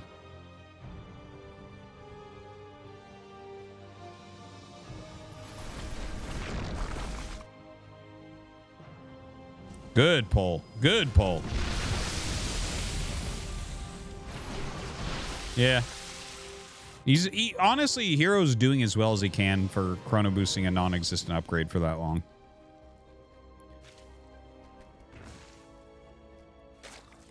That double robo coming up. What is the hive tech just going to be for lurker upgrades? Like, is that what we're looking at here? Because it doesn't feel like this is a Viper situation. I mean, a Viper is never bad, but yeah, Adrenal. Okay. Are we gonna get? Yeah, it's gotta be lurker upgrades.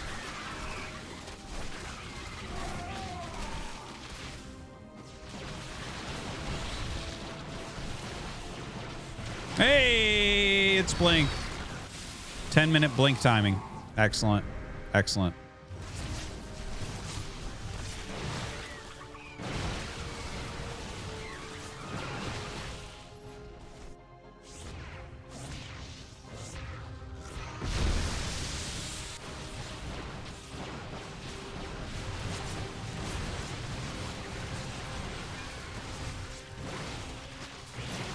Some very good micro coming out of Hero now that he actually has the blink upgrade.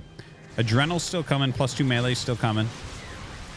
Trying to cancel this out. Dude, he has a lot of stalkers in there.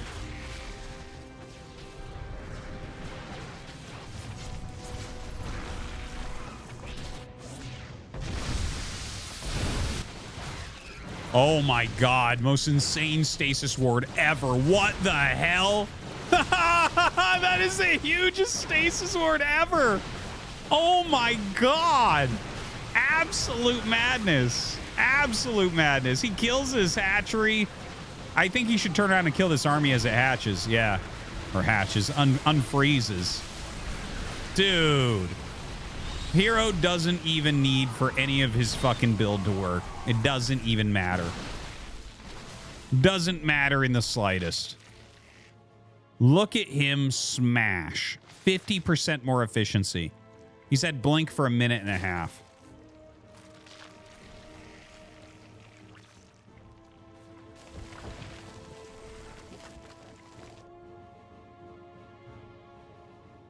So 4 base versus 4 base. Okay. 65 versus 73 workers. Okay. Same army supply. It's not that many Banes, a lot of roaches. There are lurkers coming out, so there's still potential here for solar. I mean, if you have 4 base and lurker, your cost efficiency is really, really good. You can work it back, right? We saw that against Estrella some. Although you have to admit that Hero is a bit more refined than Estrella.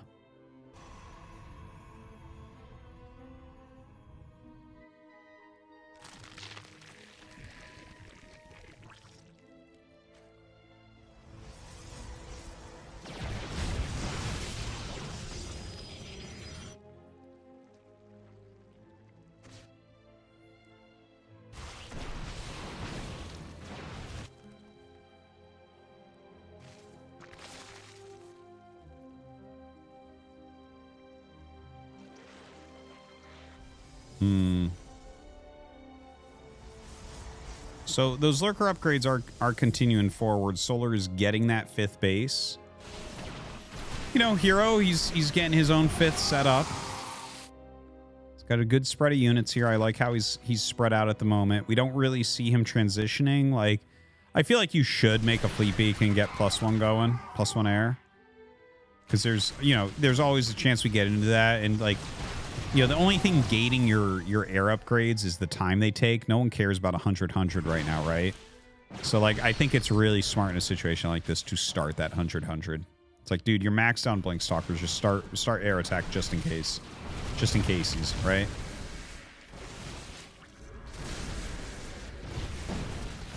All right, huge amount of lurkers moving forward here. And he actually moves up. Oh, my God, he blinks on top of the lurkers as well to draw spines in the other direction. Dude, look at how hilarious lurker spines are. Look at Hero's entire army. Hero's maxed out. He's at 120. I mean, I'm not sure why he thought it was a good idea to blink on top of mass lurker when lurker is a hard counter to stalker, but yeah, that's what we saw there. Now suddenly Hero has basically lost everything of value he had. So Solar keeping alive the ZVP only knight for us. 1-1. What a fucking game.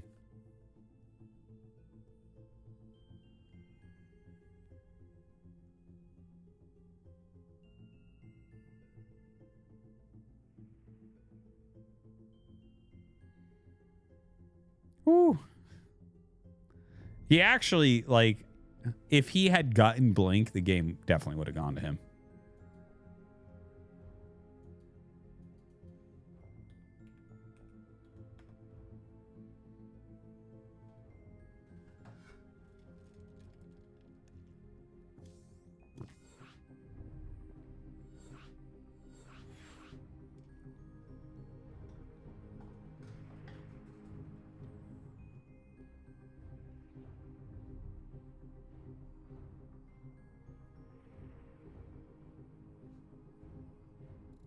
Going into game number 3.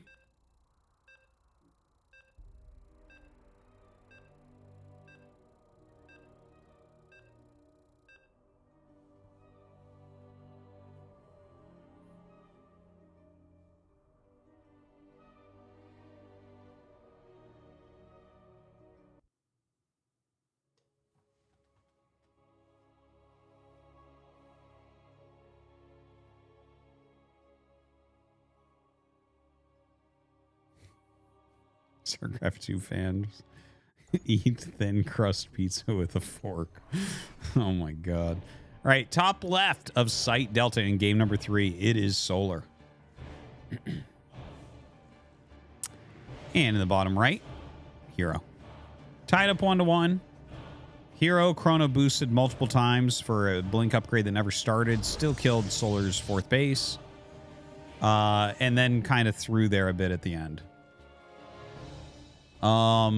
It definitely seems like he is overall playing better than Solar, but obviously needs to get his upgrade.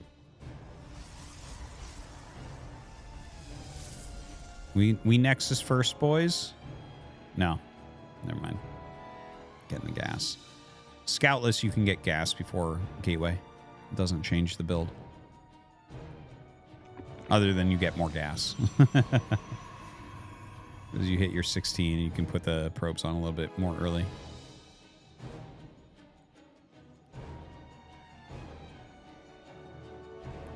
Slightly higher econ. Good optimizations.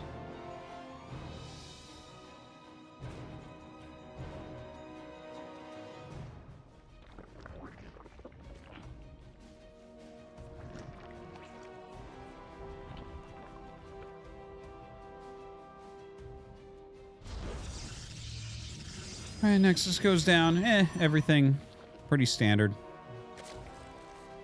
Nothing to write home about.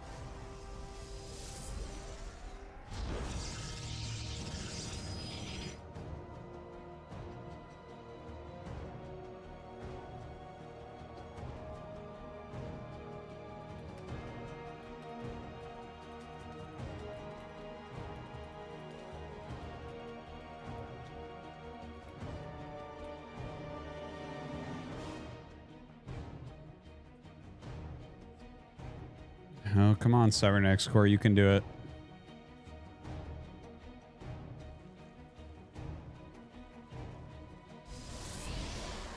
All right, we finished. Twilight, there you go. Okay, more aggressive game here. Okay, so is it going to be Glaze? I would imagine. I'd be pretty surprised if it was going to be anything else. Actually, it could be DT plus Shuttle, right? Or Prism. That is a real possibility. By the way, that movie you just saw where he shaded and walked up the ramp. That's just to make it so the Overlord doesn't know if you finish the shade or not. You add a little bit of randomness because, and notice how he puts the probe there. He would probably do that either way. As far as like the thing is, you can do this thing where when they shade out, you send 2 lings in, so you need to occasionally keep your adept at home to catch those 2 lings. Anyways, whatever. It is going to be a DT drop, it looks like a 3 DT warp-in. So Robo and Dark Shrine on the way.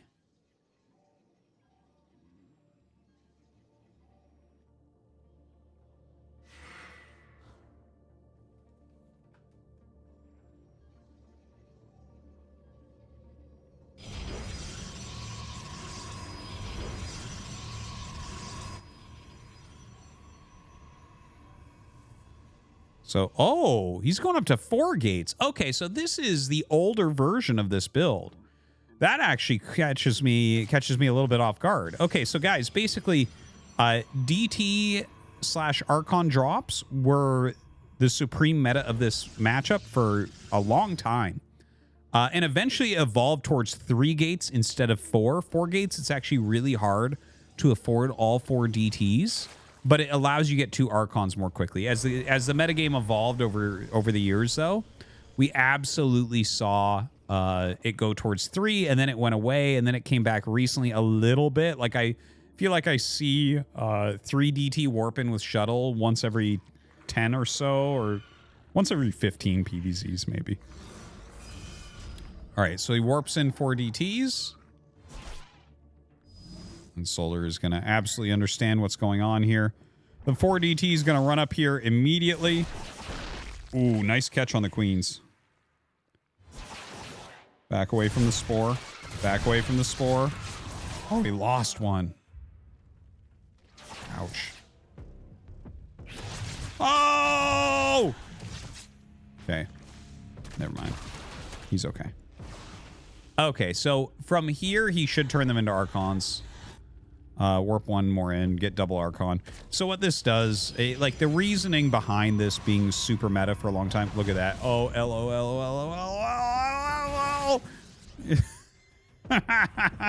We all can relate to that, killing your own worker to get another unit.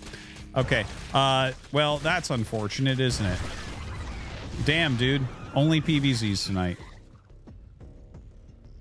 Anyways, what I was saying before was, oh my god, he's trying again. Please have the links come back. Oh. Anyways, the whole idea was the Archon drops would do so well against Zerglings, it would force your opponent to roaches, and what you're making at home is Immortals, so you'd follow up with an Immortal timing attack, right? That was the whole idea behind the Archon drop and why it was strong. In fact, the entire metagame of PvZ for the majority of its existence in StarCraft 2 has been forcing Zerg to go roaches, because roaches don't scale well. So if you can make sure that they're going roaches, you can make an army that will beat their army. If you can't force them into doing that, and they're like doing like a pure Ling type thing, Lings scale. Lings are a great part of your army at all portions of the game, basically, right? So you're much happier with that as Zerg. Anyways, double Archon drop. We'll see if he gets anything else done with it. Third Nexus is being made. Notice that we don't see probes being made, and he has 46 probes, so that might be a placeholder Nexus. We'll see if he starts any more probes or not. But 46 is full saturation. It's a little bit over that, but it's like if he's not... Okay, he starts 2 more probes. Because you can do that where you make the Nexus and you're like, no, this is actually an all-in. And he's actually being scouted in his main base a little bit as well, so probably good to make a few probes here and hedge a bit. But he makes 2 probes there as this flies in. That might have been... What do you call it? A red herring or something? He might cancel this. I think he's just going all in with his push. Yeah. Doesn't try that hard to stop it.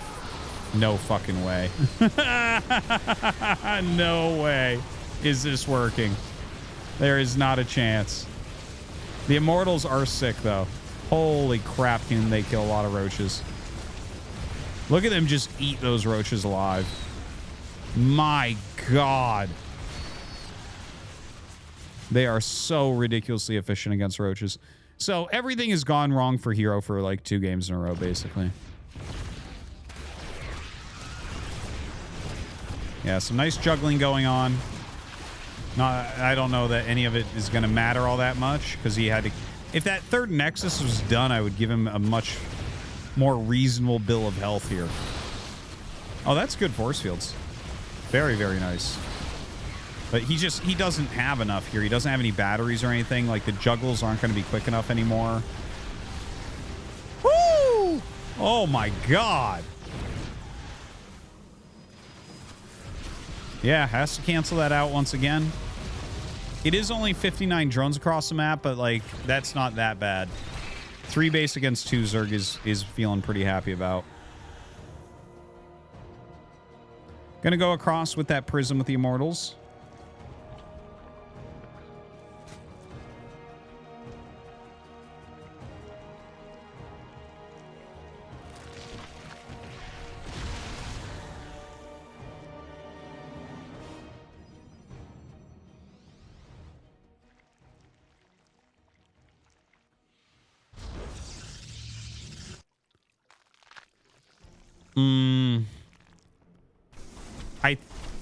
I tell you, I don't know if Immortals are going to be cost efficient enough at this point anymore. It's like, this is what a bad, tough situation here for Hero. I guess inside my head, I'm actually rooting for Hero to win. I feel like he's actually, like, he should have won that last game, right? Blink not making is, it's like a Terran StarCraft 1 thing. You know, it's rough. Oh, shit! The predictive biles. He's a sorcerer. He's a witch. He's a witch. Throw his corruptors into the lake and see if they float.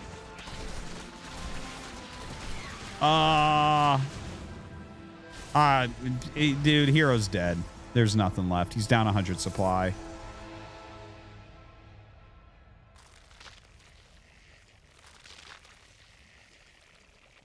Yeah, here it comes. This is the end. Hero's got nothing left here. It's got a lot of force fields, but there's so many Ravagers here. Dude, I can't believe the stuff that went wrong. Honestly, though, this will probably give us a better finals, since the last time Hero and Max Pax played in the finals, it was like the worst finals we've ever had. Max Pax just slaughtered him. It was bad. Anyways, it looks like this should be the end. We're going to be seeing a GG out of Hero. Solar going to advance to the finals. GG. Onwards.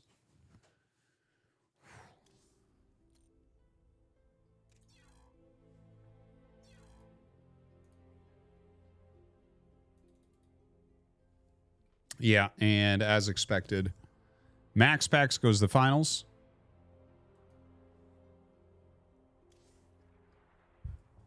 And so it's going to be Max Packs versus Solar. One more PVZ for the road.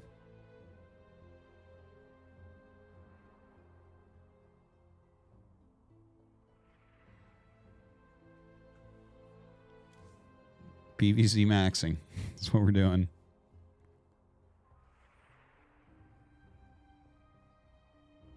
Ugh.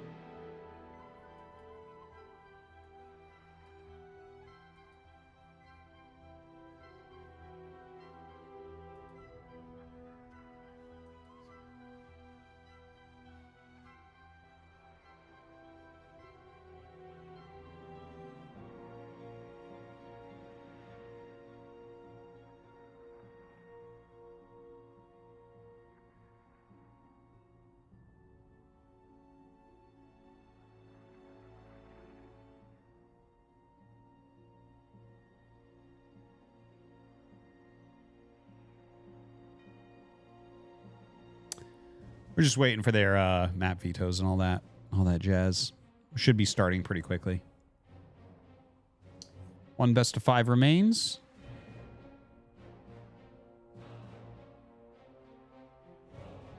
Is Dvorak not a mod? Does Dvorak want to be a mod? Dvorak can have anything he wants in my kingdom.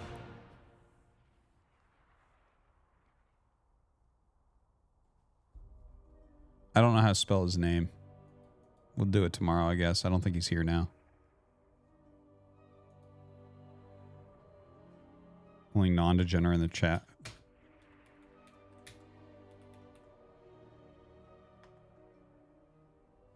All right, there he's modded.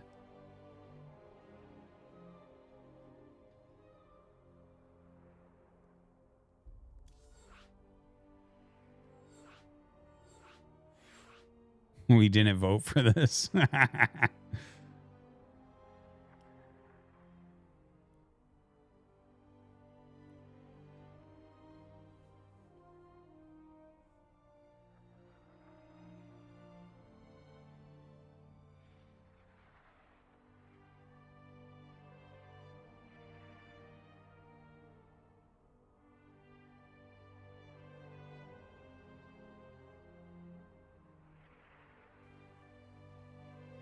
I swear to fucking God, if we don't get at least 2 hours of Brood War after this, I'm going to Lulu Artie's butthole tonight when he falls asleep. Pululu, Pululu, Pululu, Pululu, Pululu,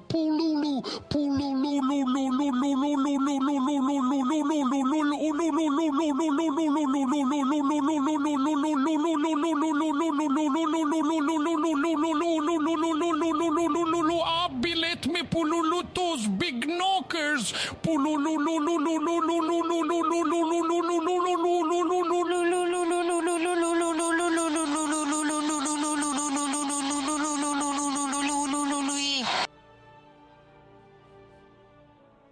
Thanks, Jambulance.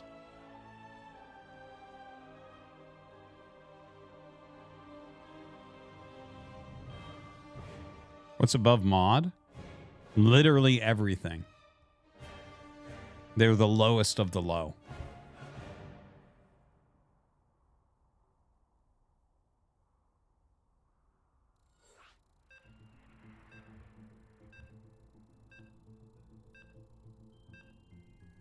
Here we go, guys.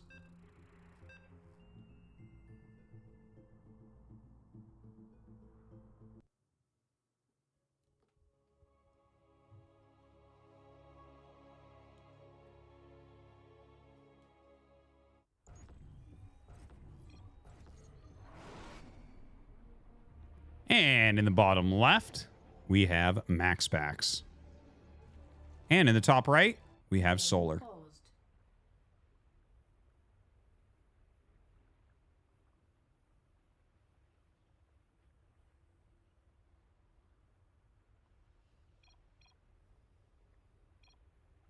Game resumed. Okay. Thanks. Okay. Solar's been playing really well.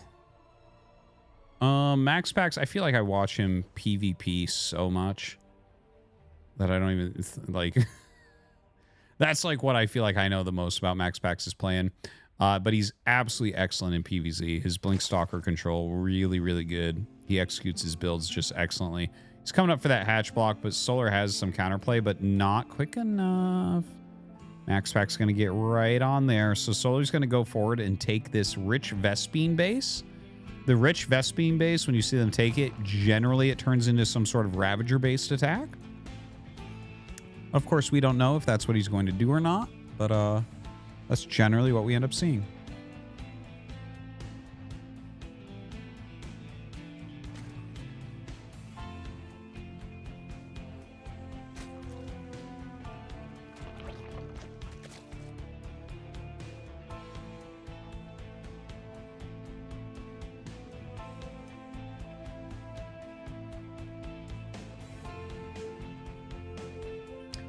So, yeah. Well, we wait once again. Of course, this is the finals, best of 5. This is game number 1. Hope that you guys are enjoying. And, yeah, hope we actually get a close one here. I feel like this series are either, like the last time I saw Max Packs lose a finals, I feel like it was like a lot of very cheesy, aggressive games from like Clem or something like that. I feel like a lot of times it's Max Packs mostly dominating in those finals. He really is super strong in these online events. Really do wish he would go offline some. But to each his own. The man must make choices for himself. Now, Adept being chronoed out. Okay, all standard stuff. Starts the warp gate. Will he continue? No, he does that like every time. Start warp gate. Cancel warp gate, Stargate, start warp gate. So we should be seeing that momentarily here. Second Adept, of course, as well. And shade that across. Already some drones at that Rich Vespine base.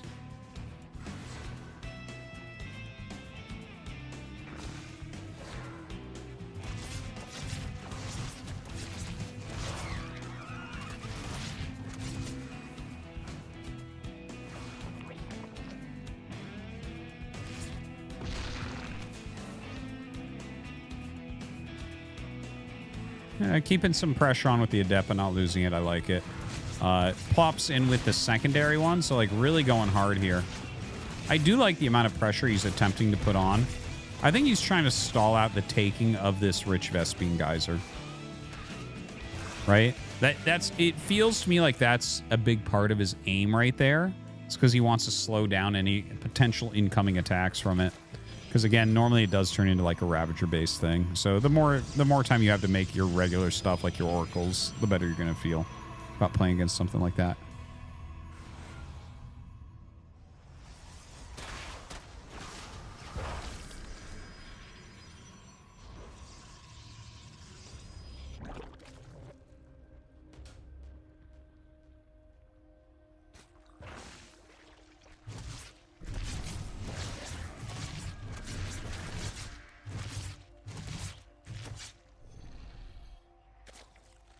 Ooh, not the best Oracle there.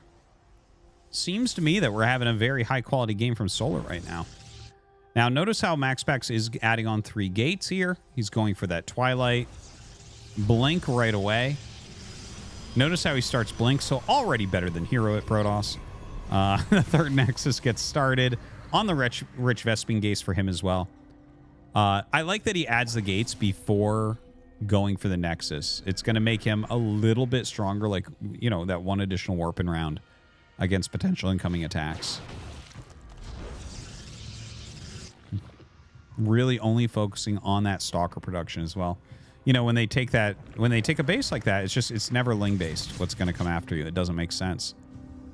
What it makes sense to do is a more roach based attack. So you definitely do want those blink stalkers. So MaxPax is very deliberate with where he places things.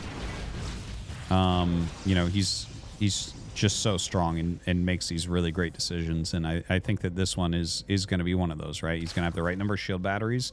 And he basically just needs to hold this incoming attack. Notice how there's creep already making its way over here.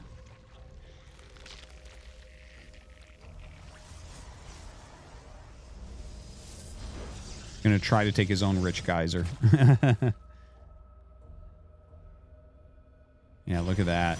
No drones being made. 36 drones only. So he's adding more shield batteries here. Now, look, he could do a flank here. He could try to counterattack into the natural as well. Oh, boy. Oracle gets turned on. Oracle doing a great job back here. Good overcharge. Oh. Okay, blinks back.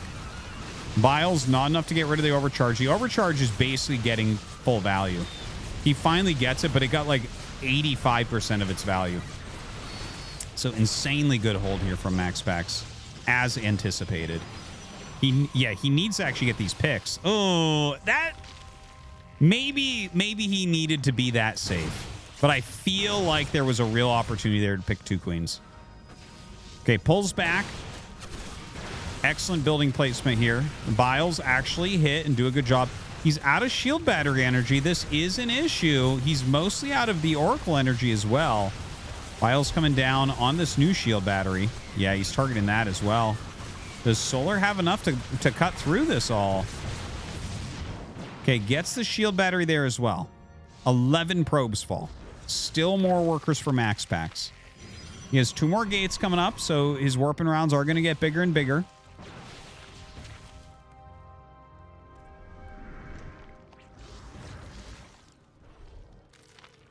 Similar on resources lost at the moment. MaxPax, of course, mining a bit more, so that's going to be beneficial for him.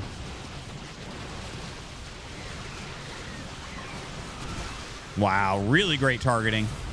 The Biles actually go down on that overcharged battery. Can't be surprised about that at all. Okay, tries to split there. Does end up losing a stalker. Wow, lots of damage with those Biles as well. Trying to blink out of the way. The probe's actually starting to fight here as well. Oh, sick Biles right there. MaxPax microing his heart out right now. He's actually pretty close to holding. He's just slightly off. Even if those 3 stalkers had finished that got biled, even that would have turned this into his favor instantly. And in fact, he might still end up holding. But it does feel like Solar is dealing reasonable damage each time he comes in. Ooh, creep getting closer too. Okay, that's smart. I like that a lot. Stop the transfusions. Stop the speed boost. Stop the scouting. Continue to put these batteries down.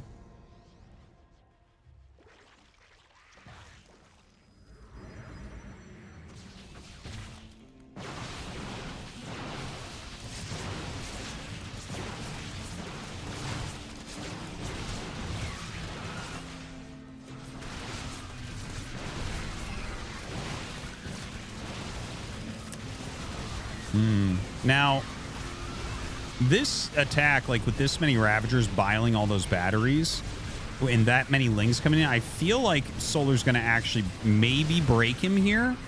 It's super close at the moment, but look at this. He just keeps microing further and further back. It's like he's playing zoomed out, I swear to God. The way he's able to control this. Hold on, we'll play it after. Look at this. He's so close to being broken. His Nexus getting really low here. I think losing that Nexus, that is a terrible moment for MaxPax. Tries to stop it. He's killing off so many units here, but has lost a lot of probes as well. And you know what? The economy going to get a bit better here for Solar. That 3rd hatch up.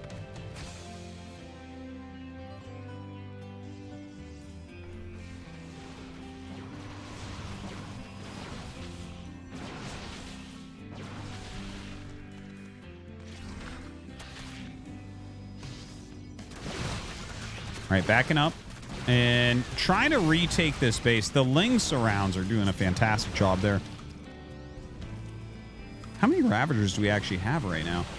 Ooh, that would have been such a good pick, too. Oh, uses that blink. Has to get back here. Vile's going down. Trying to take out that shield battery. Dude, look at this positioning. The Lings are having such a bad time trying to get in here. This blinks a small group to the side to try to pick off some of the Ravagers. Very, very good micro from MaxPax as expected. But really, Solar continues to pile on the damage.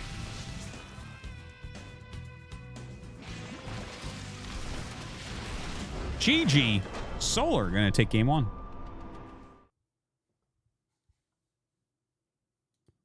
Sick game. What? Anonymous donated $3. Go Max Packs. You've almost held off the Zerg onslaught. Fuck Zerg with their overpowered mass queens and bullshit pushes. Go Max Packs. Yeah, he's playing well. Disease. Hey, fuck you.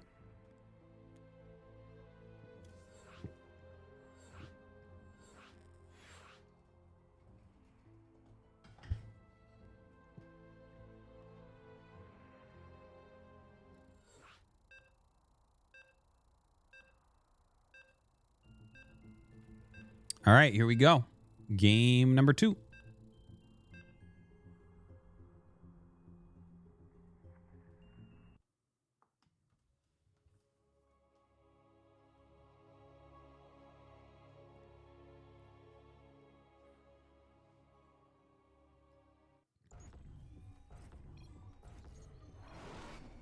Okay, guys, we're going to Dynasty. We have in the top right, Max Packs. And at the bottom left, Solar. Solar winning that first game. Really excellent aggression from him. I do think he needs to kind of keep that going. Needs to play some aggressive games. You can't let Max Packs get into a comfortable position. Oh, pylon on top of ramp. That's different. Okay. Yeah, that might just be because of the gold base. He might just have like a rush build down or something. We'll see. Gold minerals and gold gas. Well, purple gas, I guess, but you know what I mean. This purple gas. Oh, man, I said purple gas, and I just think to myself, Grimace farts. Why is purple still Grimace for me? I'm 41 years old. Why is that? Why did my brain feed me Grimace farts when I said purple gas? Oh, my God. Okay, anyways. Advertising to children is very effective. Yep. I guess so. I guess so. Anyways, he scouts that hatchery with the probe. So sees it coming. Goes for a very quick Nexus himself. Oh, of course, that's why he made the ball on the top. Why am I so stupid? Anyways, yeah. Oof. Yeah, gonna bring the drones over to this gold base. Taking that gas, too. Like, this would generally open up something very aggressive for you to be able to do. You're saving so many drones you don't need to make now, right? You can get your production going quicker with less, but the same amount. With less miners, right? So, like, I would imagine this is going to be something roach based. It's got to shut down mining at that gold base for Max Packs. It's got to be a big part of it. Twilight on the way.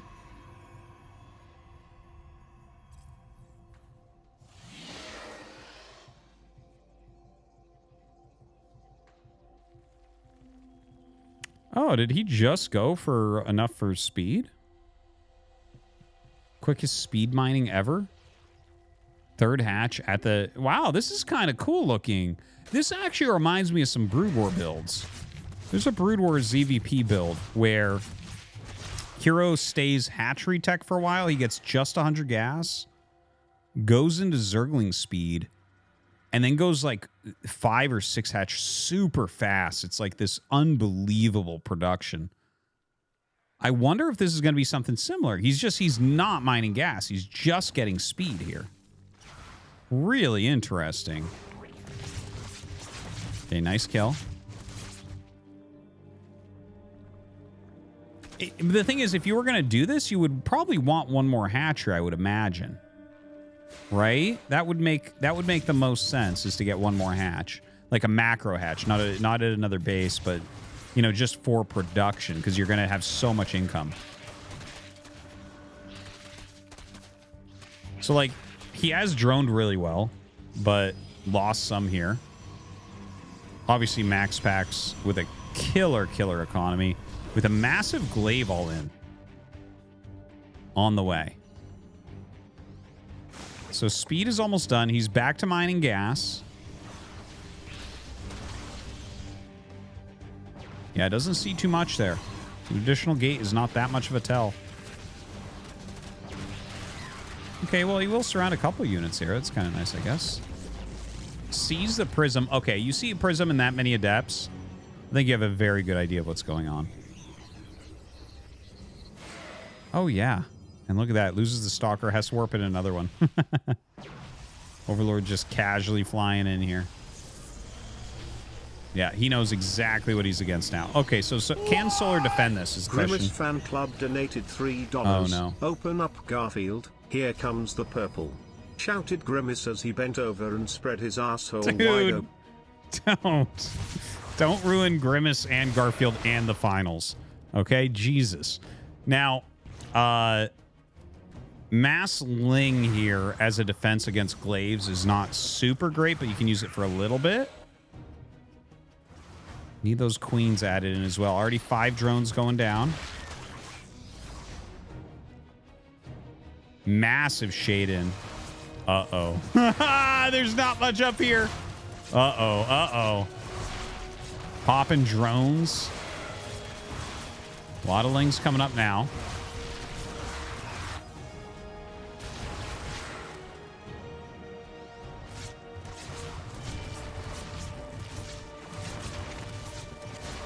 Yeah, the Adept Harass doing a fantastic job here. The third Nexus is on the way, and he is going for those immortals. Which is like much more normal. I don't want to shit on Trap, but those games we saw from Trap earlier, I'm still thinking about them. And the way, like, for instance, he had a game that kind of looked a little bit like this, not as quite as effective. But then, like, he didn't go immortals. Right? And it was like, huh, that's kind of interesting. Okay.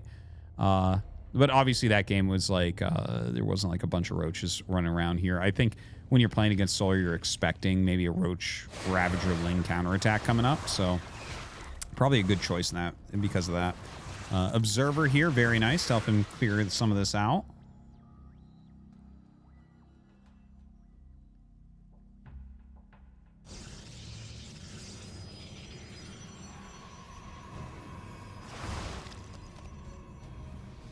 All right, double immortal in a prism.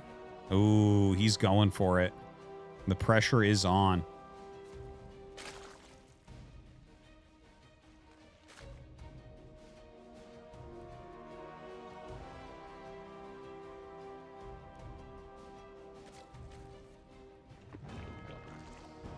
Dude, that is a lot of adepts. Of course, the Ravagers may want to try to find a way to bile that shuttle, that prism. It turns into warp mode. Okay, finish. Oh, Jesus. Nothing was there. He found a completely open area. And now look at this. The Immortal's going to take out this spine. Shades out. Can absolutely save this as well. Continue the harassment from the other side. Damn, man. Max Packs crushing this game. Solar's, you know, still trying to fight. I feel like his economy is not all that great. His tech is not all that great. Really feels like Max Packs is in control of the game now.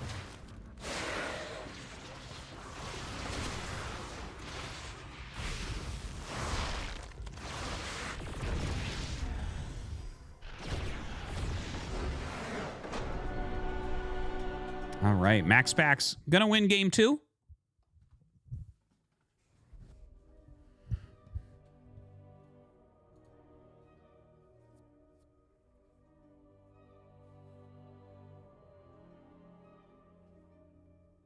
It was clean. It was good. Very well played. Fan Club donated $3. Open up, Garfield. Here comes the purple. Shouted Grimace as he bent over and spread his asshole wide open with both hands. Garfield closed his eyes preparing for the purple fart to hit his face. But it wasn't a fart that came out. It was purple. I don't even want to know what it was that came out.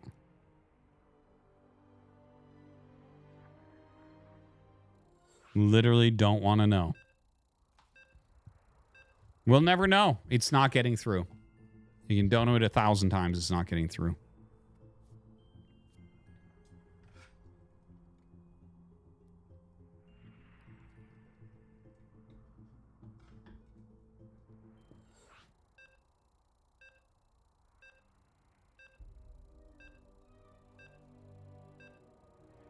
All right, guys. Here we go.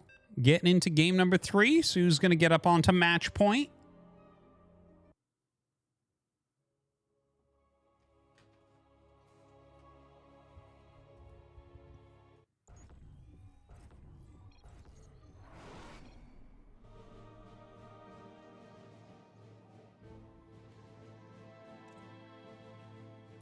All right, we have Max Packs in the top left, and in the bottom right, we have Solar. The map going to be Site Delta. And here comes that hatchery blocking probe.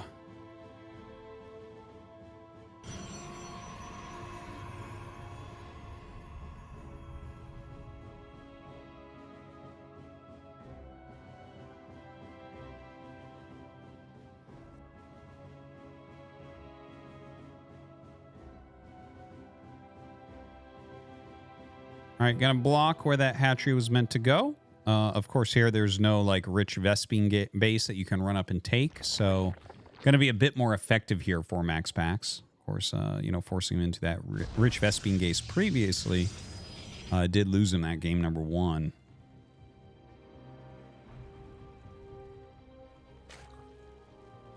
So Max Packs gonna continue his scouting, and we wait for a little bit here. Anonymous donated $3. Purple Brew Crew. Purple Brew Crew. Purple Brew Crew. Purple Brew Crew. Purple Brew Crew. There's no purple gas on this map, so I don't know why we're still talking about Grimace this. Spread his ass cheeks, showering Artosis with his vicious Tunga 111 cheered. X300 Hello Artie. Yo. Did you know that denying a service or product that has already been paid for is in some cases considered theft and is punishable by litigation? When you skip donos, you are in some ways engaging in this sort of activity. What do you think the Supreme Court justices would do if I showed them several hundred instances of you doing this? Purple Grimace Cum donated $3. It was me. Oh my god. Well, at least it passes the time until the cybernetics core is done. Anonymous donated $3. Hello Artie. Yo. Did you know that denying a service or product that has already been paid for is in some cases considered theft and is punishable by litigation? Okay. When you skip donos, you are in some ways engaging in getting violently shit on. Oh my god. Okay, anyways, we'll play the rest later. We are getting into this game. We have the Stargate on the way. And we have speed on the way.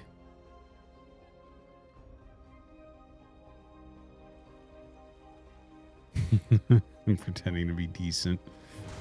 Oh my.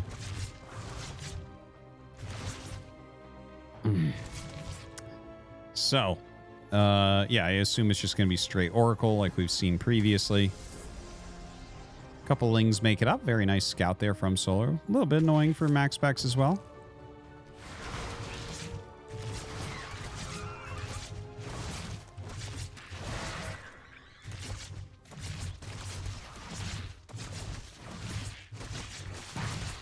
Yeah, pretty decent.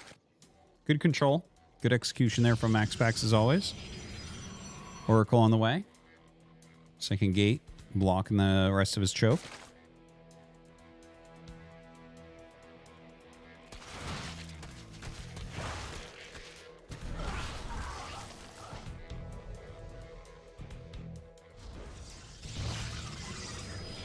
Third Nexus coming up. Oracle actually has used a lot of its energy here, so there might be a little potential for these 5-6 links, right? Because there's only a single Adept.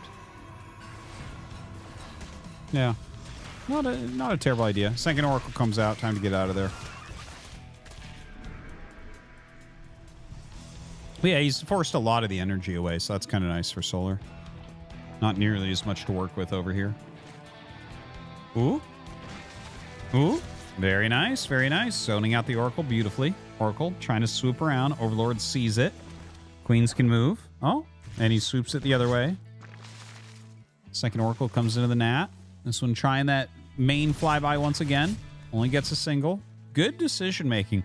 Good pokes here from MaxPax trying to find ways in, but Solar is really, really on top of where these Oracles are. Great attention to detail on this defense. Superb.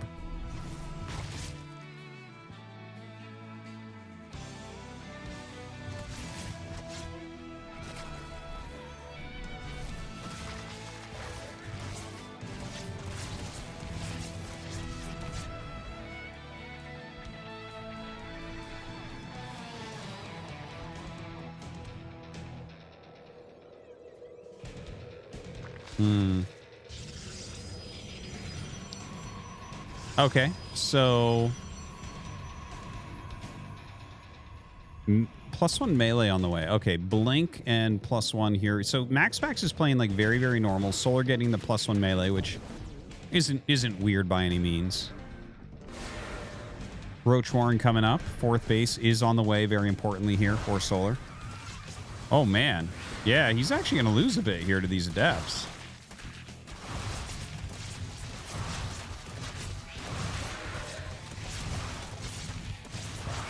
Yeah, really, really good optimization there as well. You'll notice that after a couple volleys, he only grabbed 2 Adepts to target drones and let the other ones just fight what they wanted. Instead of just continually, you know, right-clicking with the whole group. Very nice. 12 drones killed. Definitely a nice big advantage here.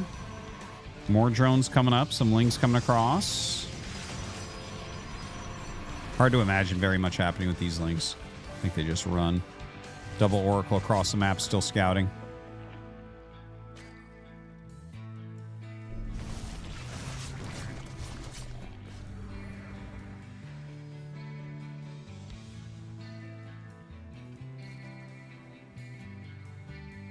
I did end up losing an Oracle. Dude, 21 drones killed. That's pretty fucking insane. I would say that the odds of him killing him with the blink push is pretty damn high at this point. Now, we've seen some very good defense from Solar today with this. He's going to have +1 melee as well. So that's good stuff. Kind of funny he got this thing at Forge, by the way. We don't normally see that anymore. I actually wonder what got him to make that decision to add the second Forge. I actually don't know. Maybe it was the Evo? I don't think so, though. Not really sure. Might have just been the amount of drone damage he got that he felt like he should go into a second one. Either way, fourth Nexus is on the way. He's starting to move out. He did remake an Oracle as well to make sure he has some stasis wards to fall back into. And I think that this looks just beautiful for MaxPax. I think he's going to be able to go up 2-1 here.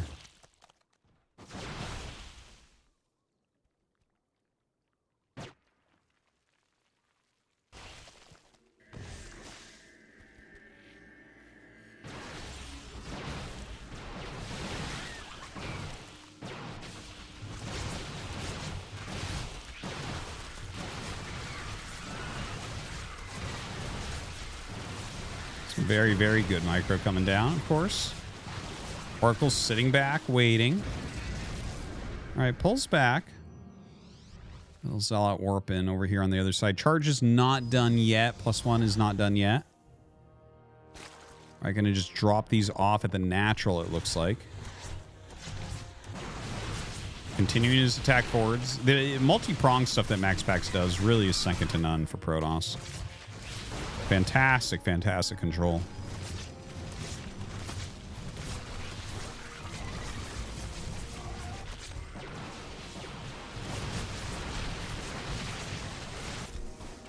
Look at this, man. He's everywhere. He's absolutely everywhere. Just insane. My God. All right, MaxPax goes up 2-1. Really, really impressive. I mean, when you get 21 drones, though, it's always going to look really, really good. So we'll be going into the next game.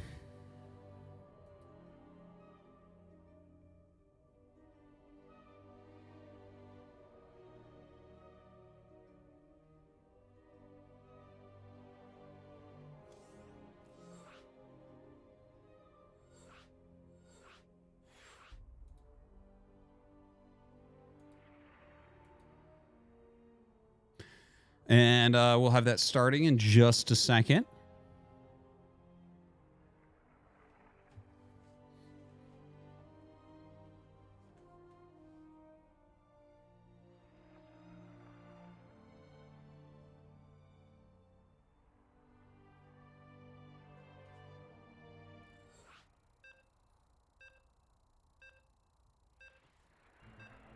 All right, guys, here we go. Game number 4. Get yourselves ready. Might be the last game of the night. We'll see. And here we go. Oh, fuck. Wrong window. Sorry. Here we go.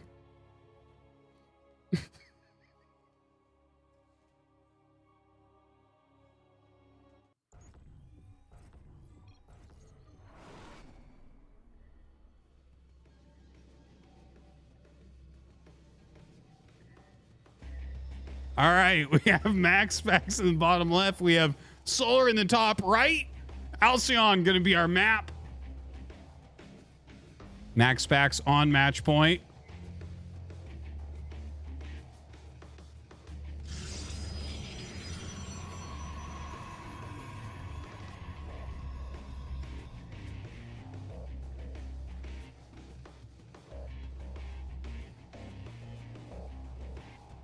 And here comes the probe. Guys, stop reading chat. I would like for everyone to just pay attention to the game. Stop typing in chat. Stop reading chat. And let's pay attention to this beautiful finals. Thank you very much.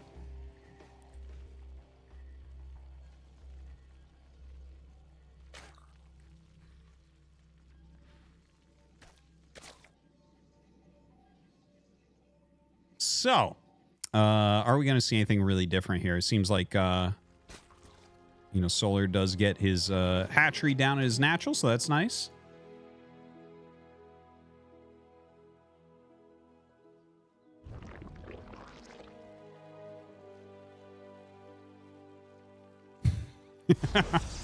Guys, if you don't pay attention, you won't see the cybernetics core start up and then know that we still have another minute before the Stargate gets started.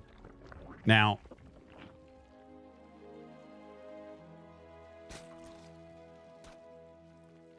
let's see here.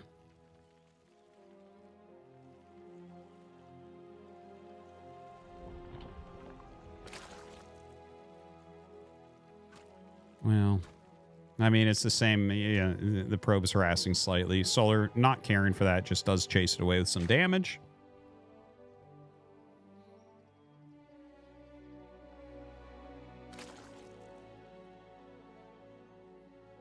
And this are Brood War and StarCraft 2. Has anyone reached MaxPax's level at the age of 19? Yes, and earlier. No, it's truly remarkable how good MaxPax is. But he doesn't show up to any of the tournaments that really truly matter, which is too bad. And again, to each his own. But if you're not going to show up to LANs, it does. You're very good online, but that's not. We can't measure things like that, The real test is showing up at a LAN and doing it in front of people. Yeah, he's a fucking great player, man. If I was playing actively, I would study his play all the time. as a Protoss.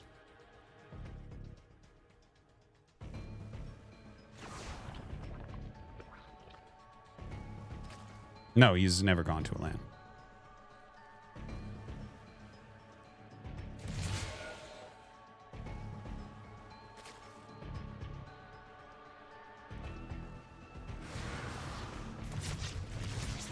All right, little shade in with the 2 adepts. Let's see what he gets done. Now this is a pretty deep shade in. So he's killing a few lings, but this is not that successful. Gets out of there. Okay, one's very red. That was not the greatest shade, but at least he doesn't lose them.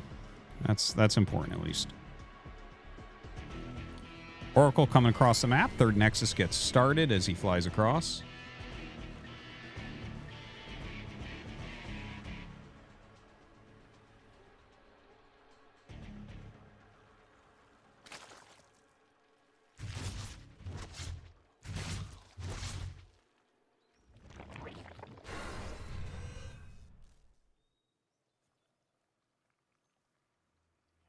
Oracle's not finding anything yet. Okay, shades into the side here. Woo! That drone! Get him! Get him, Max Pax! He got him. All right, Oracle flies into that main.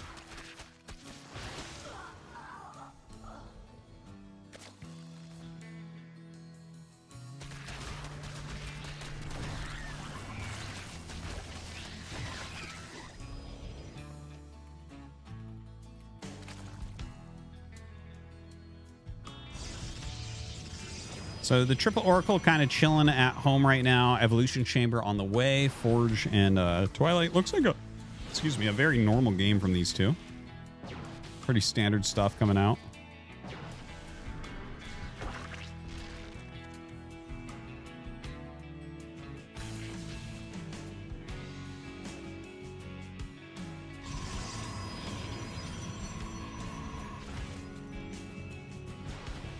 The Ling's doing, like, trying to get some damage here. Not really finding it, though, unfortunately.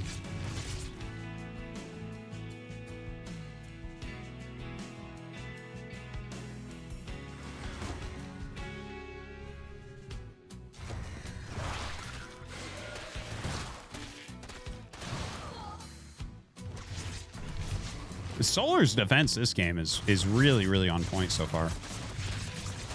Dude, look at that. Just traps fucking everything. Only 2 drones lost. Insanely well done from Solar. Insanely well done. He definitely has a bit of an edge right now. You know, not something that's unplayable or easy to bring to a victory, but like right now, Solar is definitely defending everything like as closely to perfect, I think, as you really realistically can. All right, little stop position here on the probes, trying to get those things to not deal as much damage as they would otherwise, considering there's so few units here. Dude, Solar is putting out a magnificent game. He is really putting out a good game right now.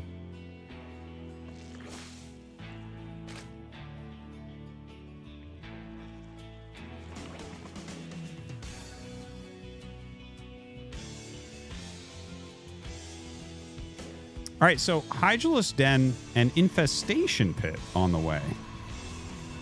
That's interesting. Is he going to... I think what we're going to see here is he's going to go towards Lurker and very quick Hive. So I think it's going to be very similar to the one game we saw from Solar against Estrella, where he just had to defend the Blink Stalkers for a while and then get into the really heavy Lurker comp, which just completely can destroy them, right? Now, Max Pax is a step up from Estrella, online, so that's, we'll see if he's caught in such a way. But right now, it's just actually Ling Hydra being produced, which is like okay. Ling Hydra actually is an okay comp. There you go. There's the Lurker Den.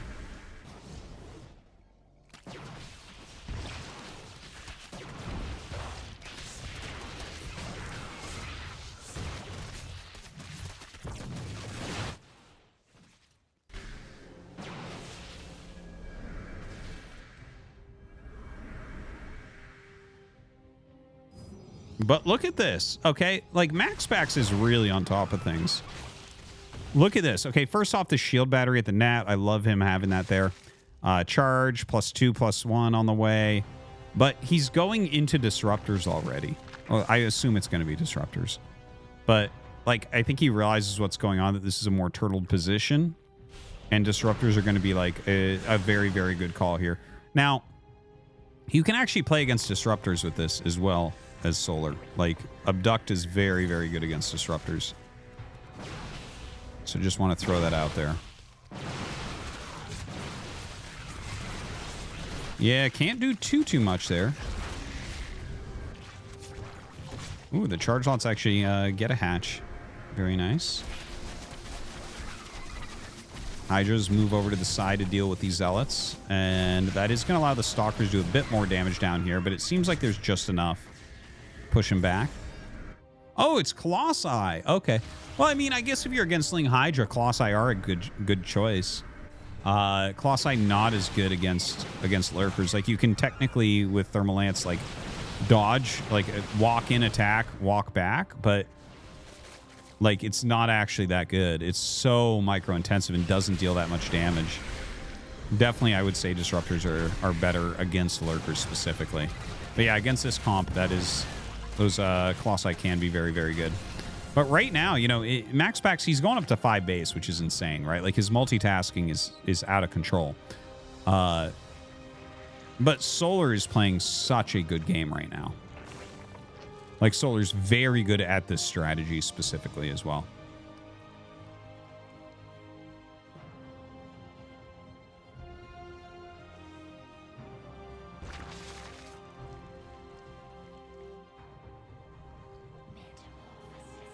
It seems like he missed it. It's a lot of damage to miss on the side of your base. All right, the heavy lurker comp moving forward now. Second robo coming up. All right, he sees those lurkers. And he actually does start the third Colossi. So the second one finished, third one starts, second robo's still making. Like, you, again, if you micro it heavily, it can be utilized in this situation. But I would argue that it's even worse against Abduct. Oh, he starts another robo even. But yeah, okay, he's going to add some Immortals. So it seems like he just wants to make an army that can just fucking blast everything. But I do think that, you know, if you make like 3-4 Vipers here and you keep them high energy, you should be able to crush MaxPax's attack. Or pick apart his defense, either one. Oof. A lot of Zealots up here, hitting that fourth base. And MaxPax does send his Zealots from the top mid, like 12 o'clock that we had him on before. So those are trying to hit elsewhere. Look at this. What a nice snipe. Maybe that was part of why you wanted those Colossi. That was really nice.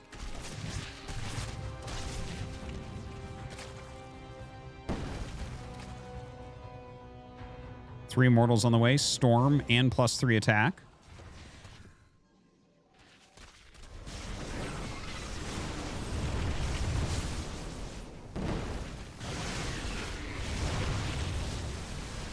Oof. All right, well, you can see he does put out a lot of damage right there. Oh, my God. Those Lurker Spines killed just about everything. Loses multiple High Templar as well. His gold base going to fall, bring him down to 4 bases now. There are still units across the map dealing damage, though, to Solar. Both of them very high near max supply.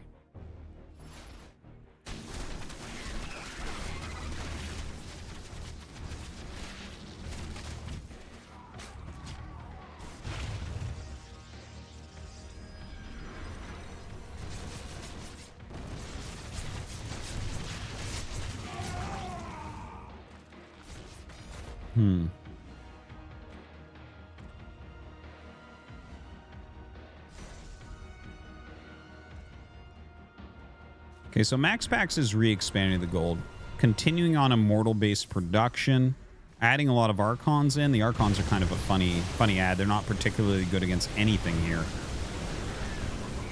They do have high health.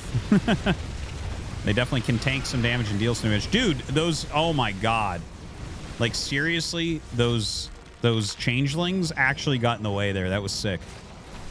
Right, huge Zealot warping in the main base. Gonna be able to take out the Lurker Den. Looks like he picks up and then re-drops when he sees only lings coming up. +3, +2, he's able to just carve those lings.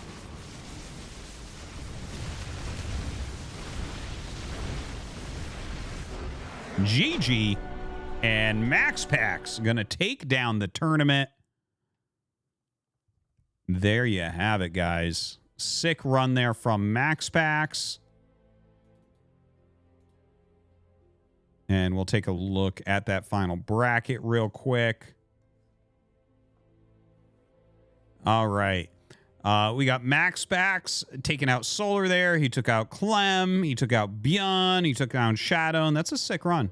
Solar had a good run, too. Solar took out Sue, Estrella, Hero to get there.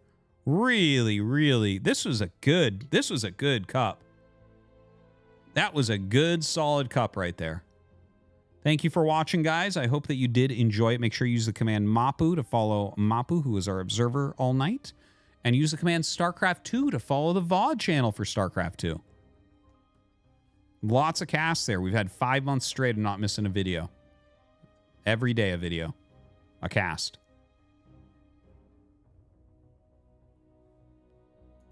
/1467 cheered. X300, oh my god, queens are so boring. Artie, if you could redesign Zerg in StarCraft 2, would you rework Zerg from the ground up to be playable without queens? They are such a boring unit, a catch-all that does everything early game for Zerg. Reaper harass? Mass queens.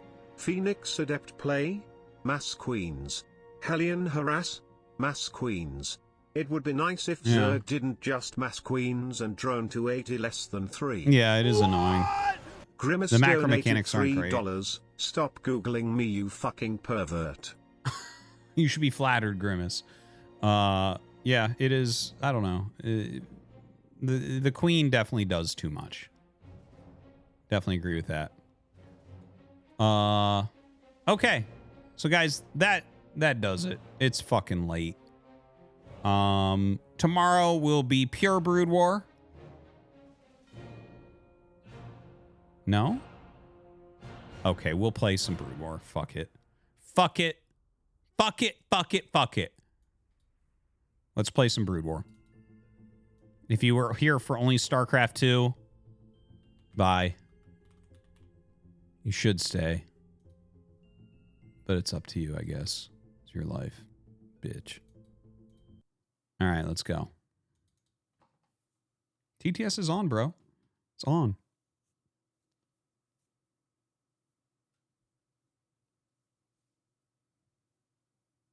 What?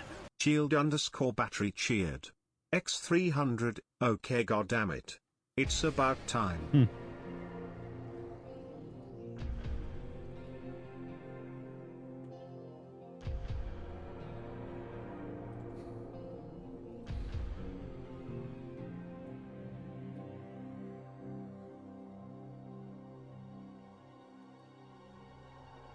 Fuck it, let's play some Brood War. That is what I want to hear. Words from your boy Goku from the second world. Haha, hey, hey, X.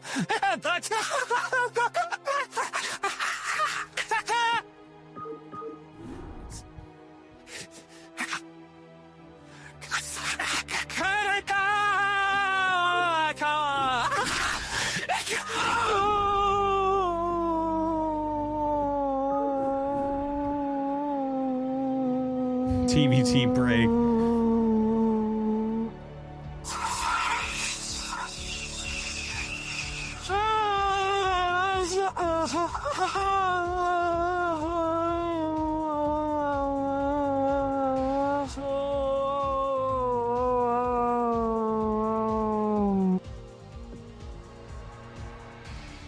That was a good cup, actually. Super Patar just resubscribed for 5 months. Let's play some Brood War. Normally I would be... Thank you.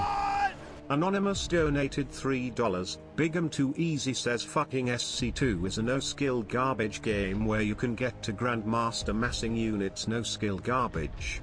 It's just the age we live in. People who play StarCraft 2 are fucking unskilled human garbage. Get the fuck out of my Artosis games. Damn.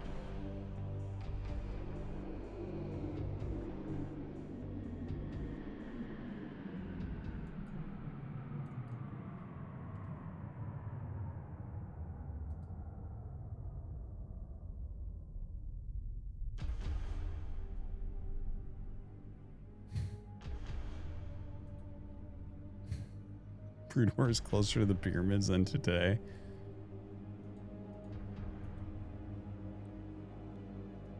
We wouldn't want to hate on gamers that play another RTS, would we now? Yes, Todd, we would.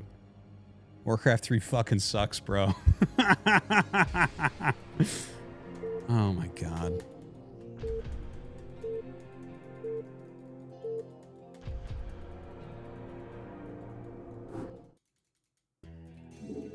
Not enough minerals.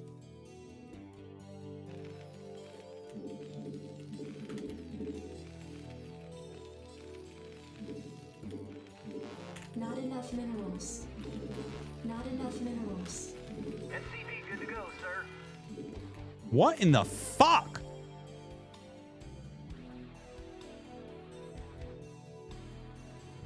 I have a feeling this is a drop hacker.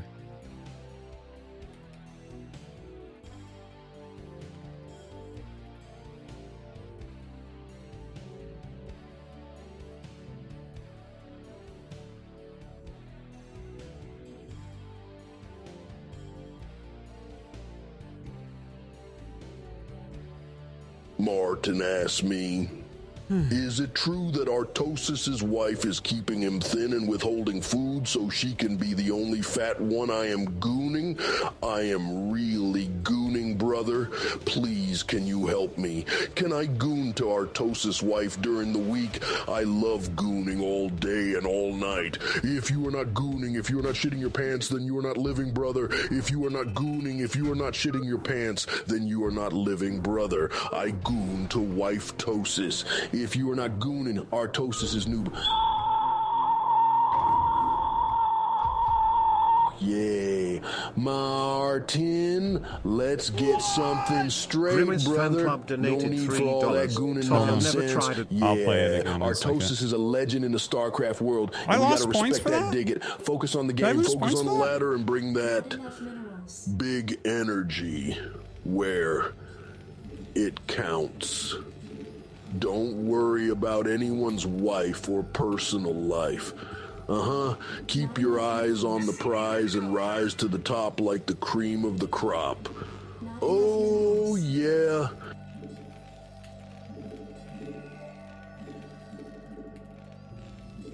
Not enough minerals. Your Honor, my client had no way of Well, knowing I'll the play the streamer would Grimace thing in a consider second. brown brew to be something foul. If his degenerate mind made that assumption on its own, that's his fault and does not justify denying TTS services paid for. Additionally, the moniker diarrhea-filled bathtub. Being shoved up Waluigi's ass may seem to be offensive in some contexts, but how could the streamer have known the context if he didn't even let the dono finish? That is all I have to say for item 467 on to 468. Jesus. Hey guys, it's Wait, Goku. I gotta play this other one. Grimace Fan Club donated $3. Todd had never tried a Grimace shake before. He picked up baby Grimace and began to shake him up and down, up and down, up and down until baby Grimace's brain liquefied and Todd was able to pour it out his ear. Todd then booted Warcraft 3 and drank Grimace. Okay. This is pretty terrible.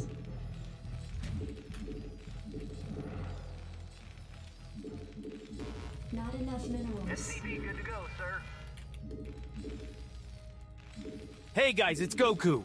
Just giving everyone a quick reminder of what I said before RT cast boring SC2 games that take way too long. So give it to me straight. How many games of BW are we getting after Snore C2 2 games? 3. I know, URT, you always say there should be plenty of BW after ESL. Then you play 2 games and maybe 1 pity game of Protoss and log off.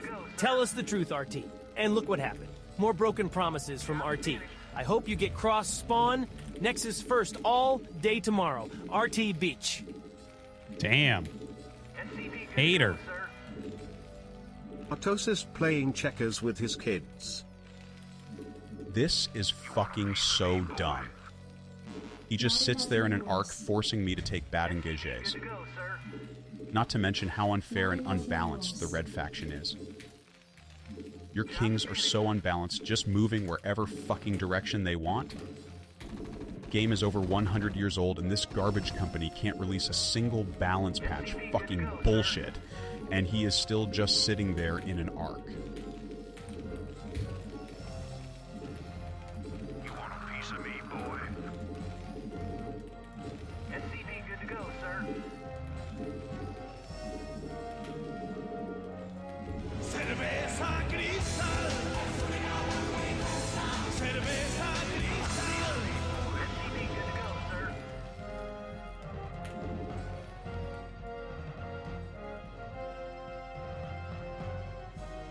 Job finished. SCV good to go, sir. This is gonna be a fucking Nexus first. Cross spawn. You fucking cursed me.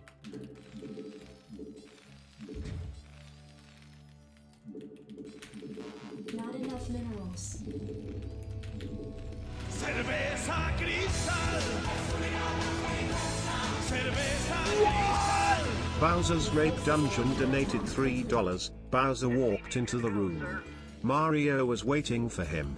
But instead of overalls, there was only a G-string and a BBC-only tattoo on his left ass cheek. He turned around, bent himself over the chair, and spread his arsehole for Bowser's big turtle cock. Hey. Bad. Not enough minerals.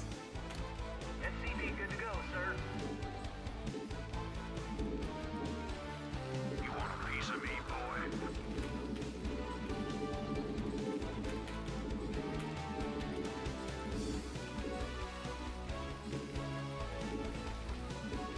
Ready to roll out. Good to go, sir.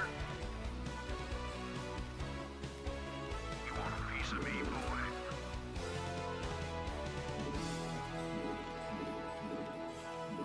Job finished. SCV good to go, sir.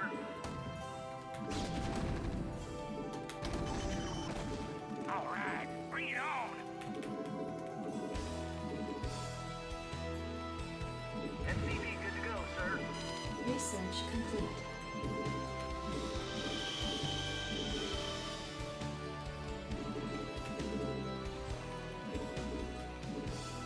SCV good to Forces go, are sir. under attack. Martin underscore cheered.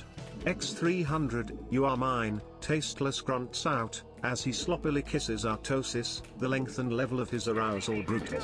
Mine, he swears, as he releases Artosis' mouth, pushing Artosis forward as he yanks Artosis' legs back, one hand hard on Artosis' back, the other gripping Artosis' ass.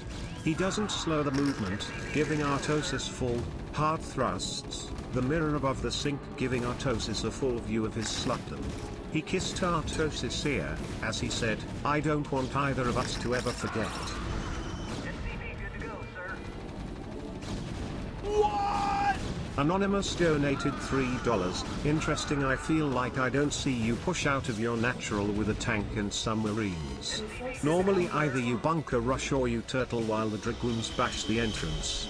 Why did you decide Grimace spread his ass-shitting purple brew into Artosis is Artie's holding a mouth? vanilla log cigar onto the zippers of his pants. Artosis sticks his vanilla log cigar into the hole of a Cheerios cereal. Milk is dripping on the Cheerios as Artosis thrusts the vanilla log cigar into it. This is family friendly. It is okay. SCV good to go, sir. That actually worked?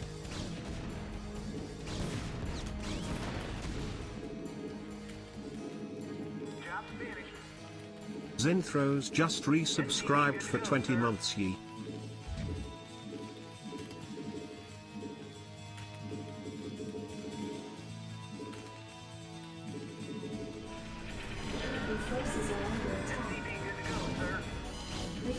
complete.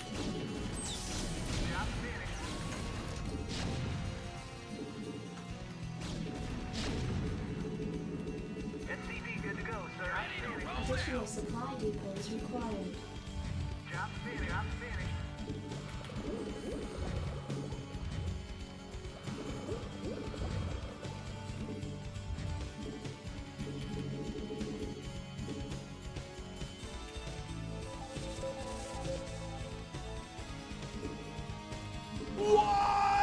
Tynes cheered. X300, Artie, you claim that lockdown is a bad spell. However, can you name a single pro Terran who has ever gone lockdown in ATVZ and then lost that game? I bet you can't do it. Ergo, lockdown has a 100% win rate against Zerg in pro play. Artie, how does it feel being proven to be dumb and bad by a guy in the chat? Family Friendly donated $3. This is family friendly donation. Family friendly dono incoming. No skip required. Grimace spread his family friendly redacted cheeks to spew his purple family friendly brew into Artie's mouth. Artie swished the brew like mouthwash, thoroughly enjoying the taste. Your forces are under attack. Not enough minerals.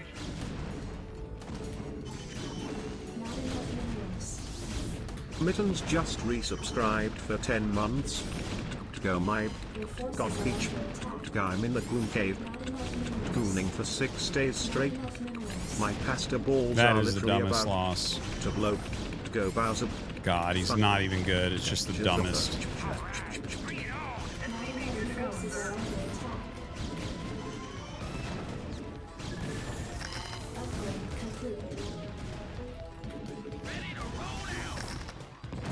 Oh, yeah. Fuck this shit. Why did I stay on and play? Why did I do it?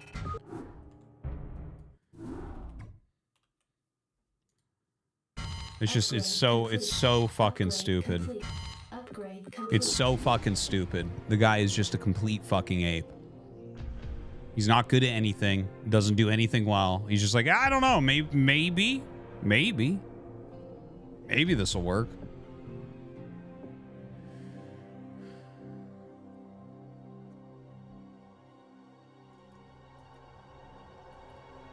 Fuck this shit. Fuck this game. Fuck you guys. StarCraft 2 is a better game than StarCraft 1.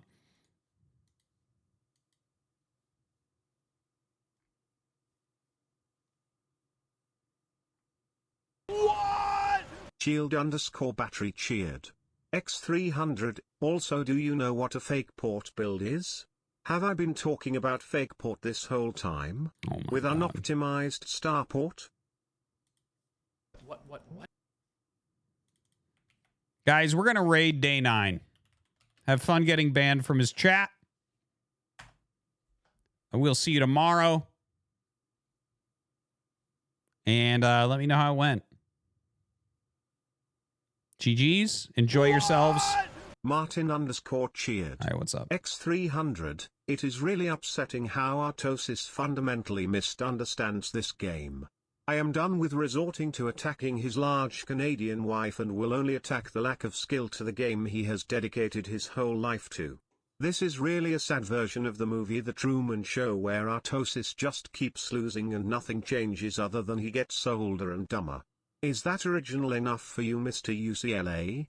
Artosis is so bad at the single thing he has dedicated his life to. Anonymous donated $3. StarCraft 2 is a better game than StarCraft Brood War. StarCraft 2 ladder stream when? StarCraft 2 is a better game than StarCraft Brood War. StarCraft 2 ladder stream when? StarCraft 2 is a better game than StarCraft Brood War. Okay, guys, we'll see you tomorrow. Thanks for watching. See you then.